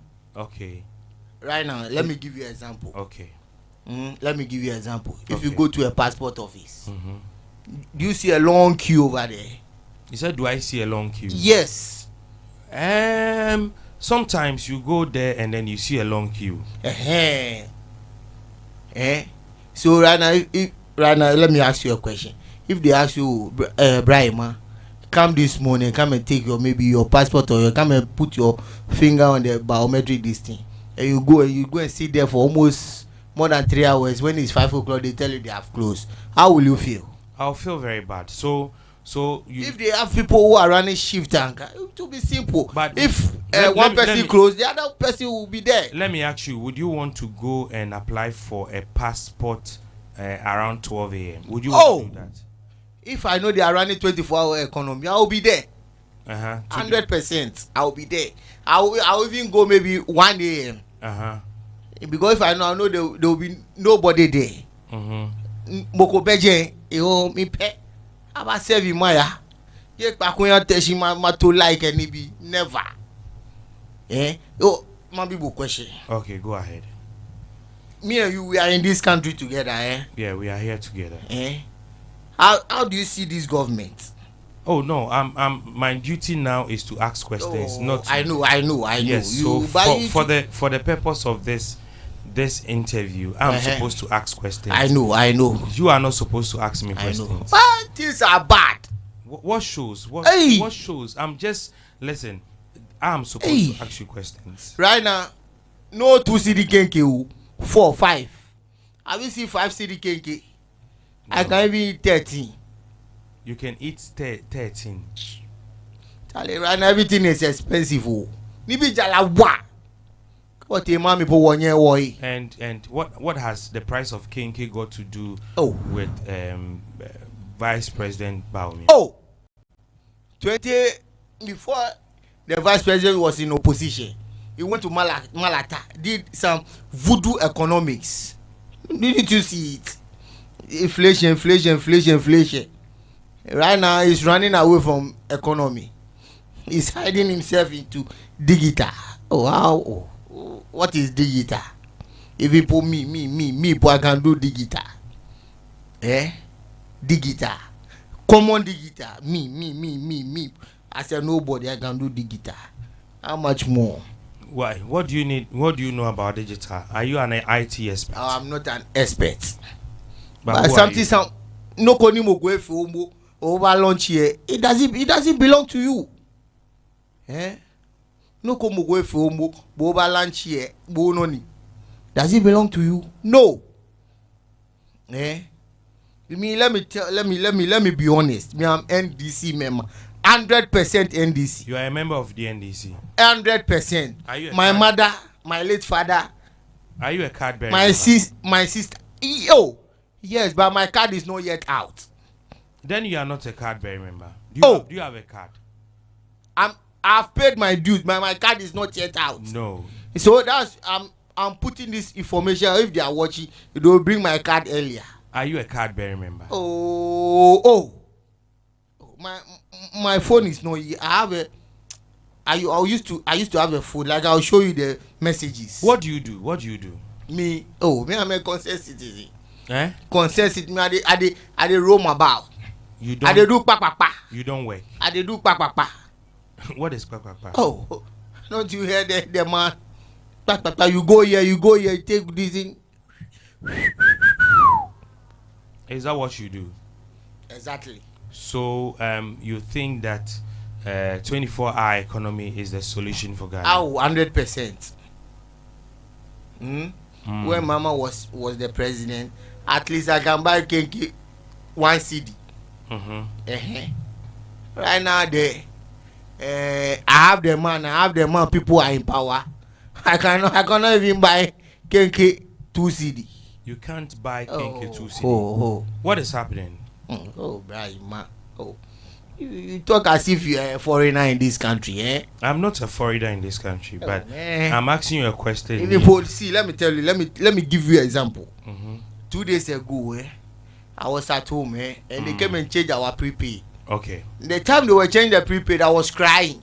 You know the reason I was crying? Why were you crying? Hey, because right now I have to pay more. You need to pay more. Ouch, I was crying. But you need to pay more. If you are using more, you need to pay more. What do I use? TV. Common TV. Oh. Is it common? Why TV. Don't you want to pay for utility bills? I have to pay, but don't you? There's no need to have to bring me something that will run. Hey, I'm not going to do for any million Japoke 50 cedi. Don't age me. Yeah. Okay, so you are still for the 24-hour economy. 100%. 2016. Who did you voted for? Me, since I started voting from 2004, NDC. If I'm going to vote, when I'm in the ballot box, I don't look anywhere apart from where NDC is. NDC. You don't look anywhere. Never. Why? Why do I have to look? I know where I'm going. Meaning, baby, I'm in call. Why do I have to look there? So you don't care about? I don't care.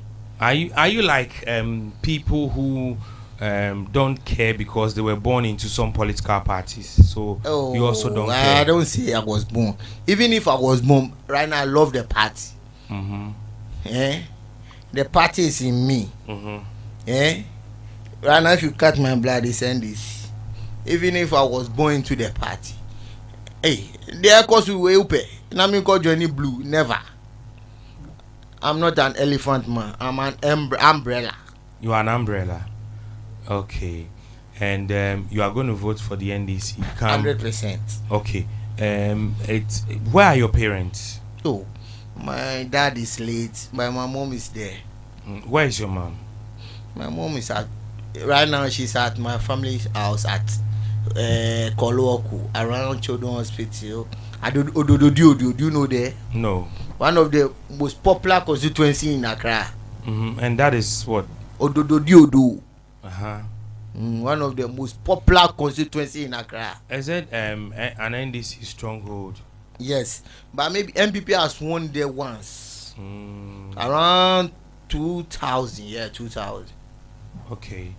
And NDC won an election? No, MPP. Nibia Ibunte won.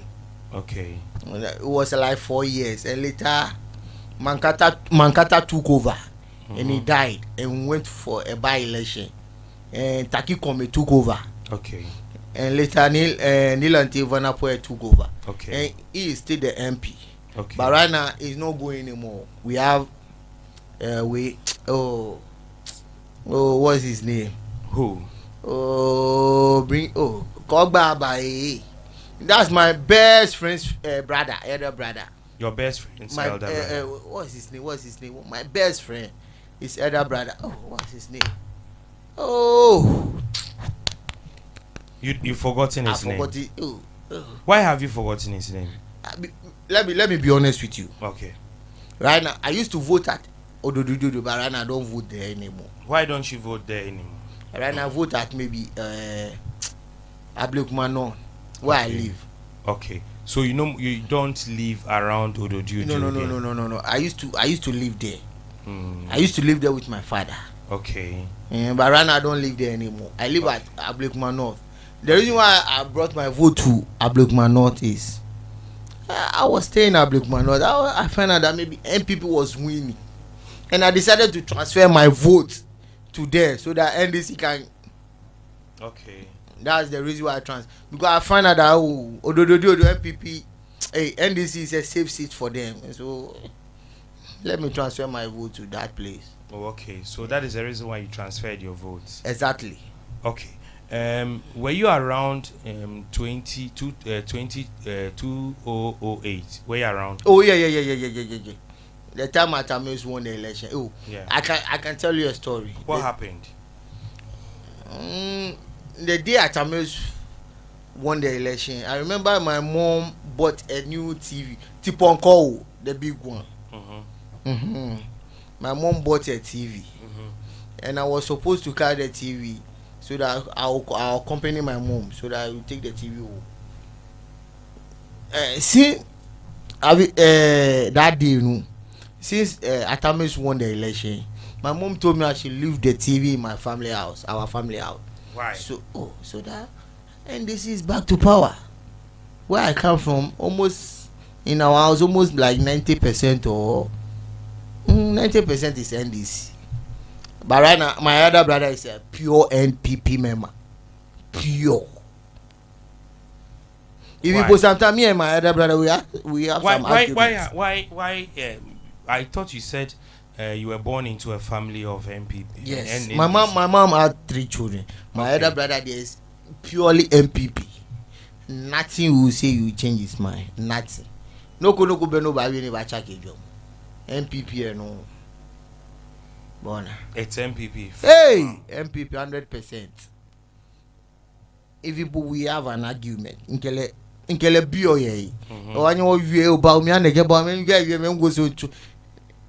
Ne fe ye da brother o small man for me. Nkele wa fi argument ma fi ma disrespect le. Okay, bang me yale. Is that what is happening? Oh, right now that's what is happening. My other brother, let me tell you, he doesn't feel like we are in Ghana that we are suffering. He feel like everything is all right. Okay. But I can tell you, honestly, he himself is suffering, but because of party politics. Because of party politics. Is that the reason why? Oh, that is my brother. Okay. My brother, I know him very well. Party politics. That's why. Is that the case? Oh, 100%. Okay. I know him very, very, very, very well. Because right now, let me tell you. Tell me. I saw a post on Ghana Web. Okay. A+ made. He said there's no insane Ghanaian that will vote for Bawumia. There is no what? Insane Ghanaian. Okay. That will vote for Bawumia. And you also think the same? 100%. Wow. Charlie, Nimi no chomi no have vote for Ale. What? Charlie, come on. I used to listen to Black Rasta a lot. Black Rasta once said, you don't listen to him anymore. I listen to him. Black Rasta once said, if Bawumia wins this election, he will pack all his things and his belongings, he will leave this country. Maybe me too, I'll do that. You leave this country? I'll leave. Where are you going to? Even Burkina Faso will be better. Why Burkina? Why Burkina? If I go a war zone country, I'll be better. Why do you want to go to a war zone country? To stay under a Bawumia president? Never. I'll leave Ghana for you guys so that you can enjoy. Never. Stay in this country and suffer. I will suffer in another man's land. So if Bawumia wins the election, you are leaving this country? Oh, I'm going. Where are you going to? Burkina or Niger. Do you have a passport? Even if I don't have, I'll take STC or Metroman. To where? To where? Niger or Burkina. Niger or Burkina. Maybe I'll start farming. I'll become an onion farmer or tomato farmer. That's what you want to become? Just to leave this country for you people. For who? You people. Why? Who is to leaving suffer?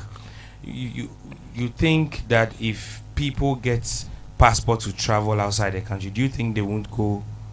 Hey, even you cry, you go. Oh, definitely. A lot of people are leaving. Even you. A lot of you people cry, you are doing me, you will go. Oh, it's an opportunity for you to travel. And why are you asking me? So, I'll go, Papa. So definitely, if that opportunity come for us to travel, definitely we'll all go. Just that I don't want to live outside Ghana. I can just I understand. You want to be a... I can just go... Otofe or my Papa. No, listen. But your leaders are not my Papa. So listen. I can just go and come back. I don't want to go and live anywhere. Live anywhere. If Bawumia is president, I'll go and live anywhere. Oh no. For me, I believe in Ghana, and I believe I can still live here and work here. That is one thing I believe. Yeah, the person that who was in the position was Yobi. Dollar this, dollar that. It was in power. Dollar is 30 CD. If he become the president, dollar will be 25 CDU or 30 Ghana. What shows dollar will be? Oh, I go back so I franopa. Mate. It seems you don't trust. How would I trust such a person? Why won't you trust If him? his wife does not trust him, Who? how can I trust him? How do you know? Oh, hey, oh no, nobody will arrest you. How do you know? Have you forgotten what they do to Bongo Idea? I beg you. What? I just want to have my fun, drink my club beer, go to bed in peace. It's just a rumor. Who told you? Hey, it's just a rumor. Hey, Brian, why shocking me and me? It is just a rumor. Nah. Hey, Charlie, I'm crossing an emoji bar. Because what we were hearing was just a rumor, and Bongo Ideas, we are yet to hear his side of the story. Hey, what do you expect him to say? Do you know? I'm not sure you have any evidence to that effect. It was coming from the own Ossie's mouth, man. We are yet to hear his side of the story. Hey, he said they put a gun on his head and they told him you should not talk about the president again. And you believe that statement? Oh, why? That is not an official statement. Hey, have you heard the president? Have you? The president have never brought any statement to debunk the rumors. So I'm asking you, it is a rumor. Do you know it's a rumor? Oh, it's a rumor, but hey, now Akufo-Addo government way if people pin on the statement, beba. Now we no move for statement in ba. Hey, are you serious? I don't trust them. Oh. Who don't you trust? Right now I'm scared. Maybe if I can go home safely tonight. You are scared of what? Hey, now make me a dummy person and for to hey, who now go come about me a president. Who are you scared of? Hey. Who are you scared of? Right, man. I don't want trouble. Trouble for what? Upayenka football asem. Who is going to give you trouble? Tell me. Hey, Brian, man. Hey, do you want me? Hey, do you want to? Hey, Papa, we upe trouble, mommy. Who is going to give you trouble? I have guests around. Oh. I don't want to leave them. Oh. Even if I want to go to Burkina, I have to enjoy them small before I will go. You want to enjoy them small. So let's wait until this thing December 27th when the election goes. Okay, thank you so much. Can we get another guest come in here to sit? So Anas, I want to really say thank you to you. No, add my nickname, Doggy Man. What? Doggy Man. Okay. Thank you so much. And all the best. Okay. You can have a seat. Hello. How are you? I'm doing good. Okay. What's your name? I'm David Atamina. David Atamina. Yes, please. David, where do you live? I'm from Achimota. Achimota. Yes, please. You called me. Yes, please. How may I help you? Okay. I'm David Atamina. The CEO for Star Children Reality Show Ghana and the founder of Atamina Children's Foundation. You are the CEO of what? Atamina Star Children Reality Show Ghana, and I'm the founder of Atamina Children Foundation. Okay, tell me why you called me? Was it 3 days ago? Yes. Okay, how may I help you? I'll be trying to attempt to break the Guinness World Record for the longest dancing marathon by an individual. Okay, and dancing marathon by an individual. Yes, please. Are you dancing yourself? Yes, please. I'm dancing myself. Are you a dancer? Yes. How long have you been dancing? Oh, I've danced for the past 5 years and more. 5 years and more? Yes, please. Yes. You've been dancing for the past 5 years and more? Yes. Wow. You were just 5 years old? No, for the past 5 years. Okay. Who applied for you? I applied it by myself. Oh, okay. So you want to be dancing. How is it like? How is the criteria like? Okay, so I'll be dancing the 16 regions culture dance Mhm. and then Afro tunes as well. Okay, so is it cultural dancing? Yes, it's part. Okay, cultural dancing is part. Yes. And then what else? And Afro pop songs and the Afro tunes all. Okay, so how is the guidelines like? Okay, they told me I have only four. I should repeat songs after 4 hours, Mhm. and I have only 20 minutes to go for break, then return. Mhm. And then they gave me where when I'm done, where I should upload my evidence for everything. Okay, so they gave you. A place when I'm done, so I'll upload the evidence for them to see. Oh, okay. So they gave you guidelines, and have you Yes. gone through the guidelines? Yes, please. Okay, so you've been going through the guidelines. When did you receive your?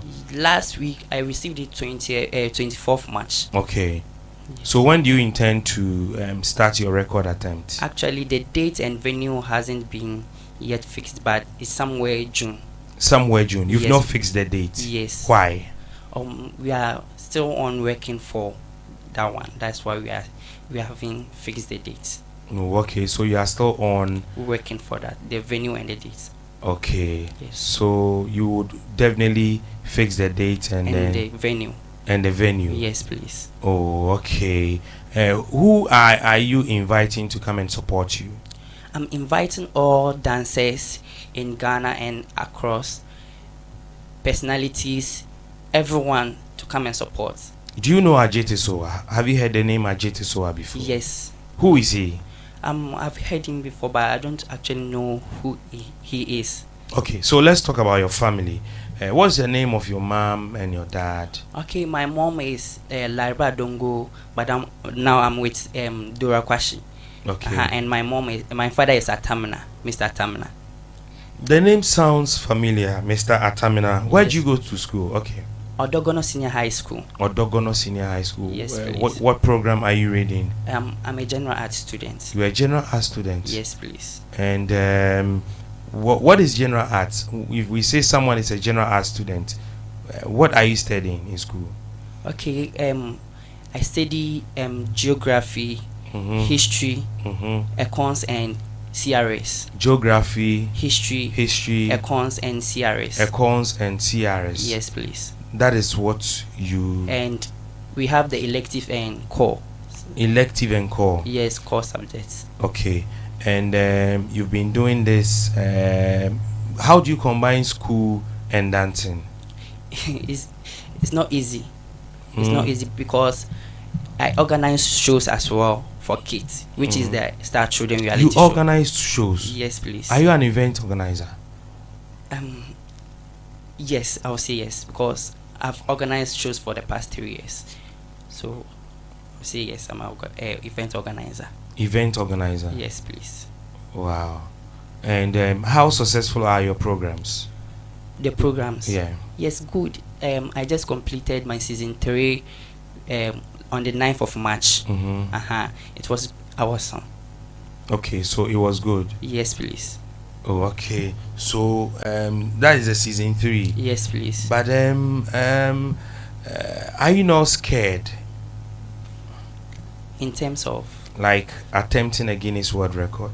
I have the zeal. You have the zeal? Yes. Okay. And you think you can do it? Yes, I can do it. Ever since you posted your flyer, have you received any negative comment from people? You see this Ghana, they will come. Some will say good things, some will also say bad things, but it's not bothering me. How much money do you need to start, or do you need to attempt this record attempt? Do you know how much do you need? Actually, I don't know, but then I know I will need more money. I will need more money for this because it's not an easy tax. Yes. It's not an easy tax. Yes, easy tax. So you know you need more money. Yes, please. To be able to do this. Yes. And how is the preparation so far? Okay, my team and I, we are working we are going for sponsorship. We are inviting people to come on board so that they'll help us to do this, because we can't do it alone. You can't do it alone without their support. So you need people to come and support you. Yes, please. Okay. And you said, where is the program happening? Somewhere June. Okay. How many people do you have in your team? We are 8. 8. Yes. Are you dancing together? No, I'm the only one dancing. Oh, okay. So your team members are 8. Yes, and we still need more.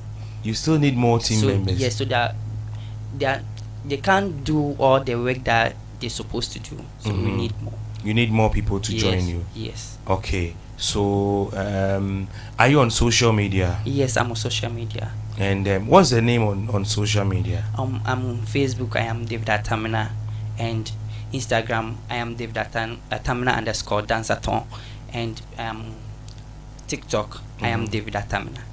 Okay, Facebook David Atamina, TikTok David Atamina. Yes. Everywhere is there. Instagram is I am David Atamina _danceathon. Okay. Do you have other siblings? Yes. Do they also dance? Yes. Some sing, some dance. It means that you are from family of entertainment. Yes, please. All of you like showbiz? I would say not all, because some are into football and not all of us, but some dance, some also sing. Some are dancers, some are also singers. Yes, please. Your parents are dancers? No. They are not dancers? No. So where did you pick dancing from? Okay, growing up, it's my passion to dance and sing, and I decided to dance to entertain people, to make people smile when I'm dancing. That's where I started dancing. Oh, okay, so that is where you had that inspiration from. Yes, please. And you've been dancing. Yes. And you want to attempt Guinness World Record. Yes, please. Okay, so that day we are going to be there to support you. Okay, thank you. And I hope you are going to have a very nice show.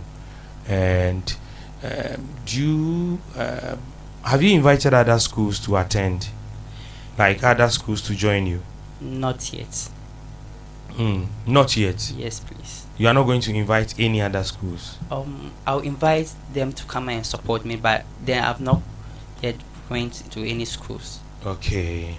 Thank you so much. I think I have Naked. Back then, Nana Yao is also here, and can you please help open the studio for him? So your name once again? I'm David Atamina. David Atamina. Yes, please. Okay, so David, thank you so much for coming, and I really appreciate you coming and passing through the program. Okay. Thank you too for having me. Okay, so thank you so much. Ajua Tyra, if you are here, let me have you here. Okay, so Naked, please open the studio for him. And Naked has been singing for some time now, and by the grace of God, today we have Naked joining me on the record attempt. Okay, so I know you to be Naked. Can you please introduce your name or introduce yourself to me? My name is Gideon Edujemfi. Stage name NY. I'm formerly of Double Fame. Okay. Yes, sir. So, how long have you been in the music industry? Shao Kahn, you should know now. Yes, but for the purpose of this, it's a record attempt. So, you know, you started producing us. You know it. Yeah. So how many years now? It's been over a decade. Why did you decide to go solo? I decided to go solo for so many reasons. Why which I haven't really spoken about on any platform, and I don't intend to. Also, I want to keep that discreet. Yeah. Okay. Yeah. So how have you been yourself? How have you been, bro? Oh, I'm currently I'm asking the questions. Maybe I know. After the record. I know, but you're my brother. So let me also ask, how are you doing, bro? I'm doing fine. That's what's up. I'm doing fine. That's it. Okay, so music after Double, what is the plan? What have you been doing? Well, I've been working, I mean, musically. I've been releasing after I do our, Chroma the Good Reason, and now I have a new single out which is Banku, and it's doing crazy. So I'll say it's been beautiful so far. I've been in and out of the country as well, shooting videos, trying to put the brand on a different level. You understand? So I remember before COVID, I released an album in 2019, Rebirth album in 2019, which I went to South Africa. At that time, Steve James was in South Africa. Okay. We shot 4 videos. I mean, we invested a lot. I came back, started promotion and everything, and in 2020, before I realized COVID see me or good day inside. You understand? So COVID affected you? It really affected the Rebirth album itself. Okay. So after that, I went on a low for some time. I decided to invest that year. I decided to invest the money into other businesses instead of music, because that wasn't a music year. Honestly, it wasn't a year for entertainers. You understand? Because we were indoors throughout the whole year. So I started active music again, I say late last year, which I released Banku, and we still rocking. Wow. Yeah. Have you been hearing from your partner? Have you been hearing from me? My bro Pakwesi. Yes. No, it's been a while. It's been a while. It's been a while, yeah. How long? I can't. It's been over like 2 years. I mean, Ache. Who's your son? Make the refill up. Or refilling no man why. You don't see you don't meet him again. You don't talk. That's. I would say we haven't met so far. Yeah. When was the last time you met? That was way back 2017 or 16. Yeah. But we spoke on phone somewhere, I think last 2 years or so, and that's it. And that's it. Yeah. Ade. Why? Is there any problem? There's no problem. He's living his life, I'm living mine. I mean, nothing wrong. Yeah, I understand you, but nothing wrong. You were together. I remember back then I was recording your songs for you. Yeah, me and Brakwesi, the Ghetto Gospelist. Yeah. So what is happening? Nothing happened. Okay. It's like it's like normal like relationship. You understand? Married people marry, they divorce, and they live their lives. You understand? Even twins. I know twins they be musicians with the pathways. Twins. You understand? So, like, if anything can happen. You've been releasing some songs for some time now. Yeah, I've been. How is it going? Very good. Do you make money? Why am I not? Do I look broke? No. Yeah. You are making money? Yes. Out of music? From music and my other businesses. What other businesses? I don't want to put them out. What is it seems you've changed. Yes, I have. Yes, I have. People do change. You've changed too, bro. Well, what I've changed. Yes, you've changed. Are you sure? Yeah. Okay, we'll talk about that. Yeah. So your song was big. I'm in the mood to do da da da. Yeah. That was a big song back then. Yeah. Hmm? Yeah, not just that. Christy was also big. So many songs. Walai Talai Mana. I mean, Only You. So many. And then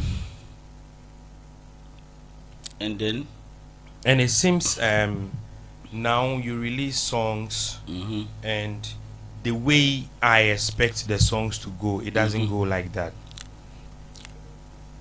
It doesn't necessarily have to, like, when you go solo, it's like starting all over again, and you don't just wake up and take off. You understand? It's a gradual process.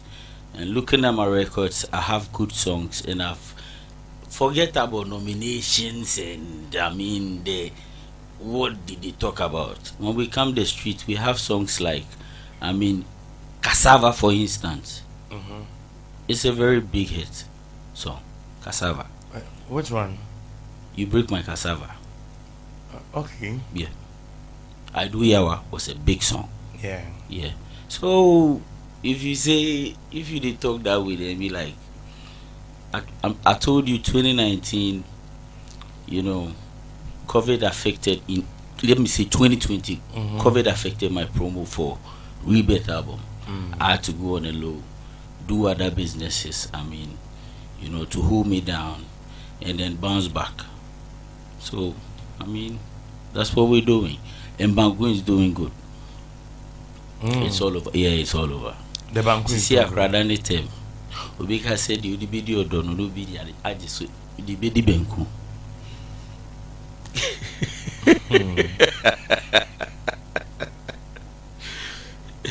You attended Ascension Academy. Me and you. Yeah. Yeah, we both did. Do you remember back in school some of the things we did? Yeah, I remember the time with Mr. Waji the last you and Mr. Hansen the last you. Yeah, the current times of me in the not but you know the last you. Yeah. My names are always up when it's time for the names of talk artists. I know, right? Yeah, we were always in there. So I remember back in school. Yeah. So if not music, what would you be doing?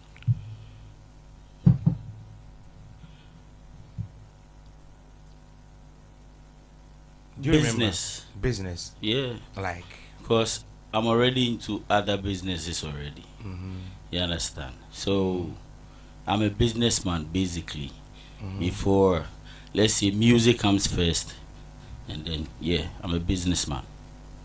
I do other businesses. Anything that goes, I'm into it. Yeah. Anything that goes, you're into it. Not illegally, but yeah. Legally. Yeah. Anything. Yeah. You are for it. Yeah. Really? Yeah, I'm from the street. I make money on the street. That's how we do it. So now it's no more recording music, but then you are doing business. Listen, I don't just want to be. I don't just want to be a musician. I want to be a rich man. You want to be a rich man. Artist. You understand? And we are so who is can be any hormone bako. Okay. You understand? So that is the mentality. So yeah, I'm doing music. You go fi ask Obed. I dey fetch my royalties, my money all the time. From digital stores. They pay me Spice. They pay me all the time. You understand? There is money there. Yeah. And as we speak, Banku is doing good on TikTok like crazy. You understand? The Banku, it seems I'm kind of confused a little. Yeah. You never hear them? I think you sent that song to me. Yeah, I did. So if you knew here, I would be very disappointed. Yeah, I think you sent that song to me. Yeah, I did. And it's doing so well. Very good. But it seems your songs currently we are not hearing them on radio and on TV. like how it used to be. It used to be. So it means you have a way of marketing your songs now. The thing is, like I said, I just restarted, and if you should check, I've started TV promo. The song is on TV now. I've started radio promo too, and I'm not done with the radio promo. Okay. And I'm still doing online promo as well. You can ask Obed; he knows everything. So we are on a promo. Music don't just. You get music where somebody come where in just a week it will take over and it dies off. They get some too where they take time to grow and it stays. My music is always timeless. If you should listen to Adu Yawa today, you go bounce to it. If you should listen to even Double's old songs, still today you go bounce to them. Yes. You get it. Yeah, If I you get should you. listen to Bankun right now, you know go if sit, you go dance. That's it. Where do you see yourself in the next 5 years? 5 years is too long. 2 years. Oh, come on. In the next 2 years, Yeah. we should be representing Ghana globally. Yes. Basically, that's it. Globally. Globally. You are That's going the to intention. represent Ghana globally. I have this new album coming. The title is Alkebulan Rhythms. Okay. Alkebulan simply means Africa. That's the original name for Africa. Original name for Africa, as well. Alkebulan. Okay. And is the title of the new song. Alkebulan Rhythms. That is the title of the new album. So people should just watch out. It's a new me, new tunes, different style. I mean, this time, if you should listen to my songs, you will realize I'm trying to target a different market this time. You know, this is a new brand, and I'm taking it to a different level. And the kind of level I try to come to, it's not easy. You know, it's music is money into you know it. Yeah, you understand? I know. Yes, so we are on it. It's a gradual process. So we know we'll get there. Okay. Yeah. Yeah, sure. We are going to get there. So, right now you are into business. Yes. You are doing music. Yep. On a low key. You are getting your revenues from your digital stores. Sure. And you are cool with that. I'm super cool. What is working for you? What is working? What because Everything. I really want to know what is working for you, because Everything. Yes, you are so big. We know. Yes, Yeah. Double was that big here in And, Ghana. and NY is big. And NY is also big. Yes. Yes, but then you are big, but your songs are not out there like it used to be. I Do Yawa was out there. Cassava was out there. Yes. What affected the promo was COVID. And this is like a restart. You understand? So yeah, just people should just keep their fingers crossed and see what Chef N is about to serve. What are you about to serve? Chef N. Chef N. Okay. Is that your new name? You know, I make music, I make soul food. So basically, I see myself as a chef. I make music. Music is food for the soul. Okay. So I see myself as a chef. Okay. So I call myself sometimes Chef N. Chef N. Yes. And I for no tell you what I can save you. No be so you no go be so surprised again. You understand? Yeah, I understand. Yeah. So Chef N. Chef N. But it's NY. The name is NY. Okay. Yeah, it's just NY. Sometimes I just like call myself Chef N because I feel I'm a chef. I feed the soul with music. Yeah. You feed your soul with music. Everyone's soul. Basically, music is food for the soul. You know that. Are you married? I'm not. You have kids? Yes, I do. How many? I do have 2 kids. Okay. Yeah. You want more? Should we expect more from you? I can't tell, but I can't really tell for now. Why? Why can't you tell? Yeah, because it's not in plans now. You understand? I know definitely I'll need more, but not now. Right now I just want to cool off and put one or two things in place before I, One or two things, like, yeah, they are personal. What personal things do you want to They are put? personal. They ask me say what personal thing. They think be personal. They ask me say what personal. You won't be carry laser. Who tell me? Why can't, bro? Me and you, we go way back. Yeah, I know. Come on. That's why I call you Shao Kahn. And I call you Gideon a DJ fee. Sanity. So you didn't marry your baby mama? Yeah, I did. Why? The same person with two? No, different women with two kids. Yeah.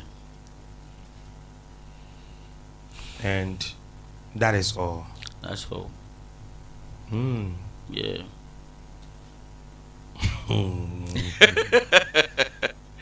But it's been a while though, bro. Yeah. I see you keep. I'm around and I'm doing media, and you are doing music. That's it. Yes. So back in school. And I'm really happy for you, bro. Yeah. This attempt is really big. You've already broken the record and you're setting yours, Charlie. Big up yourself. Yeah. Yeah. Big up yourself. I really respect that, bro. You know. Yeah. I know where we started from. Yeah. I know where we started from. Yes. I know the things we've been through. I know see a beggar they watch right now. Yeah. You understand? We've done big up yourself. So you've also done so well, and sometimes I tell people you've done so well for yourself. Thank you. The journey was not easy, but it hasn't been from Pigoma. Yeah. Now, if you did play one a beat, aish, man, time flies, you know. Time got wings. Yeah, it really does fly. So you normally are you always in Ghana? Sometimes. Okay. Yeah. Sometimes I'm in Europe, sometimes I'm in South Africa. But most of the time I'm in Ghana. So you do Europe, you do South Africa, and Ghana. Yeah. That is where I do my businesses and I play and I do my stuff. Yeah. That is all you do. It's not like that's what I do. It seems there is something you don't want to talk. Yes, it's my business and I don't want to put it out. Why? You understand? Because I don't want to. You know, I've decided to let it out. But these are the places I do business: Europe, South Africa, and Ghana. Between Europe, South Africa, Ghana. Yeah. Okay. Thank you so much.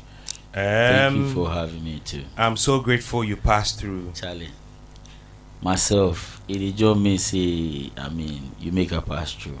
Okay. It's been a while.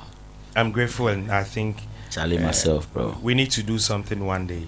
We have to. Okay. We have to. We need a very long conversation. Yeah, we need to have a very long and I'm going to interview you, so don't worry. Okay, I have Mr. Sammy Flex in the house. Producers, please kindly help. Okay, so thank you so much. And yes, and I'm grateful. Yeah, I'm grateful you came. Okay, so Mr. Sammy Flex is joining this record attempt, and so please kindly position the microphone for me as Mr. Sammy Flex joins us in the studio. Oh, okay, okay. So you can sit down. You can sit down. Yeah. Can you introduce yourself? Right. My name is Samuel. Pull the microphone. Your name? Yeah, Samuel Esiama Anson. Samuel Esiama Anson. Yeah, Samuel Esiama Anson. Okay, so Sammy, what do you do? I'm a cargo clearing agent. Cargo clearing agent. Yeah. What does it take to become a cargo clearing agent? Well, it needs some experiences. That is, you being with the custom officers, like trying to know exactly what it takes to be, let's say, an intermediate, being the importer and then the customs. Yeah, so you serve as a broker. Yeah. That is cargo clearing agent. Cargo clearing agent. Okay. How lucrative is this being a cargo? Do you get money? Is like people have money to clear goods like that?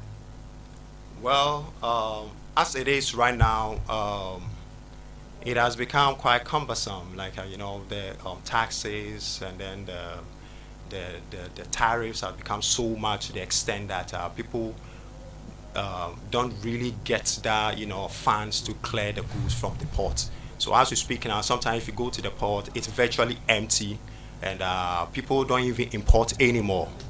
Meanwhile, like everything we have in this country is imported goods. You understand? Yeah, but then it's quite unfortunate people can't even import anymore because of the taxes and then the duty values. People can't import anymore. Yeah, as it is now. Why? Yeah, like I said, the taxes are so much. So what happens to your business? Well, so we're still in it. But we're trying. But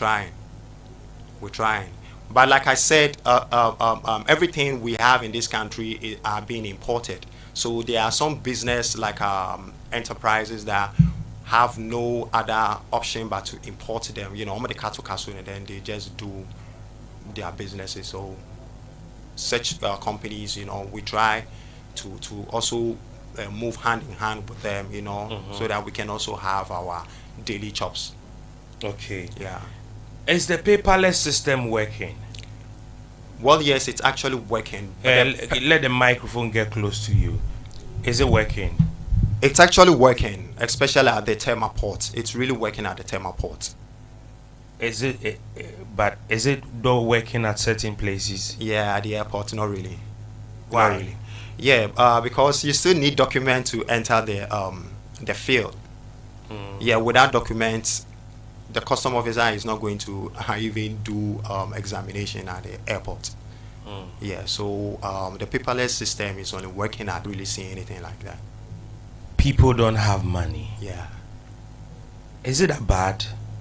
Oh, really bad. Because if you to go to Jubilee, for instance, sometimes you see the whole place empty. What can be done to improve the system? With that aspect, I feel, well, yes, I know the country really needs, funds, to build the country. But then they need to relax with the way they tax. Yeah, they need to relax with the way they tax. And aside that, even if like whatever taxes that are coming, we really seeing the effectiveness in we paying these taxes, it wouldn't have been a problem. But then we pay the taxes and we don't even see how the taxes are being used. Yeah. So on a serious note, as we speak right now, we have the custom officers who have always been generating funds to the state. But they don't even have a hospital. No hospital. Yeah, so where do they use those monies for? The ports, like I said, are the very places that we import stuffs like everything. Dynamite and all these things like hazardous goods and all these things. But they don't even have, let's say, a standby ambulance in case they are let's say occupational hazard or stuff like that. In case there are occupational hazards, there are no standby, let's say, ambulance to even like carry these officers. These same officers that generate funds for the state. Wow. So like I said, fine, it is good to tax, but in as much as you taxing, let us see what we having from these taxes that we pay. Okay. Yeah. So it's a problem. It's a problem. Big problem. Big problem. What can be done? Would be our question. Good leadership. Leadership. Good leadership. Good leadership. Good leadership. That's all. We need good leadership. Good leadership. Don't we have good leadership?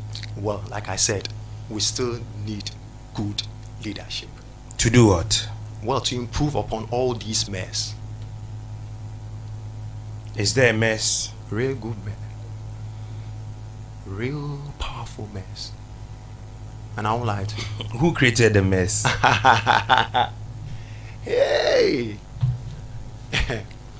There was Sydney. There was someone who created a mess.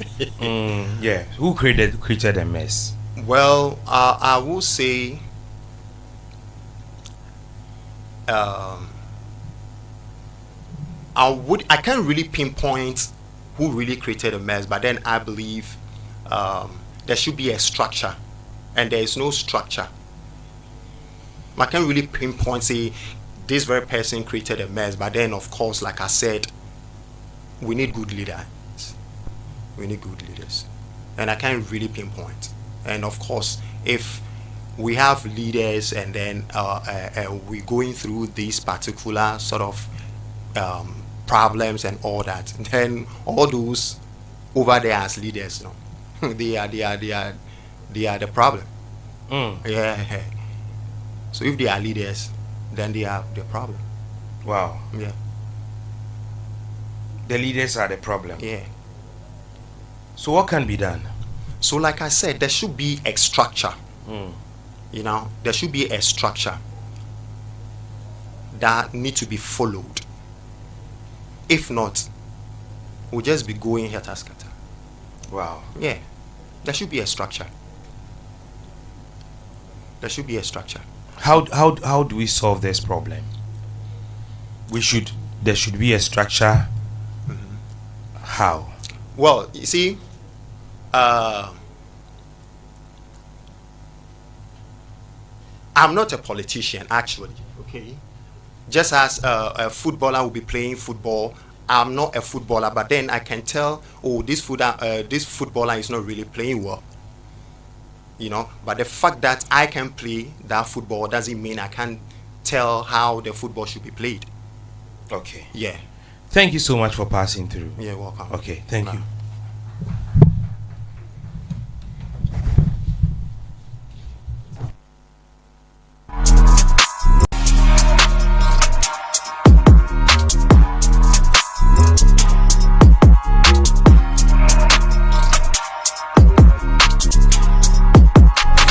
Do you allow me to interview your son? I want to, but the things he wants to say and what happened the last time after you interviewed him, I'm just confused.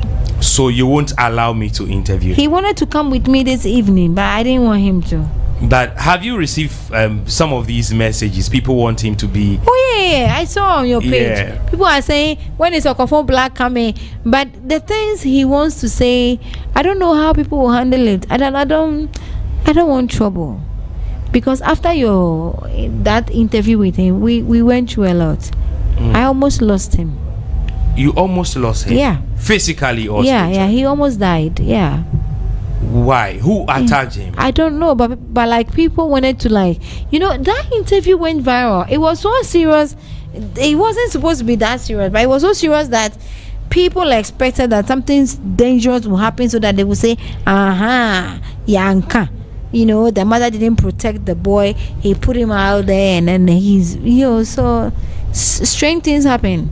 I'm telling you, we had a mirror in the living room, in the bedroom, in the bathroom. We have to get rid of all of them, because when he sees mirror, his energy becomes agitated. He start acting funny. Wow. After that interview, yes.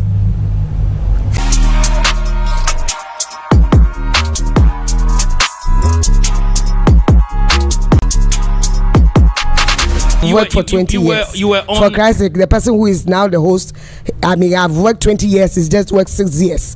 He can't be more experienced than me. So he cannot treat me like you don't know what you're doing. No. I can't allow that to happen. So you left. So I left.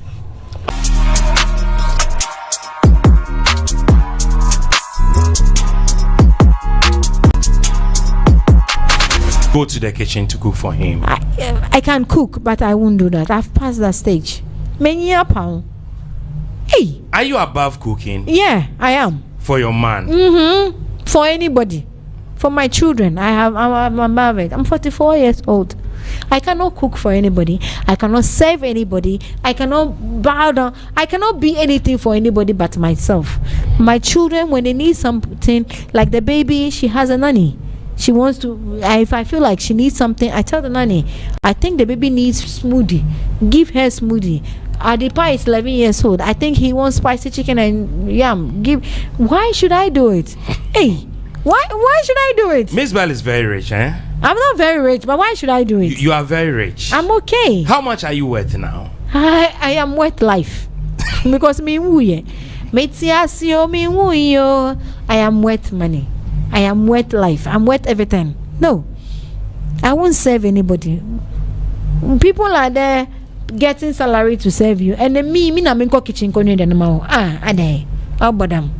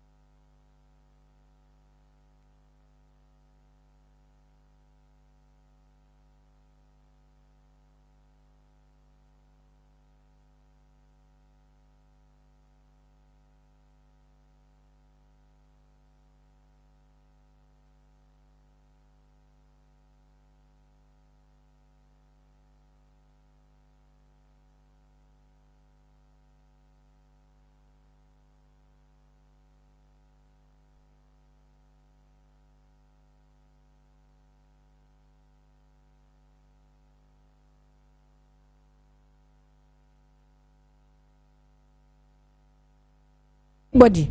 For my children, I'm above it. I'm 44 years old. I cannot cook for anybody. I cannot serve anybody. I cannot bow down.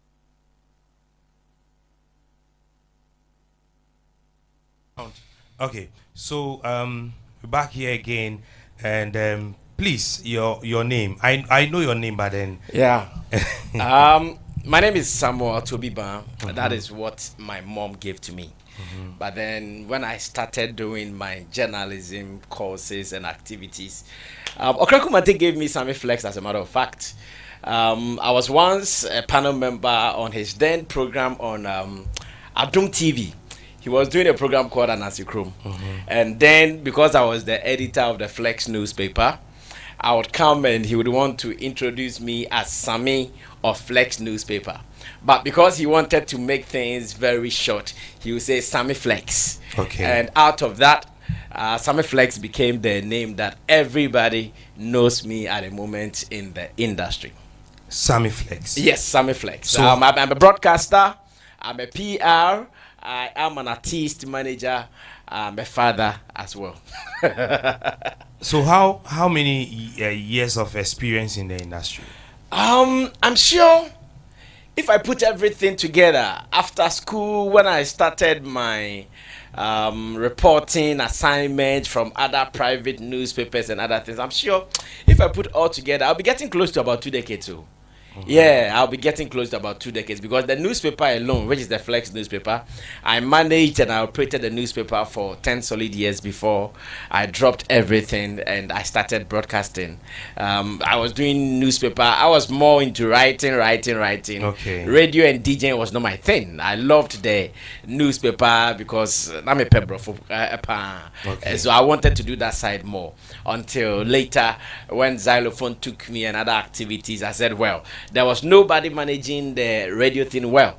Sorry, the newspaper thing well. So the newspaper should rest. Then I can go ahead and do other things. So maybe I'm sure minuses and pluses, 2 decades, we are getting close if you are not there. Okay. From newspaper now, you are managing Shatawale. Yeah. How is it going?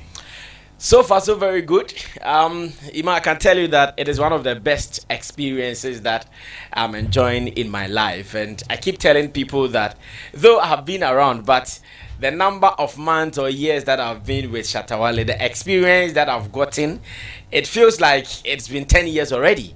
Because Shatta Wale is a big brand, a big musician in Ghana. He's had all the experiences as an artist. He's had his failures, he's had his wins, and anytime you are working with him, he teaches you the things that you have not seen, but that he has seen. And that alone has taught me a whole lot of things that I can tell you now. Even if you bring Jay-Z or can manage. Rihanna or Beyonce and you say I should work with them, I'm sure I can do the work with them as well. Really? Yes, I'm telling you, man.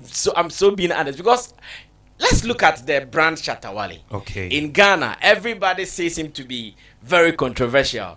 There are some people who even think that Shatta is not manageable, but Shatta is really manageable. Every time that I'm talking to him, it is just about understanding what he wants and knowing what he can also do to support his brand.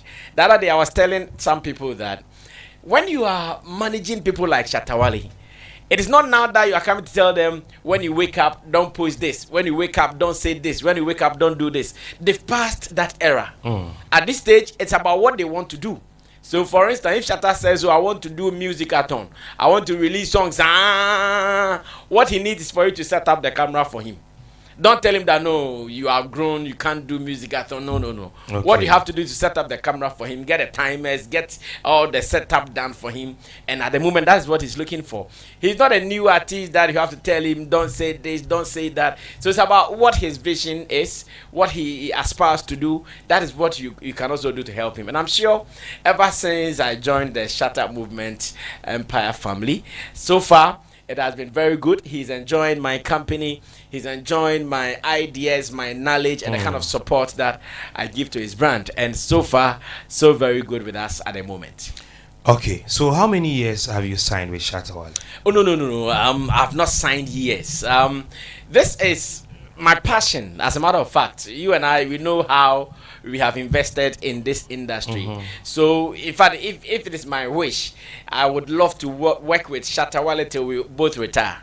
Because if I sign 5 years with him, if I sign 10 years with him, who knows when the thing will be sweet. Now you are working, okay, money is coming, all right, but maybe in the next 10 years the big money is coming, because as much as I know the kind of brand that Shatta Wale has, the kind of talent that he has, that boy is not going down soon. Like, he's not going down now, because if Shatta Wale would go down, like, he would have gone long time ago. When he was Bandana, went down for 10 years, came back, and now he feels like someone who is new.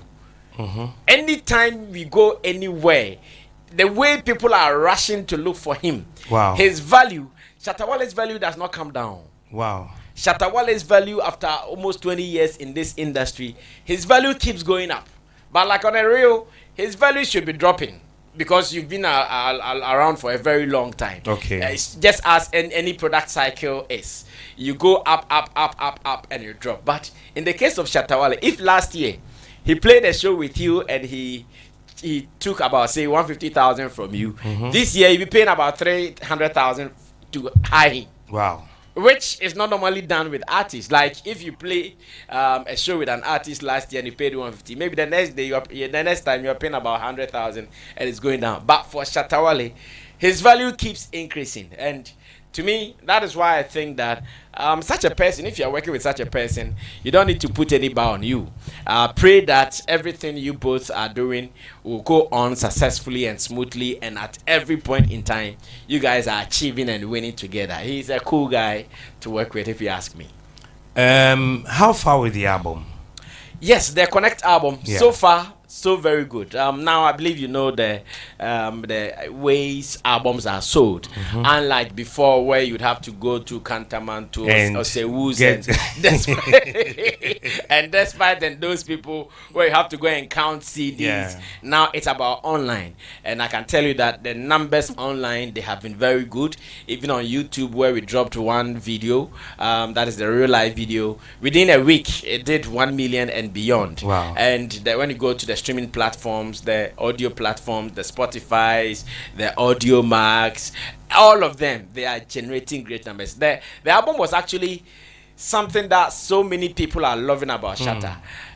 People know Shatta Wale to be that hard guy, the dancehall type, the giddy giddy type. But for this Connect album, he decided to slow it down for the people. 8 songs, let's have fun, let's chill, and he brought that feeling of the Afrobeat on there. It was a partnership with some Nigerian companies or entities. That is Bankule Entertainment and Mad Solutions. And to us at Shatta Movement at the moment, we are satisfied. We are so okay with the results we've achieved so far. Okay. Any upcoming programs you have? What do you have in stock for the year? In fact, we have more. As it stands now, I think next month, we are not yet in April yet, right? Next month, we have some shows here in Ghana. We're going to Branford, Brekum to be specific. And after, we have some London trip to do. And after the London trip, there are other engagements outside of Ghana that we are still tossing around. There is Jamaica, there is Canada, there is Germany, there is US. We are tossing, just that, dealing with Shatta Wale, as a promoter, you have to come prepared. And that is one thing that so many people don't get. People think that, Shatta doesn't go anywhere. It's not as if you are not going. The people can't pay. Okay. No, the people can't pay. How much? A very big match. How much is Shatta Wale charging now? It depends. But like I'm saying, the value is good enough for the brand that he has become. Now, Shatta Wale is not just an artist. He's not just a musician. Shatta Wale is now a business person.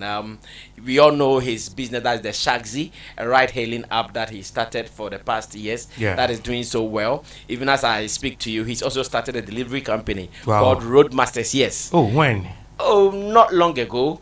It has been under Shagzy, as a matter of fact. I think for some months now, the delivery Roadmasters has also been around. And again, he's into real estate with some partners.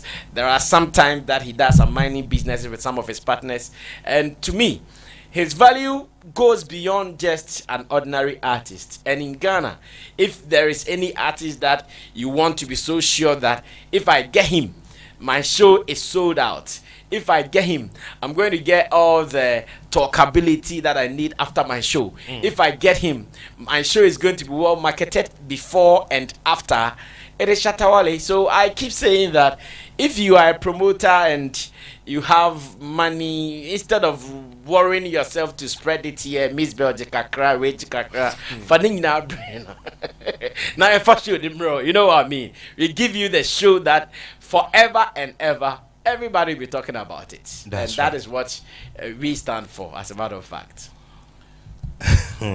What happened to your show? Which of the shows? The one on CTV. CTV. As a matter of fact, when we were about going for Christmas break, they wanted to change some 1 or 2 things at CTV. Okay. And it wasn't my show alone. In fact, even their morning show, it was on hold even before we went for the Christmas break. So when we came back, that I thought they were going to rush and fix things, they delayed in building their set because I was doing a chroma or a green screen. At a point, I told them, Charlie, Sammy Flex brand is too big and too grown to be doing a chroma background or a green screen. So why don't you build a set for us? The set took a whole lot of time, and at the moment, I don't even have time to breathe. I don't even have time to eat. If I add that one, then it will be that Sammy Flex is doing show-a-thon. That one is not being interview-a-thon. I'll be doing show-a-thon. That's show-marathon. Because now I have my own shows at Sammy Flex TV, which is online. In a day, if I'm not bragging, I record about 4 shows or 5 shows in a day. Every day? Every day. Every day. At least on my channel, I release 3 videos constantly on my channel. Every day, 3 videos. So in a day, I record about 5. Imagine you're recording about 5 shows in a day. After that, you still have some Shatta Movement rounds to do, some meeting here, some mails here and there. And in the evening, if you have to go and do another show again on TV, at a point, it was becoming a little demanding and heavy on me. I said, well, if they're also not ready, then why don't I relax till they are ready? So at the moment, officially, I'm still with them. Okay. Just that I'm not on air. You are waiting for. Yes, official. I'm still with them. I'm not on air. I've gotten calls to come for some meetings for us to know when. But because of my schedules, I'm also taking it slow. Let me see if I can still manage myself and work out the time again. Then I can come back on air. But apart from, but I always see myself as being on air all the time because on Sami Flex TV, just as I was doing on CTV, it is the same thing I'm doing on Sami Flex. So I'm like Nike, always in the air. You know what I mean? Okay, so are you? I don't know. Should anyone approach you for a radio job? Are you ready? Radio job. Now my challenge. My challenge is actually time. It is not doing the job. The job there. If I say I don't want to do it, me, I'm workaholic like you are. I love to work. In fact, that is my life. I can work from morning to evening as much as I have life, I have strength, and I can do it. But now, it is the time because the kind of job you do for artists, the time is not regular. You cannot say, oh, at 9 a.m. you go in here and that is what you're going to do. The time changes. At every point in time, something else is happening. So now I don't want it to be like, okay, you have some regular show that you do when your artist needs you for some meetings, when there's an emergency your artist wants you to attend to, then you are on air and you have to close and blah, blah, blah. I think it will disturb the job. Unlike Sami Flex TV, it is very flexible. So anytime I'll be called that, oh, Sami, you have to go here, Sami, you have to go there, I'll just drop mic and say, guys, let me just do this quick meeting and come back. But if I take any other job, it will be a little demanding. So I've personally been asking myself that, can I look for some weekly or some 2 days thing, be somewhere, and even do for free? Like I can take one radio platform and say, okay, this platform, I want to work with them. What I want to do, I don't want them to pay me. I just want to do it for doing sake. Okay. But once again, which time or where am I fixing it? That is my challenge at the moment. If I get a comfortable time, maybe a station not very close, not very far from where I live, and I can do some back movement, I'm sure I would consider. And I'll consider not because of how much I'm going to get from it, maybe because of the passion that we have for the media thing. And apart from that, but even now, the strength of radio is coming down, as a matter of fact. Radio strength, TV strength, all those things are really coming down. What we are all pushing for is to get an online presence. And if you get an online presence, I think you are good to go. That is what, at the moment, I am pushing for more. Sami, growing up, did you ever believe, and what was it your dream to be a journalist? Yeah, it was. I hated maths. As a matter of fact, I was one of the poor students in maths. I could read any book that you could give to me.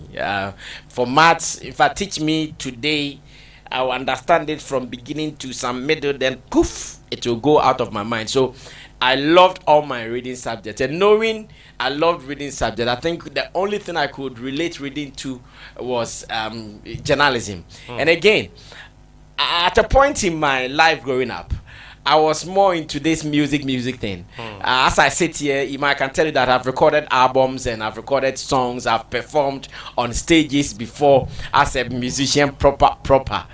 So when I realized that, okay, the math thing, I can't go to do any course, the EMS will surely fail me somewhere, then let me branch. I started my journalism courses. Me and Miss Bell, we attended one school though. That is Manifold Institute. That is, if I'm getting it right. Yeah, yes. Manifold Institute, yes. And that I did that course. I did some other short courses, some short PR courses as well.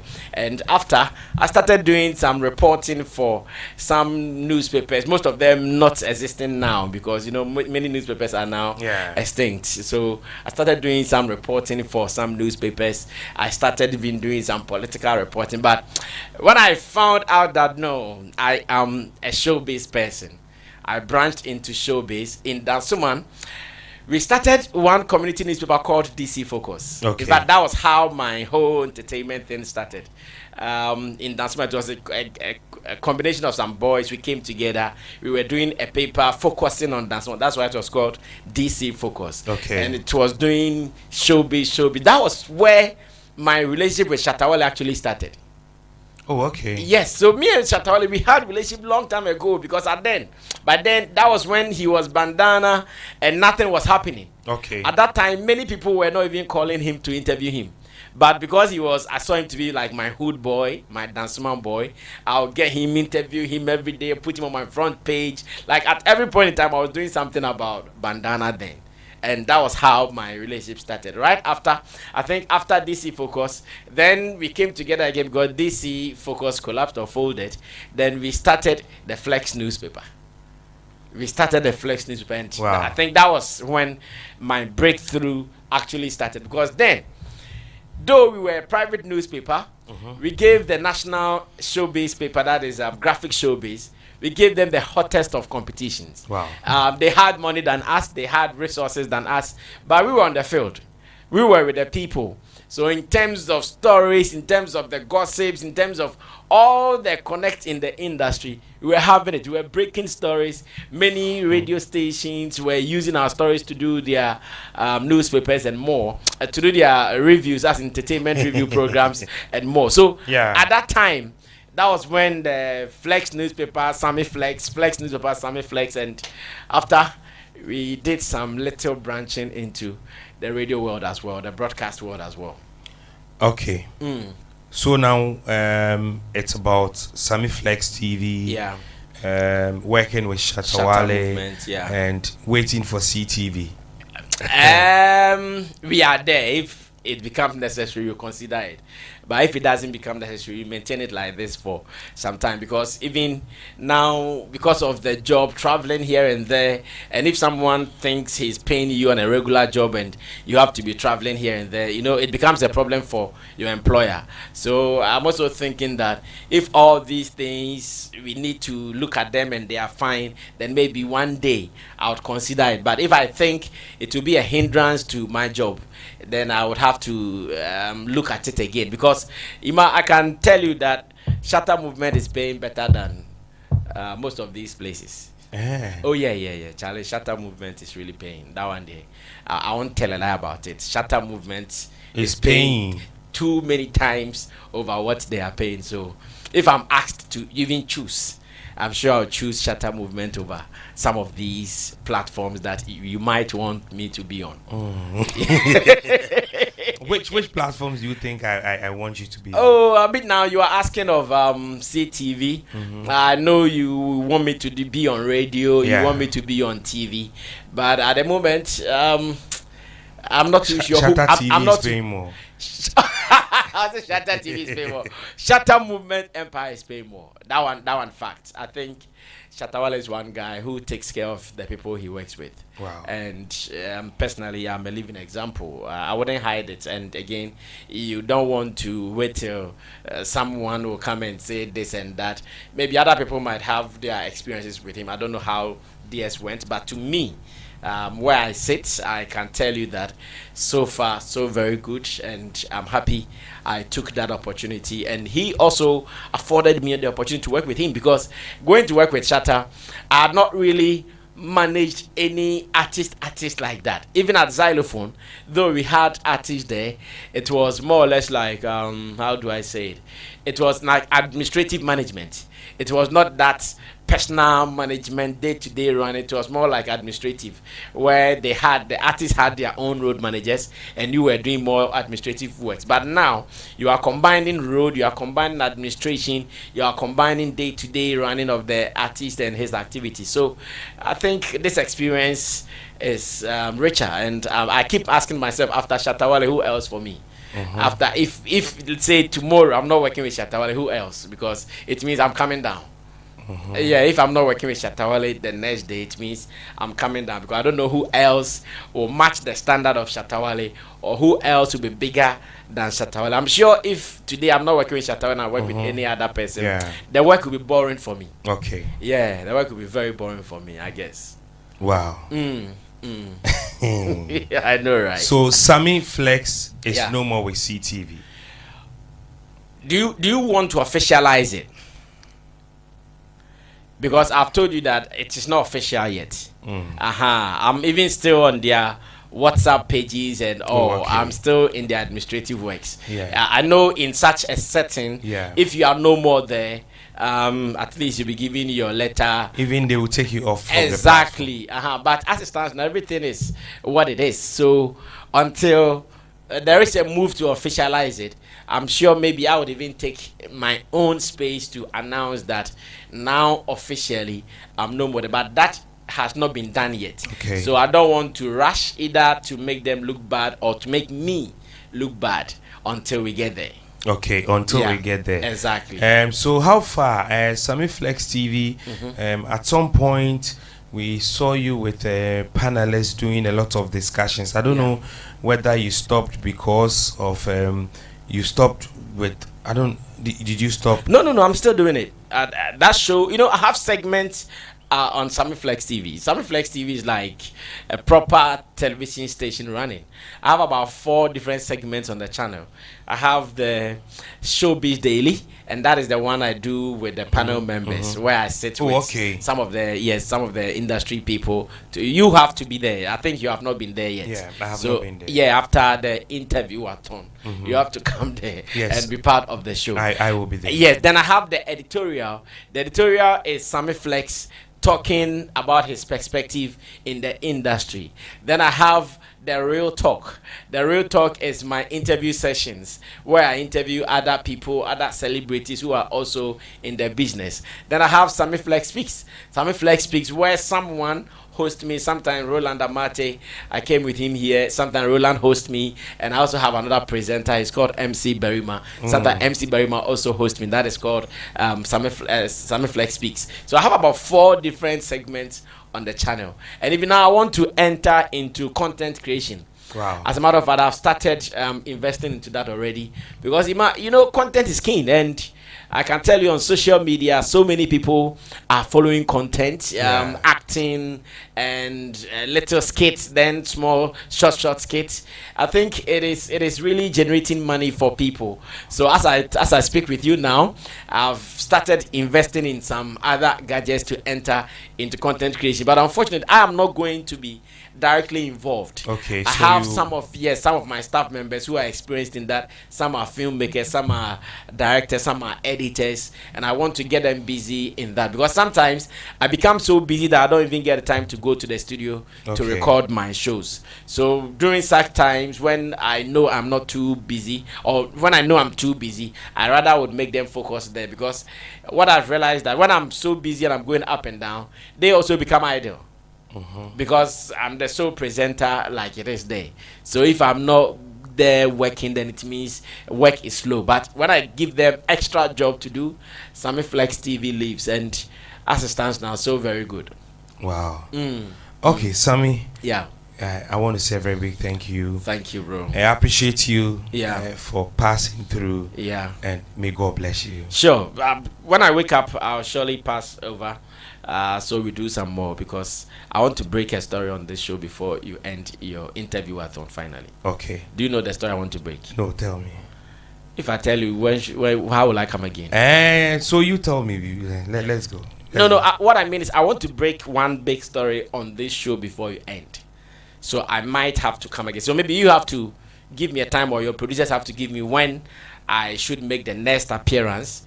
So I break, because that story is so huge in the entertainment industry. It will turn heads, it will cause confusion and commotion, but still we have to say it on this Guinness world attempt. We have to still say it. Okay. Yeah. Okay. Or you are scared? No, I wanted you to go ahead, because if I say it now, IGP can even walk in now and say let's close the whole attempt. Oh, don't worry, feel free, let's go. I should say it now. Yeah, say it now. Hey. Okay, let me wake up and come. So no, go ahead. No, let me wake up and come. Okay. When I come back, when are you ending this? You are not sure yet, any. You are not sure yet, any. Go ahead. No, let me prepare and come. I'm ready. I'll come again if only I'll be permitted to come again. Why not? That is. I'm confused about. You are confused about? Yes, about coming back. So I wanted you to go ahead. Many people are sleeping. I want an active time to do this story. I want an active time to do this story. So give me one active time, or maybe it is an investigative work that I've done. It is about how people are exploiting ladies in the industry. It's about how people are taking advantage of investors in the industry. It's about how people are using spirituality to do some things. Like it's a full documentary that I've done that I would want to talk about on this show. Before you wrap up, before you drop your mic, I want to say it here before this will end. Unless you are scared. I'm not scared. I wanted you to go ahead. No, for now, that's what I'm saying. I would want to come back and do this. If you don't have a problem, I would want to come back to do this, because your producers even told me today is just an introduction, a warm-up of me into the show, and they have a proper session for me tomorrow. Earlier, June Obri Jr. called me, and I was at a comedy show. I said, right after the comedy show, I'll come and pass here to see how things are going, and I'll come and have my session. Maybe my session would end it after I break down stories. Then we can all drop mics and wait for our results. Unless you are scared. If you are scared, then I'll come. I'm not scared. Then open up. Let me come again. That's it. If you are not scared, then open up. Let me come again. Then we do this. I mean it. I want to break that story on the Guinness World Record attempt. Okay. Done here in Ghana. Okay. That is where the story should be broken. Okay. Yeah. I'll call you. I'll be expecting your Yes, so expect my call. I'll give you a call. All right. Thank you so much, Brahima. More grease to your elbows. But I hope you are still energetic. Yes. We are going the long haul. Yeah. We are making the record. Sure. Thank you. I've broken a record already. Oh, you've broken the record already? Yes, I have. Oh, so you are adding some more to it? Yeah, I've broken the record already. Wow. Power to the people. Yeah. That's it. I've broken the record already. So. Oh, wow. No, that's positive. That was around 8 something. 8 p.m. today? That was Saturday. It's now 2:25. Yeah, that was Saturday. Saturday 8, yeah. Yeah, 8:12 was 8:16. Wow. Wow. Then let's go and sleep, oh. Okay. Me and you, then let's go. Right now? Yes, I've broken the record already. Yeah. And when will I come and break the story too? I have broken the record already.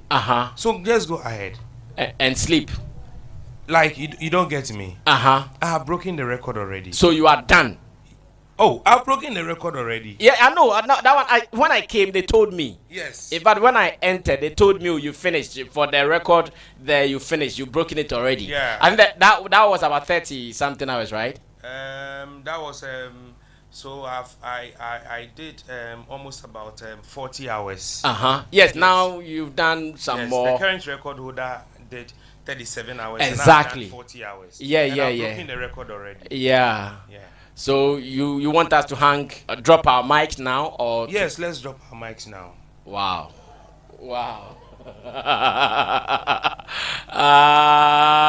Because I was waiting to come and drop the last bomb. Yeah, I've broken the record already. Okay. Yeah. I'm done. No, I know you've done it already, and I know so far the result is in our favor, and nobody can stop us from getting the certificate that we are looking for. What will be one of your happiest moments when the certificate comes and it is positive and you've gotten it? Like, what will you be joyful about? Even if I don't get it, I'll do it again. You do it again? Yeah. Wow. I don't give up. No, I know you're a lion. Yeah. I know you're a lion. If I don't get it, I'll do it again. No, lions don't give up. No. Lions will chase you till I'm they getting eat a you lot up. of messages. Everybody wants to be here. Wow. Yeah. A lot of messages. Wow. So for me, you are done. Yeah. I'm done. I think so far your interview with Miss Bell tops all. I watched that interview and it was big. And she's a very good person. Yeah, I know. Miss Bell is lovely. I wonder how she's still young and beautiful. Yeah. All these years. She's here because of me. Yeah, anytime you see Miss Bell, Charlie, she's looking funky and hey, I wonder. Yeah, but Equia. Yeah. You are calling Equia? No, my wife. Oh, Equia. your wife. Okay. Michelino, Miss baby. I'm calling my wife. You are calling your wife? Yeah. So we are drawing the curtains down now. Yeah, I want to tell her something. Wow. Wifey, please come through. Wifey, come through. Oh, Aswavo people in the building. Wifey, come through. Wifey, come through. Wifey, where is wifey? Wifey, come through. Wifey, come through. Sit down. She's coming. Yeah. Wifey is coming. Yeah. But you sit down. Wifey is coming. Yeah. So wifey should take the seat now. Yeah. Maybe we have to give the seat to wifey, and wifey will do the very final interview, and we can take it from there like that. As it stands now, we are still going to break the story here, the big story in the industry. We are going to break it here, so everybody should really watch out for that. It is going to be one of the biggest stories ever in the music industry, in the entertainment industry, that anybody at all can think about.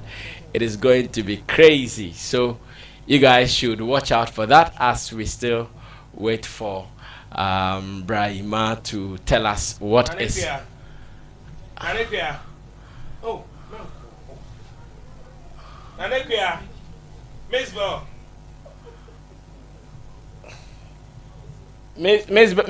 Michi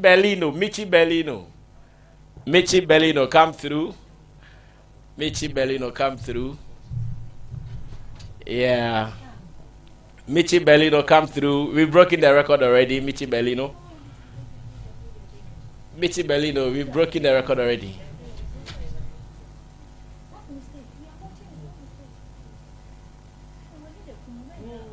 No, don't force it. Yeah. Don't force it.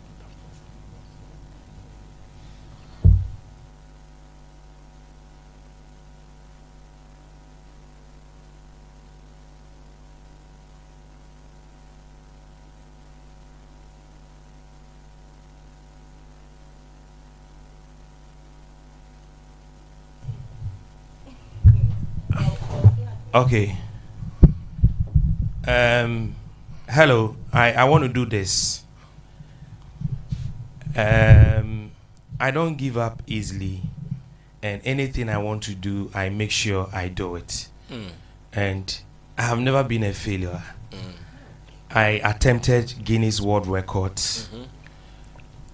The current record holder, Rob Oliver, did 37 hours. Okay. 44 minutes. Okay. 17 seconds. Okay. I broke the record around 8 p.m. Around 8 p.m. And I want to end my record attempt, but I'm not going to submit my evidence. Thank you so much, those who supported me. I'm excited. People like Halifax Ansando came through for me.